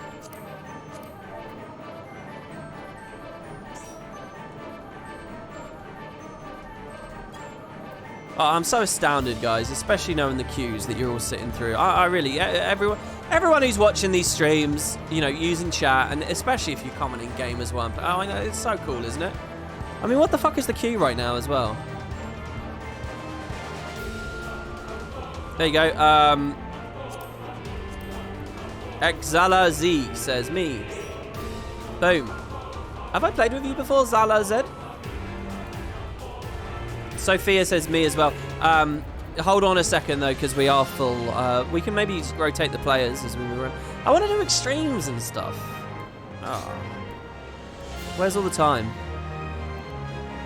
It was 1,000 Q for you, but that was a few hours ago.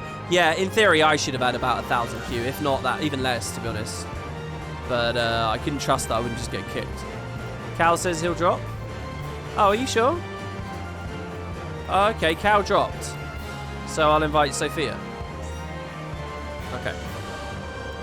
Right, what do we got here? The Cloud Deck. Intelligence from Whirler indicates that a previously unknown weapon is laying waste to the 7th Imperial Legion's headquarters.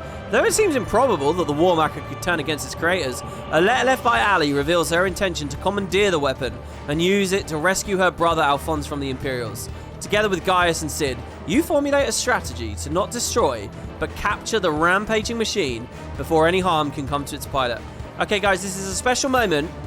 We have a prediction going, and I think this is one of the last predictions in a long time, potentially. So, you guys, if you want to indulge in this bit of Twitch, this is the moment. Who knows what will happen? I'll do this Guild Wars series, and then, you know, forget all about about Final Fantasy. Never return to it. The Endwalker streams will never happen. I'm never going to return to Twitch. It is nothing but potatoes and ash and dust. Echoes and empty halls. So this is your last chance to spend some potatoes before the apocalypse. How many Vun stacks will I get in total? Less than 6? 6 or more. So, indulge, have some fun with it. I don't think anyone's going to get VIP right now. Believe or don't believe? By the way, I'm really scared that that's 6. For what it's worth, a death counts as a vuln. If you guys want to do it, you just want to quickly alt-tab back in, and above the chat box, it's got a prediction up there. You can see how many potatoes you have below the send a message bit. Was that a hint for a Dark Souls stream? No, Elden Ring, man. Oh, that's a game. I'll play Eternal Ring. Do you guys want to see Eternal Ring? It's from the Dark Souls guys before they were cool, and it was a game I played. I might be dead too much to get 6. Alright, let's go! I'm quite nervous. Listen to me. Believers, everyone in chat who's a believer, I thank you for having my back. I won't let you down. I won't let you down. Diamond weapon blind. I can do it. I have a brain. I understand the combat system now. Mark 1 Anti-Icon War Machina. The diamond weapon. Oh shit, this is like some Every Sin stuff, is it? This is like penance. Are they alluding to penance in a way? Target in sight. Pin it down. Oh shit. Threat detected. Returning fire. Familiar male voice. And he's shot a mega beam. What's the familiar male voice? Is it me? Is it my combat data? Oh shit, he's flying around. Can I guess who this is, by the way? Can I guess whose data it is? Would it be Estinian because he's flying like a dragoon? But when would they have gotten Estinian's information? And why would that get propped by a tier or whatever? Yeah, it kicked the missile. That did look really cool. The armor looks familiar, does it? I can guess. Teleji Adeleji.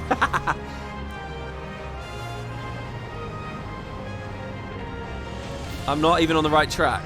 Oh yeah, I got no idea. I assume it would be a Garlean. Wow, that's a lot of messages from the party members. Look at all the messages from the party there. That was cool as shit. Why are we talking about Grubhub?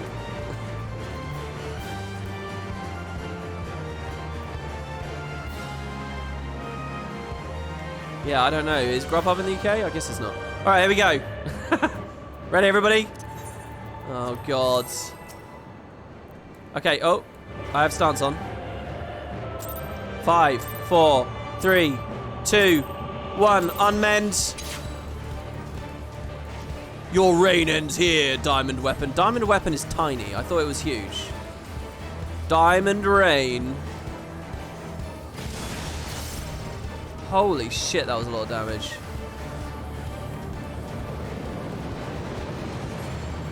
I'm going to stand with the other tank. As long as I stand with the tank, I'm fine, right? Time for my next trick, Chief Savior. I can't read the dialogue, guys. I can't do the thing and read the dialogue and learn the mechanics. I'm sorry, I can't. Use the teleport to move between decks. Adamant Purge. 3, 2, 1.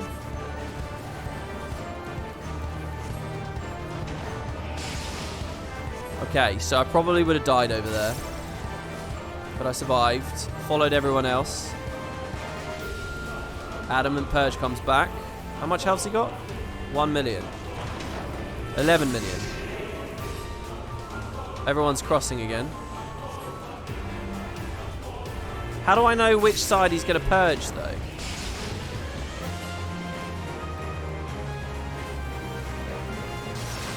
Oh, shit. Well, he's just hitting us. He's not...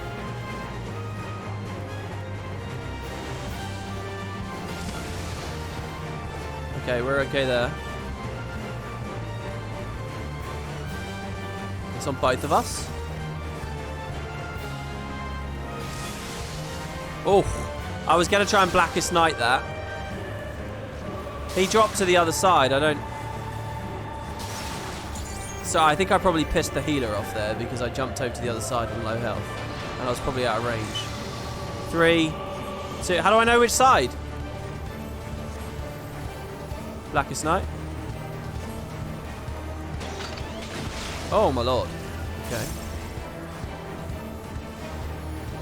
Maybe he just alternates sides. This was never going to be easy. Let's see what you make of this.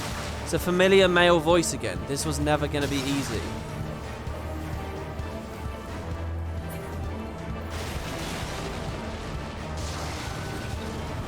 I have to keep fighting until my dream, our dream, has been realized. The true face of the diamond weapon. He's using Cyclone. Oh no! I didn't know I was vulnerable! I thought we were just watching a cutscene moment! What? People weren't even stacked tight! I honestly thought we were just standing around there. Ah! Adamant purged. Don't accept the res, leave him dead. No, I'm gonna try. It doesn't get. One vuln. One vuln. Ah! Everyone was just standing there. Right, well, I'm not main tank anymore. I'm gonna stand right on Rocker. I assume his positioning is good. Okay. I shouldn't have said that out loud. He's gonna fucking position in such a way I get owned.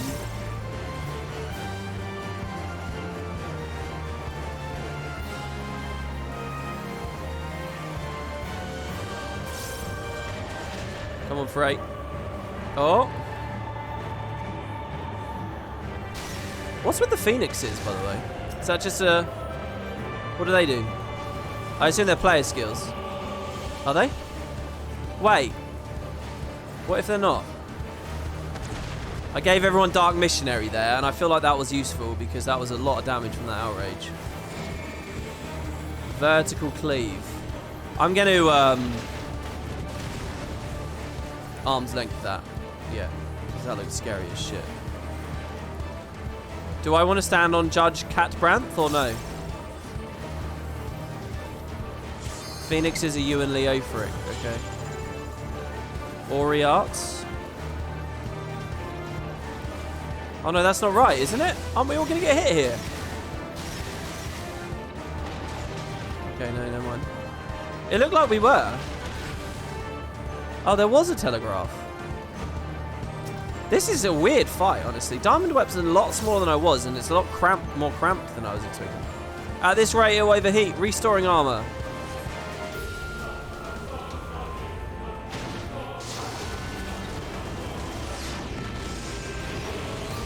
Holy fuck. Turn stance back on, Potato. You want me to main tank again? Oh, God. I'm going to stand with Catbranth. Sorry to keep you waiting. Well, I'm not even close to getting aggro. Should I provoke it as well?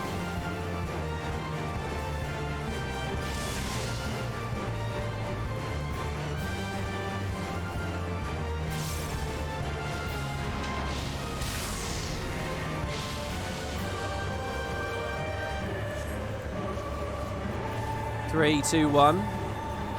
We're all on this side, so I don't know how everyone knew that it definitely doesn't alternate then, right? Because that would have caught us out.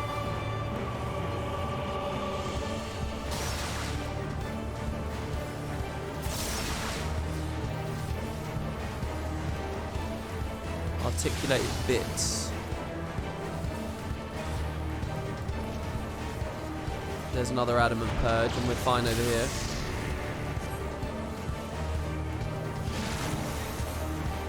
Whoa, what happened? Oh, he's trying to get me killed. Oh, I think I survived. Didn't someone push me away there? Or did I get myself pushed away? Okay, Blackest Night. Shouldn't I stand away, right?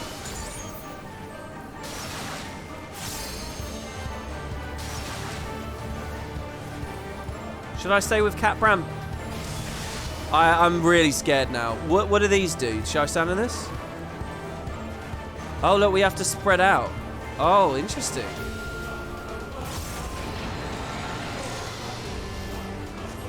Okay. We'll stack together.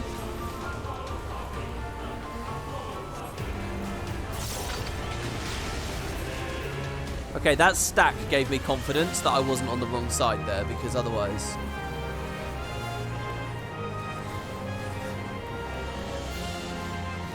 Diamond Rain. Oh man, I should have Dark Missionary for them there. Diamond Rain does a lot of damage, eh?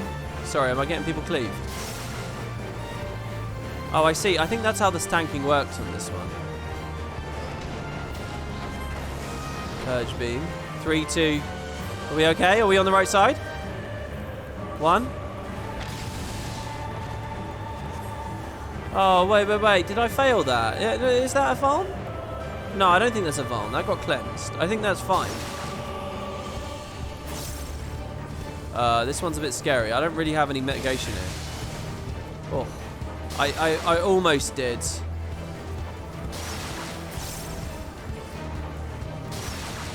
There you go. That Blackest Night was useful. Diamond Shrapnel.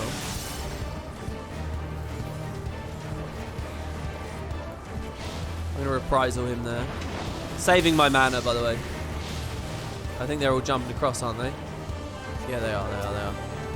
Okay. Ooh.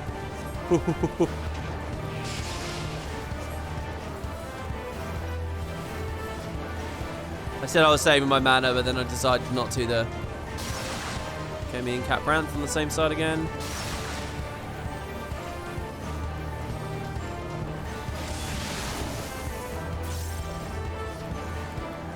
Adamant Purge. Oh, that's a Vuln there. 3, 2, 1, get across. Okay. Ah. All right, I never failed that. I almost did. I mean, realistically, I should have there. There's Blackest Night there.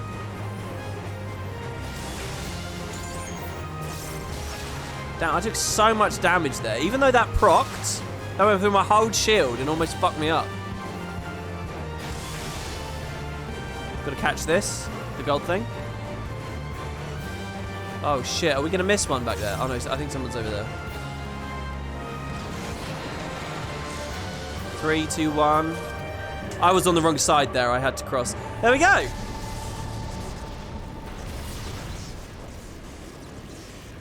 The containment field won't hold.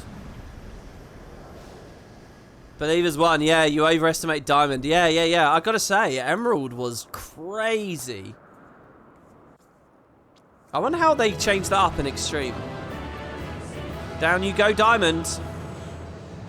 Guys, that was awesome. I love this idea of jumping back and forth across the platforms. Super cool. Diamond Extreme is nuts. So who is it? Who's the mystery person? I gotta see. Did I notice the second red G savior? No, I didn't. I didn't see Armek do anything. We were just on it, right? We must reach the diamond weapon before the Imperials. Okay, so it's fallen down there.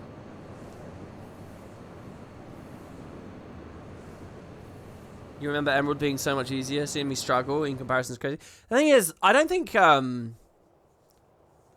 think the telegraphs and the threat of vulnerability is a lot higher there. I don't know whether that translates into a harder trial overall, you know. But that idea, because our predictions are based specifically on the telegraphs and the vulnerability, I think it emphasized it in a way Diamond didn't. Like, you're probably more insulated against failure in that one, even though it's easier to tag an AoE. In all the years since the invasion, this place has hardly changed. I like it when they're talking and moving. I was expected to find some sign of the 7th here, but it would appear the diamond weapon has already taken them out of the equation. Is there going to be a solo duty at the end of this, then? Ruby's the best? I think I loved Emerald. I pray we're not too late. I love the cinematics of Diamond. That was cool, what we just did.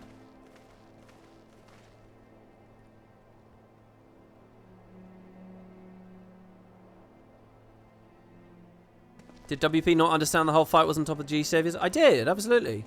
Oh, I get the second one was the other one. Okay.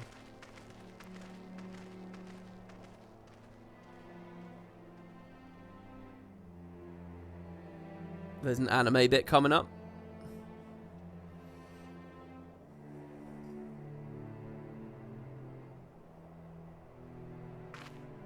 Wait, in Extreme, Diamond Weapon becomes a monkey. Is that true? Ali!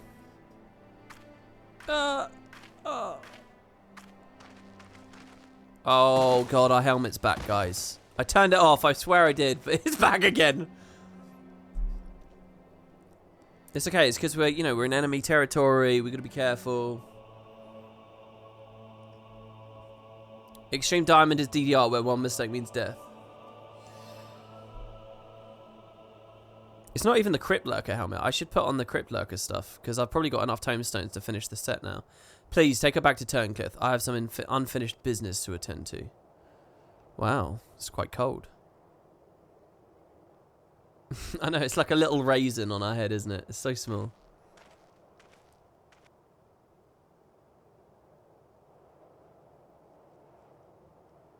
Oh, nice use of the Garbu emote there.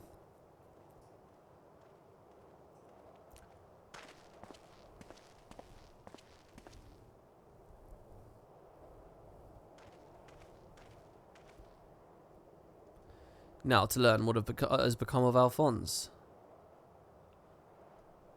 If you have a score to settle, now's your chance. Show yourself. There he is. The thing is, I'm not intimidated by this guy. I just think he's a dick. Come to gloat, have you, Gaius? It's not over yet. I'm going to read it. I'm going to do his voice nasal from now on, because that's how I view him. You certainly have an instinct for self-preservation. I would expect nothing less from the coward who sacrificed his own soldiers to further his ambitions. How dare you speak to me of ambitions? You are the one who stood in my way at every turn. If not for your meddling, the Empire would have been mine! Mine! He's like an Asura now. Enough of your delusions of grandeur. Where is Alphonse? Look at how cool Gaius is.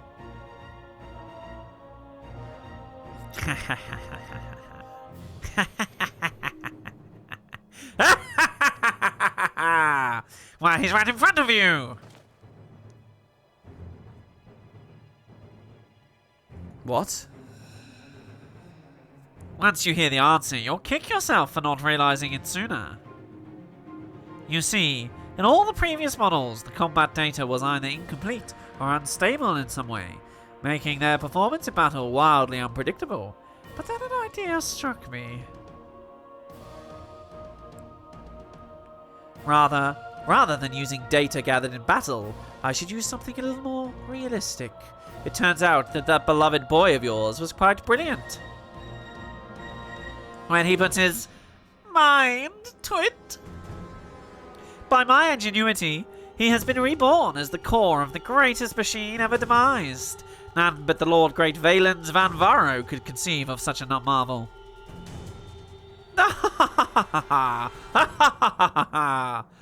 This guy loves his evil laugh. And to think that Ali came here to steal the diamond weapon to save her brother, only to find he'd already become a part of it. Perhaps it wasn't the reunion she'd envisioned, but I'm sure she was grateful nonetheless. Oh, that might also explain why Overmind activated all by itself. It was clearly an attempt to protect his precious sister. A fascinating anomaly, but I can't stand disobedience. That such atrocity should continue unabated is proof of the rot that has spread throughout the Empire. Kick his ass, guy. Oh, am I going to play as Gaius? Your crimes are an affront not only to Garlemald, but all of mankind. And now you will die. Oh, give me Gaius. Give me his skills. Oh, no, not just in a cutscene. Let me play as him.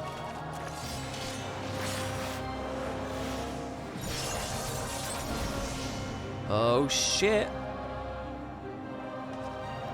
Have you forgotten, Gaius? I've seen your data. I know your every move. Such pitiful swordsmanship is a relic of the past, just like you. Yeah, he's checking his strategy guide. What is this one bullet? Dude, stop wasting his time. Let him get back to some Ascians. Holy shit. Holy shit!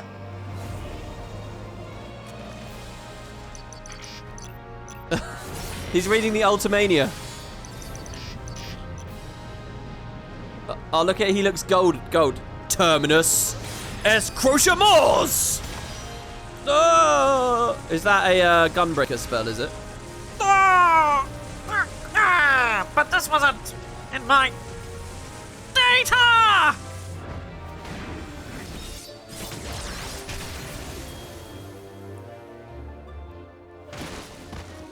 It's scuffed Latin.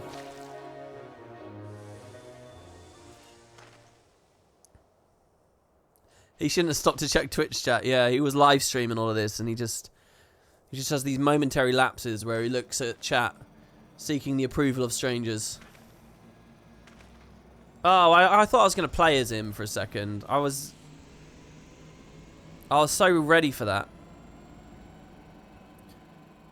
I've got the storytelling equivalent of blue balls right now. I don't know what to do with them. Reactivating synthetic orocyte system.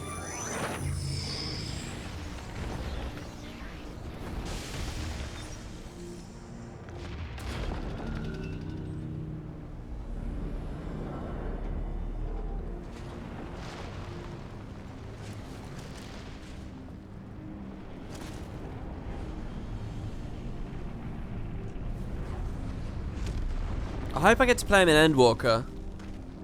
It's becoming clear to me he will survive for the expansion.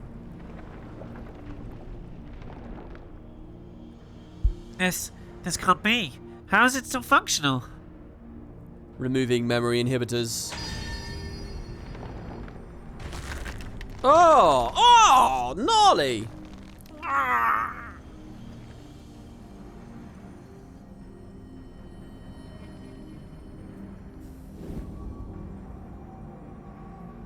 What? You? Ah, stop this at once. Please let me go. Albert, no, Armand. Wait, no. He still doesn't know his name. Even the names of those sacrificed in your twisted experiments are beneath your notice. You are beyond redemption. Who are you to judge me, Gaius?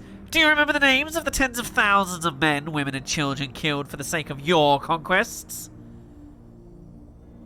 This is vibrating my nose in a weird way. It like kind of tickles in like a nice way. I do not deny the blood spilled at my behest, nor will I run from my past. That is why I fight, to prevent the wrongs I committed from being repeated. Yeah, I'm not Alphino. He should have said Alphino and Alice there. No, stop, I beg you. You can't do this to me. I'm Valens Van Varro. Better than Gaius. Better than all of them. You can't end this way. Oh, did you guys hear that snap?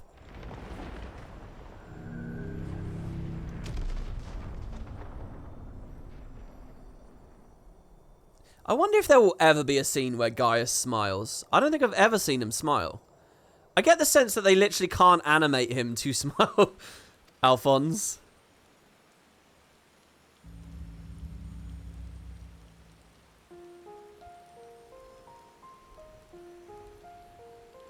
Alphonse, my son, I have failed you. I want him to have a happy ending real bad.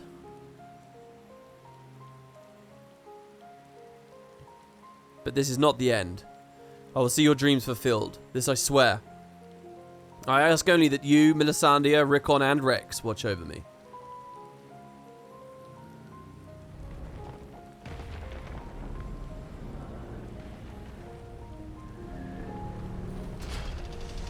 So the familiar voice was Alphonse's voice, was it? It was his combat style?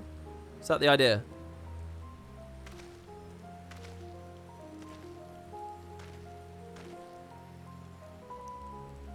Overmind Alphonse. Father! The memories stored in the diamond weapon. Give them to Ali.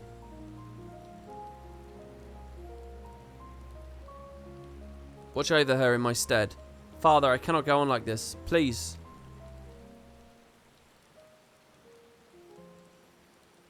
Yeah, they put Alphonse's brain in the weapon, yeah. I understand.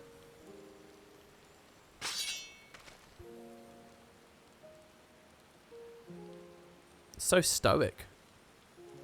Oh, look, he's breaking. Finally, he's cracking just a little bit.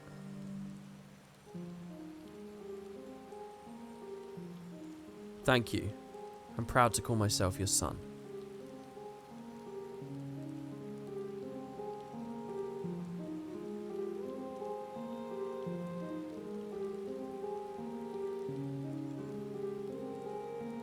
He's definitely the best character in the whole game.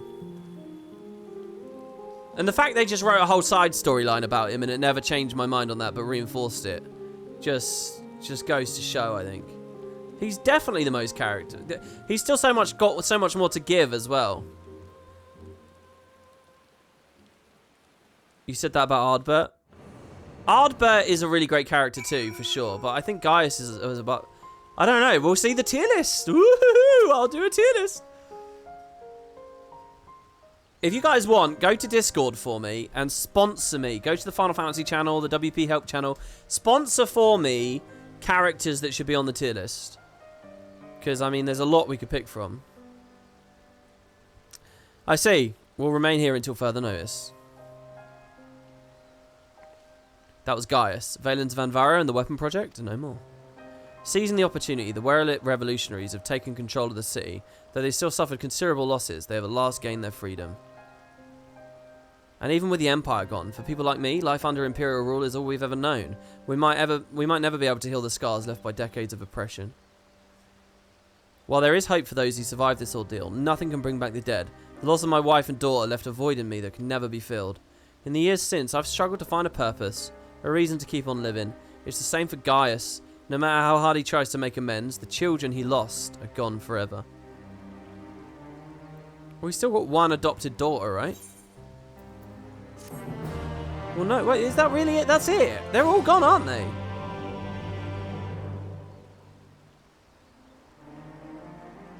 Fucking every single one of his adopted kids. Every single one. I can see how heavily the burden weighs on him. Just as it does on me. In truth, it never gets any lighter. We can only hope to grow strong enough to bear it. Alright, there you go. Helmet's off again. Severa is concerned for Ali's well-being.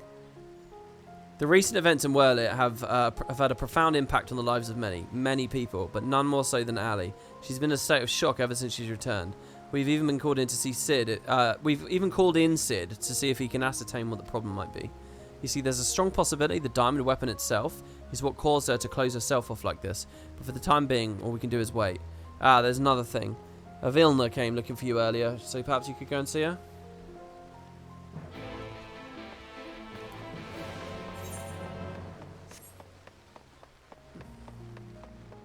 On the plus side, you get the orchestration role for this zone from that quest. I'm very curious about the name of it. Why it's called And Love You Shall Find. I guess is it Gaius finding love for a child? Like a sort of a parental kind of... Thank you for coming to meet me. I'm glad you're none the worse for your experiences. Actually, I've been meaning to show you this.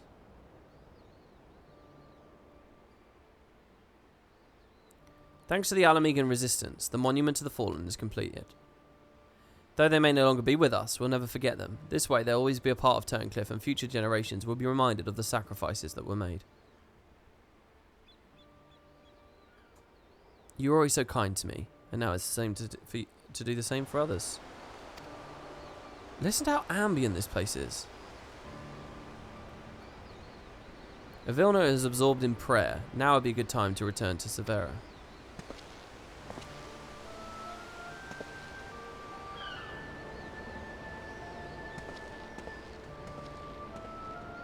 This is an excellent storyline, by the way. This is well up there.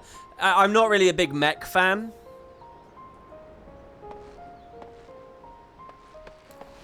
Something about this city hub has really just brought the whole thing together, hasn't it?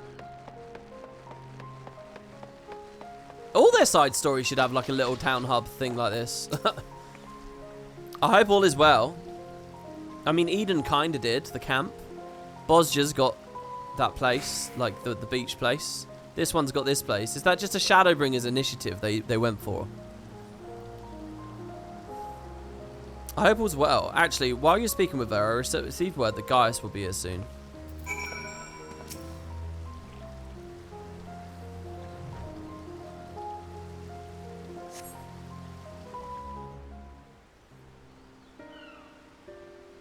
The Alliance raid's got the same as well. The Shadowbringers one. Oh, I guess, yeah, the Void Ark quest had the Sky Pirate hideout. That was really good. The airship in the Rabanasta stuff. But there wasn't like there wasn't a place like this for the Warring Triad, right? There wasn't a place like this. Well, there was kind of a place like this for Omega. I guess it's just because this is themed like a town, so it feels all the more striking or something. I wish to see Ali. Would you send for her? I would like to do the Bosnian story, yeah, but I've got a lot of grind, so I'm gonna grind it off stream, and then when we get back to it, I will have completed the grind. Yeah, 4 Lords had that underground place, and that was awesome. Yeah. So I guess it's nothing new. It's just this one feels really good for some reason.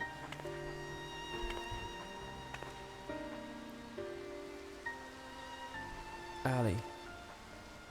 The music in the 4 Lords one was insanely good too, wasn't it? Does she even recognize me? Holy shit. At first, we thought the weapon's influence had caused this, but it seems there's more to it than that. She has a broken heart. The chirurgeons say this is most likely the result of intense trauma. Don't I sound like a dick now? Her mind has been scarred, perhaps irrevocably.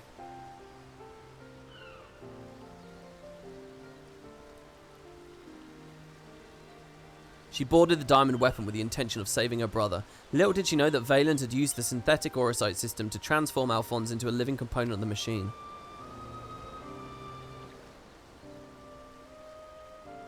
First Macon's hearing of this. Then, when she boarded the diamond weapon, she finally learned the horrible truth. I never heard of anything so cruel. Just a moment. In each of the previous cases, pilots became fused with the weapon's core. So how was Ali able to escape a similar fate? That's one of the many things we're still looking into. There is no need. I already know the answer. It was Alphonse who kept her safe.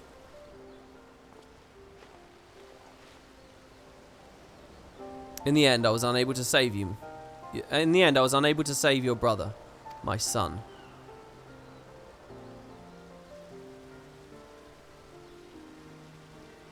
All they wanted was a place to call home, where they could live in peace.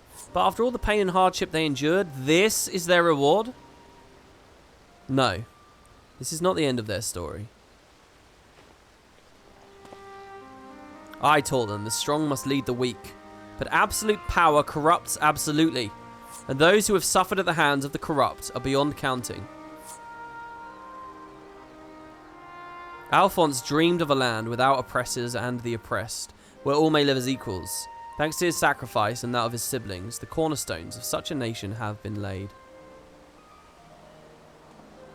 I like the fact that one of her legs looks scaly. That's quite a cool detail about the aura, isn't it?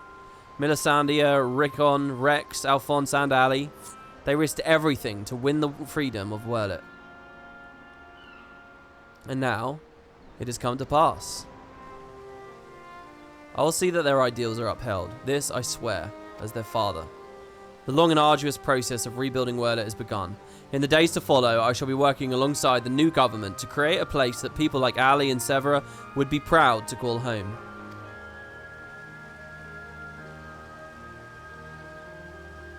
For so long, all that kept me alive was hate, but the time has come to cast it aside.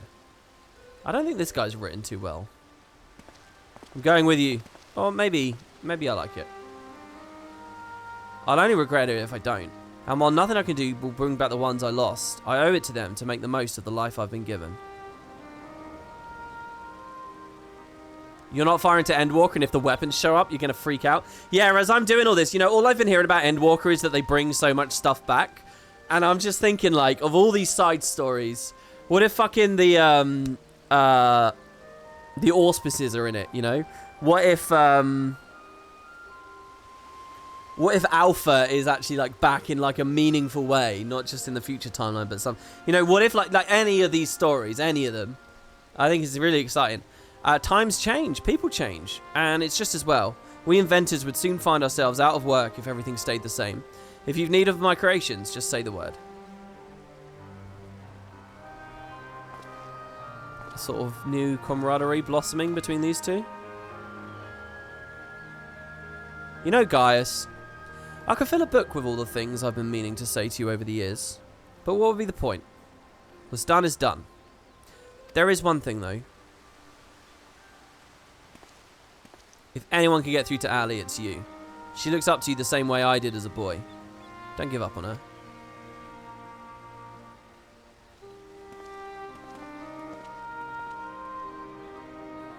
He makes Sid look really short as well. He's so tall. He's taller than me, and I'm a fucking Hrothgar. That's the thing about Guardians, though, isn't it? They're all big. But, I mean, Sid's one, too, so... Sid's just a small Guardian. Small boy. For all my life, I've been searching for a place in the world. Everywhere I went, I was always on the outside looking in. But I've realised if we can't find one, we just make it for ourselves. That's what I learned from Gaius' children. Despite everything, they never gave up, and neither will I. For now, at least, my place is at Gaius' side. I'll follow him and see where this journey leads. And before I leave, I want to tell you how grateful I am that you chose to stand by us to the end. I hope we'll meet again one day. I understand that Valdenim wishes to speak with you.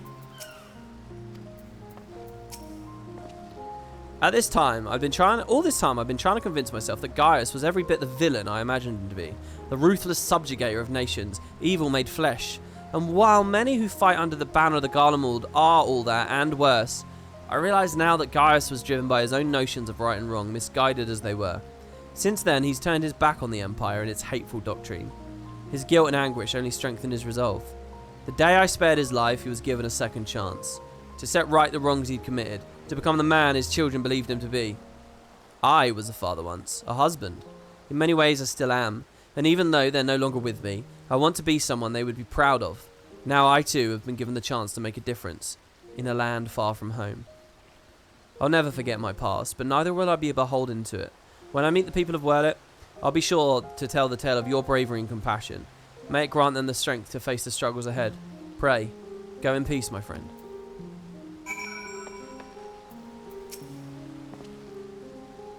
Though we were brought together under strange circumstances, Vordlin, Severa and I will continue to work together, at least for the foreseeable future.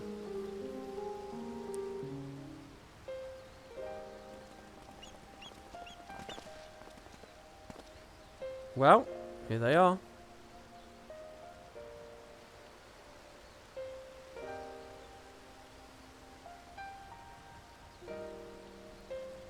And who might these charming young men be? They were found in the 7th Legion's headquarters, in one of a few areas that escaped unscathing following the Diamond Weapons rampage. Perhaps that was Alphonse's intention. Do not be afraid, we mean you no harm. This is a bit tacky. You can't just swap them. That thing on your forehead.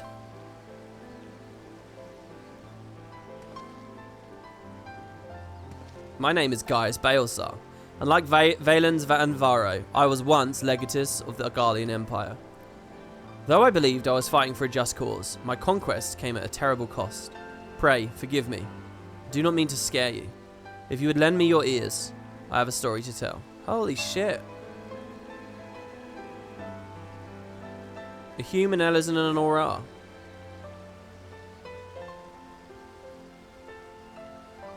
Wait, I'm not using the right word, am I? It's not Hume. What is it? It's Hume on the first, isn't it? What is it here? Higher. Thank you. Thank you. We need more quiz sessions, guys. A group of courageous young men and women, not so different from yourselves, stood up to protect their people from the tyranny of the Empire. They fought with everything they had, and finally victory was theirs, but it came at a terrible price. As their father, I still struggle to come to terms with their sacrifice. And yet they have entrusted the future to me, and I will stop at nothing to see their dream fulfilled. Even so, there's only so much one old soldier can achieve by himself. I would be honoured to have your support in the coming days, in the days to come.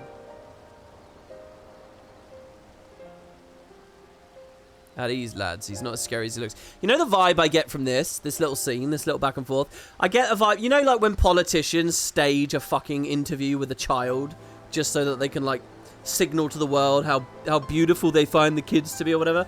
It's got vibes like that, but you know, there are no cameras and there is no one reporting on this. It is done in sincerity.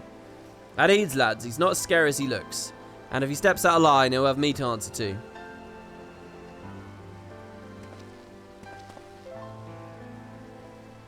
You're gonna bring the 14 quizzes onto the Guild Wars 2 streams on YouTube? Yeah, it's gonna be weird, guys. Doesn't it? It feels a bit like moving house, doesn't it? Tomorrow. I hope you guys all show up. It'll be really weird seeing your usernames over there. In fact, some of you might have completely different ones. It's like we're going to a new school, everybody. It's going to be weird tomorrow, isn't it? It's going to be very strange. Though they were fortunate enough to escape the destruction of the castrum, they may have been injured while fleeing. Have the Chirurgeons look over them and find a place for them to stay. By the way, speaking of the YouTube streams tomorrow, I'm going to be optimistic. I know you might not believe that as I play through the personal story, but I'm going to try and be a little bit less ranty. I've done enough personal story LPs where I'm just whinging and bitching the whole time. I want it to have a bit of an upbeat feel to it and vibe. Because at the end of the day, what I want it to be is a series that you can watch to be enthusiastically be interested in End of Dragons. Not some bitter old twat banging on about stuff that doesn't matter because it was, you know, implemented years ago. You know, I'm not going to go on a rant about how I wish the Order of Whispers was done differently or whatever. I mean, I'm sure it will come up. But I'm not gonna. I'm gonna put a leash on myself. It seems the time has come for us to go our separate ways once more. I myself can scarcely believe that we were once bitter adversaries. But my encounters with you have led me to question the very ideals I swore to uphold. What is strength? What is weakness? What is merit? Eh? What is strength? What is weakness? If those who grasp the reins of power are said to be strong, then those who lack such power must therefore be the weak. For better or worse, however, we are far more complex creatures than that.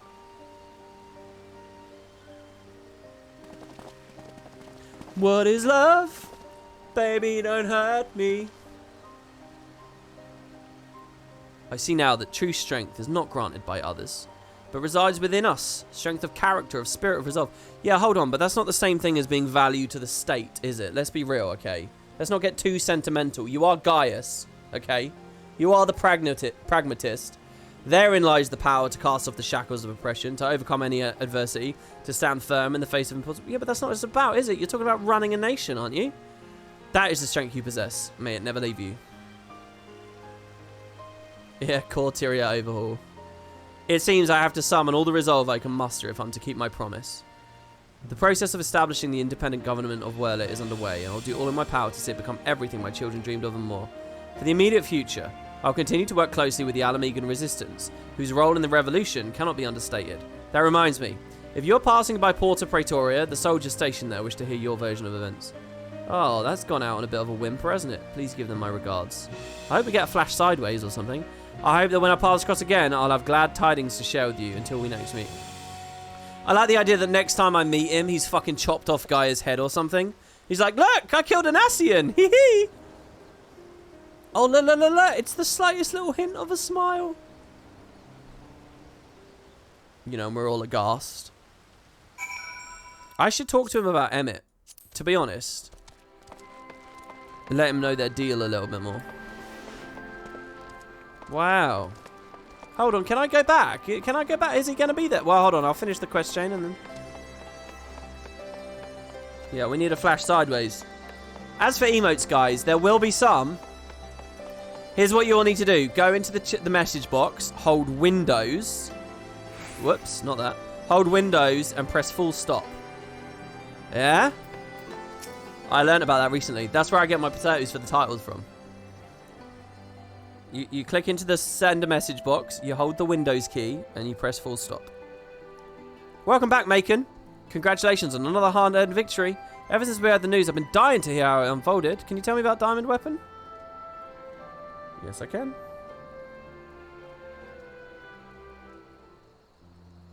You were going to ask, do YouTube streams fully support Unicode emojis? Is that what they're called? Oh, you guys don't know what a full stop is? Are you fucking serious? Period. Hold the Windows key and press period. By Rogger's beard, even for the Empire, that must be a new low. Those poor orphans. I can only pray the citizens of Werle are able to enjoy the freedom that Gaius' wards gave their lives for. At the very least, we need no longer live in fear of the monstrous creations birthed by the Weapon Project. I shall add your account to our official report. There you go, Alodis did one. No, that's not one.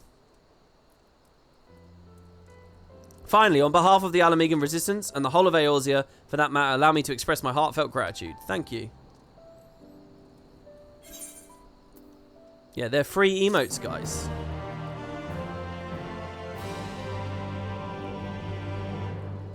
Do you call commas half stop, short stop? No, I call it comma.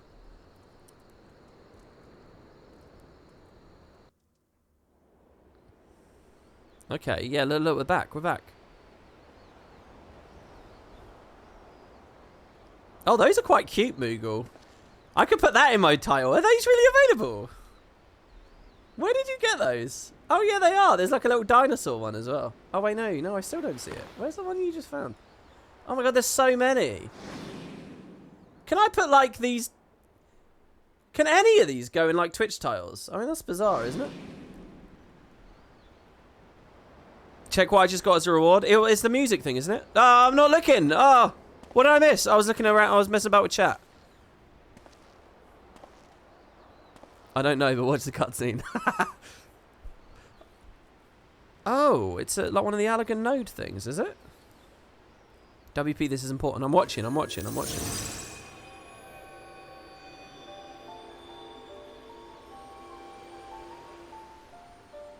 Is this important for Endwalker? It's the memories from Diamond Weapon.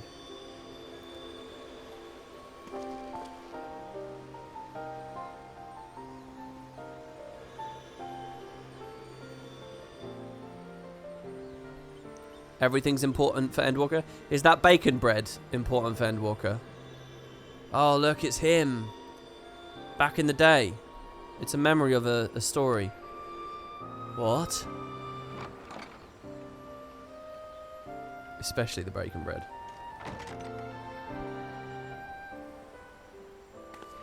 If Endwalker doesn't end with us all happily sitting about at a cafe in Charlian, eating Archon bread and bacon bread, and arguing over which one people would prefer, I'll be very disappointed.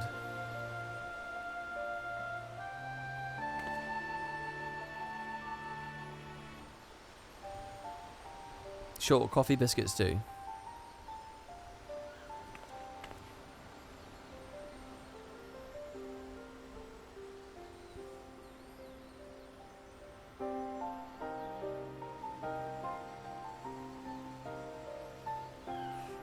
I like how the disgruntled odd mans can see them.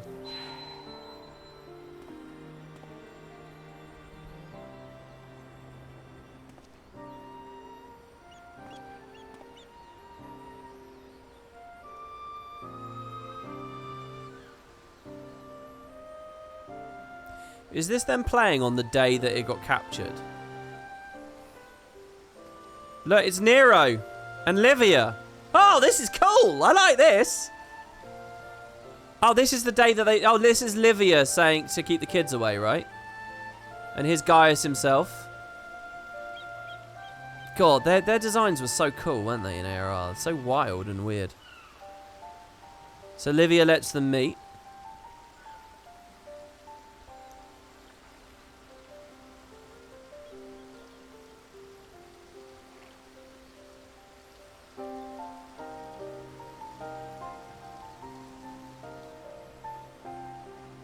Oh, that must be the Rogadin guy, right? This is really cool to like get this context and look back at them all in their original clothes.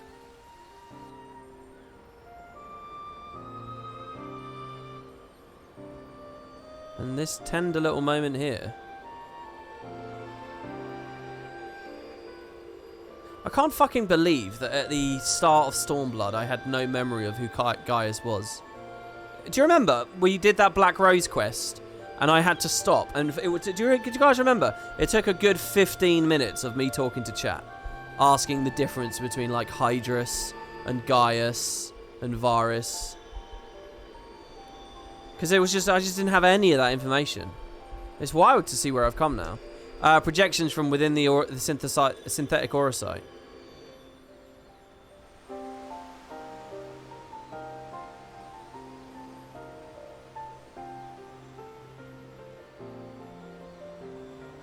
Is Garbu Gaius? It's just a projection of a happier Turncliffe. Doesn't have to be a particular day. Well, yeah, I mean, clearly different scenes are portraying different days all at once. These are his memories. Their memories. Snapshots from their life.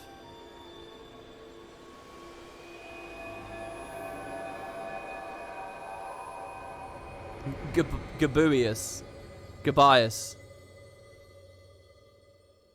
Yeah, they do accomplish a lot of closure here without much dialogue. You're right. Well, back to platform 9 3/4.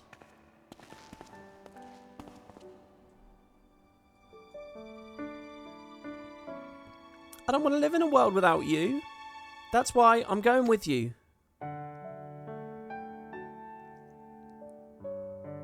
Not yet, Ali. Now's not your time. Father still needs you. Please take care of him in our place. I read that a bit wrong. And if you're worried about Alphonse, don't be. He's got us for company.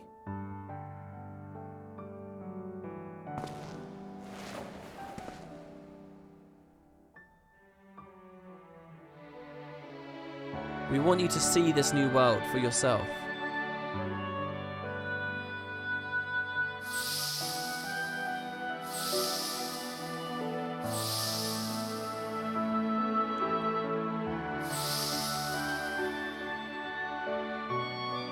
And the faith disappear.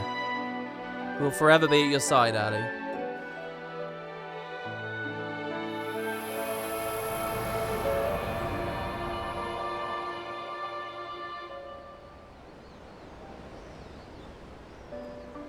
I called this whole plot after Ruby Weapon, but I got thrown off a few times. Really?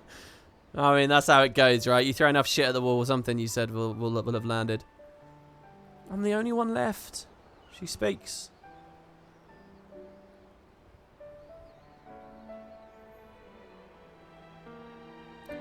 But I'll never be alone. Cool. Talk about a sentimental attachment to a trinket. She's going to hold that for the rest of her life, and if she loses, it's going to be a real trauma. Father! It's like that thing, people like lose their parents, or like loved ones, like wives, husbands, kids, and they can't let go of old voice messages and stuff.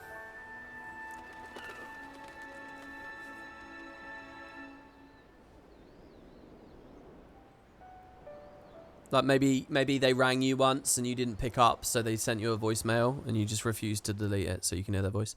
Finn, that's lovely, man. I really, really like that story. I don't quite think it overtook Omega, but it's probably in second place.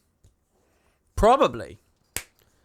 I won't go through it all in my head because I want to be able to do the discussion on a video. Ever since the Ruby Weapon first appeared, we've been trying to come up with a name to describe the series of events that followed. The thing is, we're torn between two possible candidates. What do you think? The Sorrow of Werlit or the Romance of the Four Giant War Machina? Well, let's see what Square Enix went with, shall we? We have successfully evaded Error 9006. The Sorrow of Werlit is what they went with. Obviously the one that wasn't a joke. Cool art. The Guardian Empire seeks to break the stalemate with the Eorzean forces by unleashing the culmination of its twisted experimentation. Brutal war machina that exists only to destroy. On both sides of the battlefield, shadows of the past loom as these monstrous weapons prepare to deploy. Love it.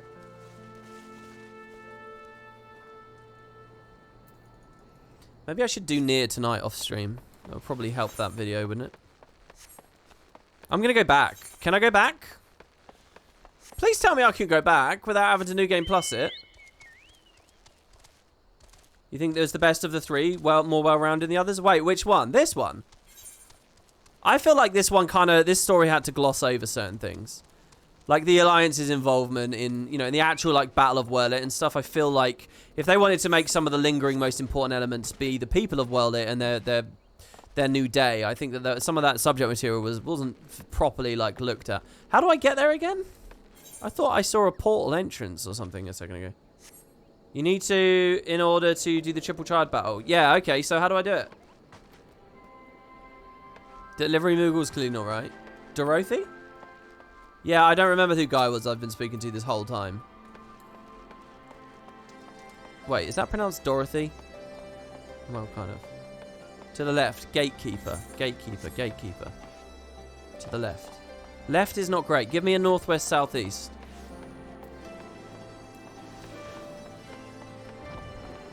It was near where you were. Oh, I see one of you guys standing around. Maybe you'll walk into it. Really? I thought there was a bit of a walk between the two. Oh, here you go. The resistance escort. Thank you. Oh, the gatekeeper on the minimap. Right. Yeah, I remember the icon. I was looking for it, but I guess I was looking for it so far away that I wasn't seeing it. Yeah, look, it is still here. Can you still go down and check out the mech even after everything's done?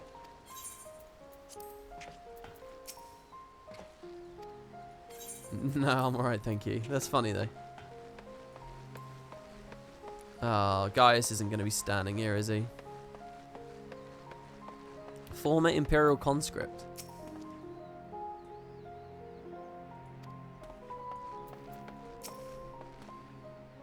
We Alamegans have a lot in common with the people who word it, so we do all we can now that they've won their freedom.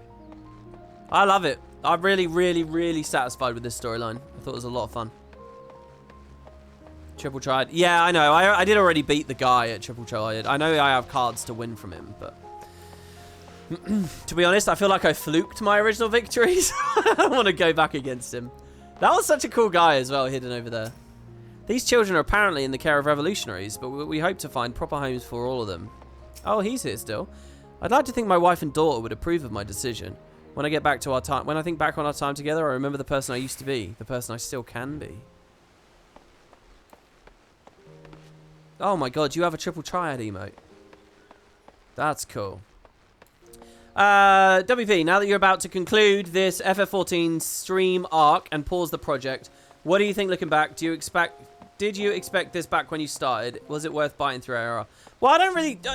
that's a question you're asking me with a sense of finality, which I kind of don't want to answer that because, you know, this isn't the end. I'm just waiting a little bit to do another project in the meantime, so these queues die down. I'm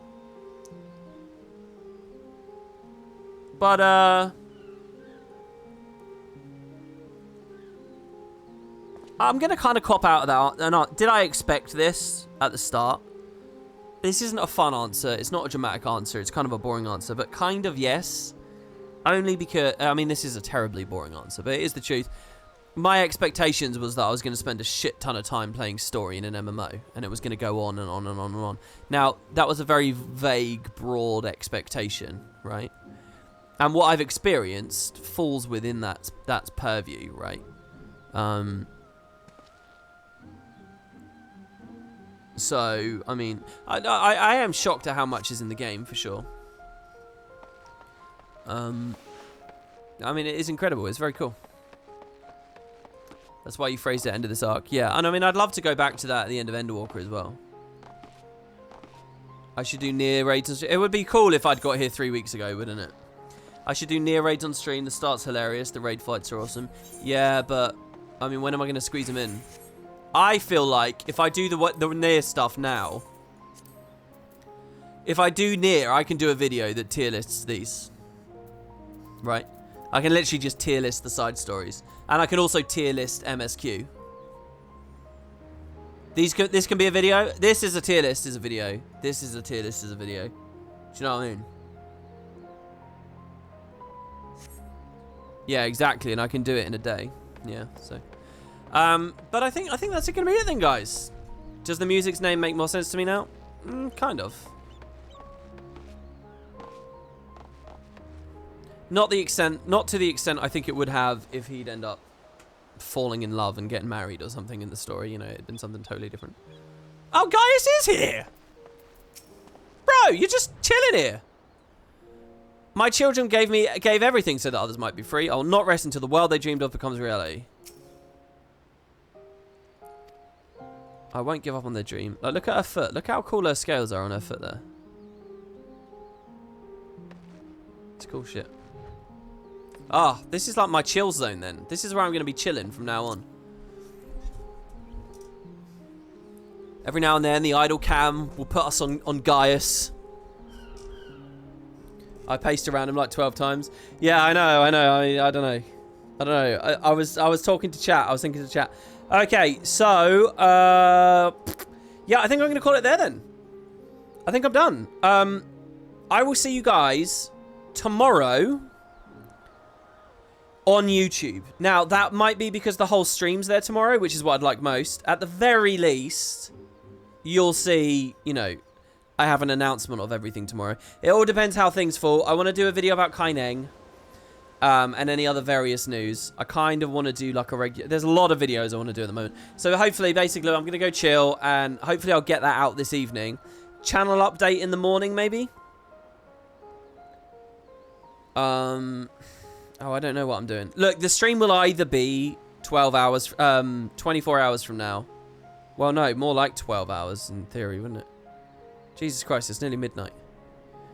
No, I don't know what's going to happen. But keep an eye out on YouTube. And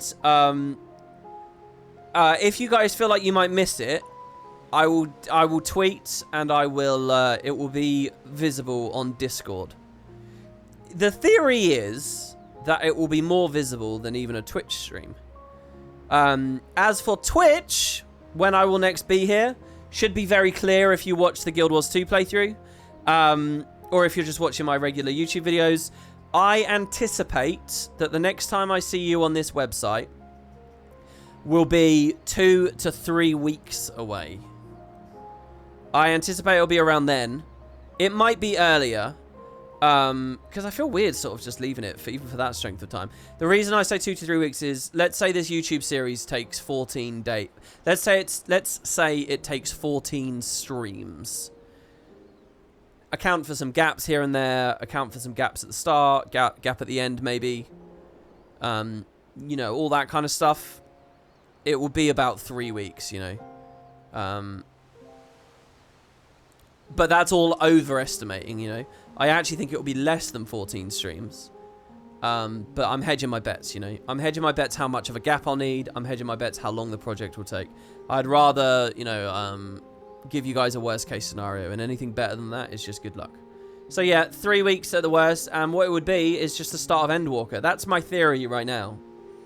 And I don't know. I mean, maybe Twitch, YouTube streaming is going to be really, really cool and really fun. In which case, I mean, one thing I might do is I'll just get rid of partner. I'll just take my affiliate status off, my partner status off, whatever. You won't be allowed to sub to me anymore in that case. That would be a bit shit. But then I could not do exclusivity. I don't know. We'll just go on this adventure together. And I will see you guys on YouTube tomorrow for that. Pretty sure you can prep my video starting time in advance. Yes, you can. Yeah, it works differently.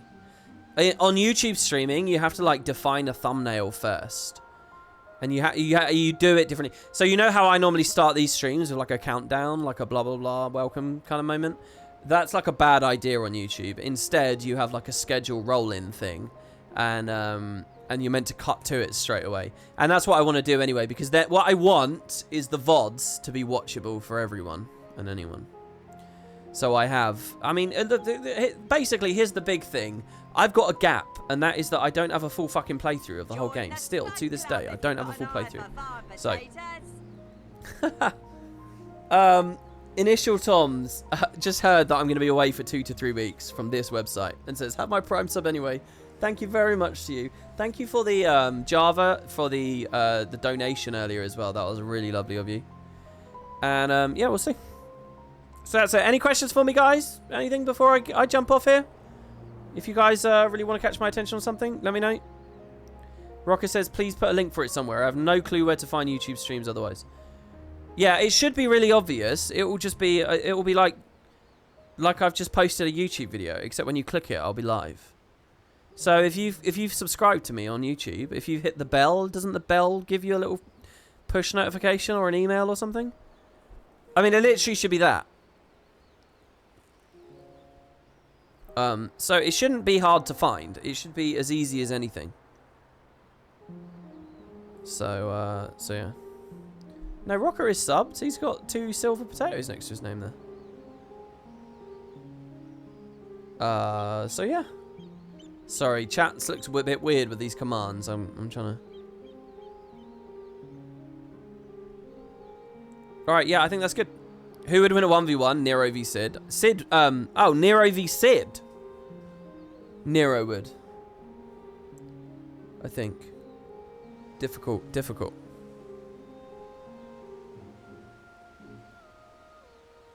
Alright, okay, thank you guys. Much appreciated. And I'll see you tomorrow. Thank you, everybody. Hope you enjoyed the weapon storyline. And I'll put the VOD up on WP2 very soon. Cheers, guys. Oh, that's another thing, by the way. If this all kicks off and main channel WP streaming's a good thing, that opens up WP2 again for weird shit. So, I don't know. Alright, bye-bye, guys. Bye.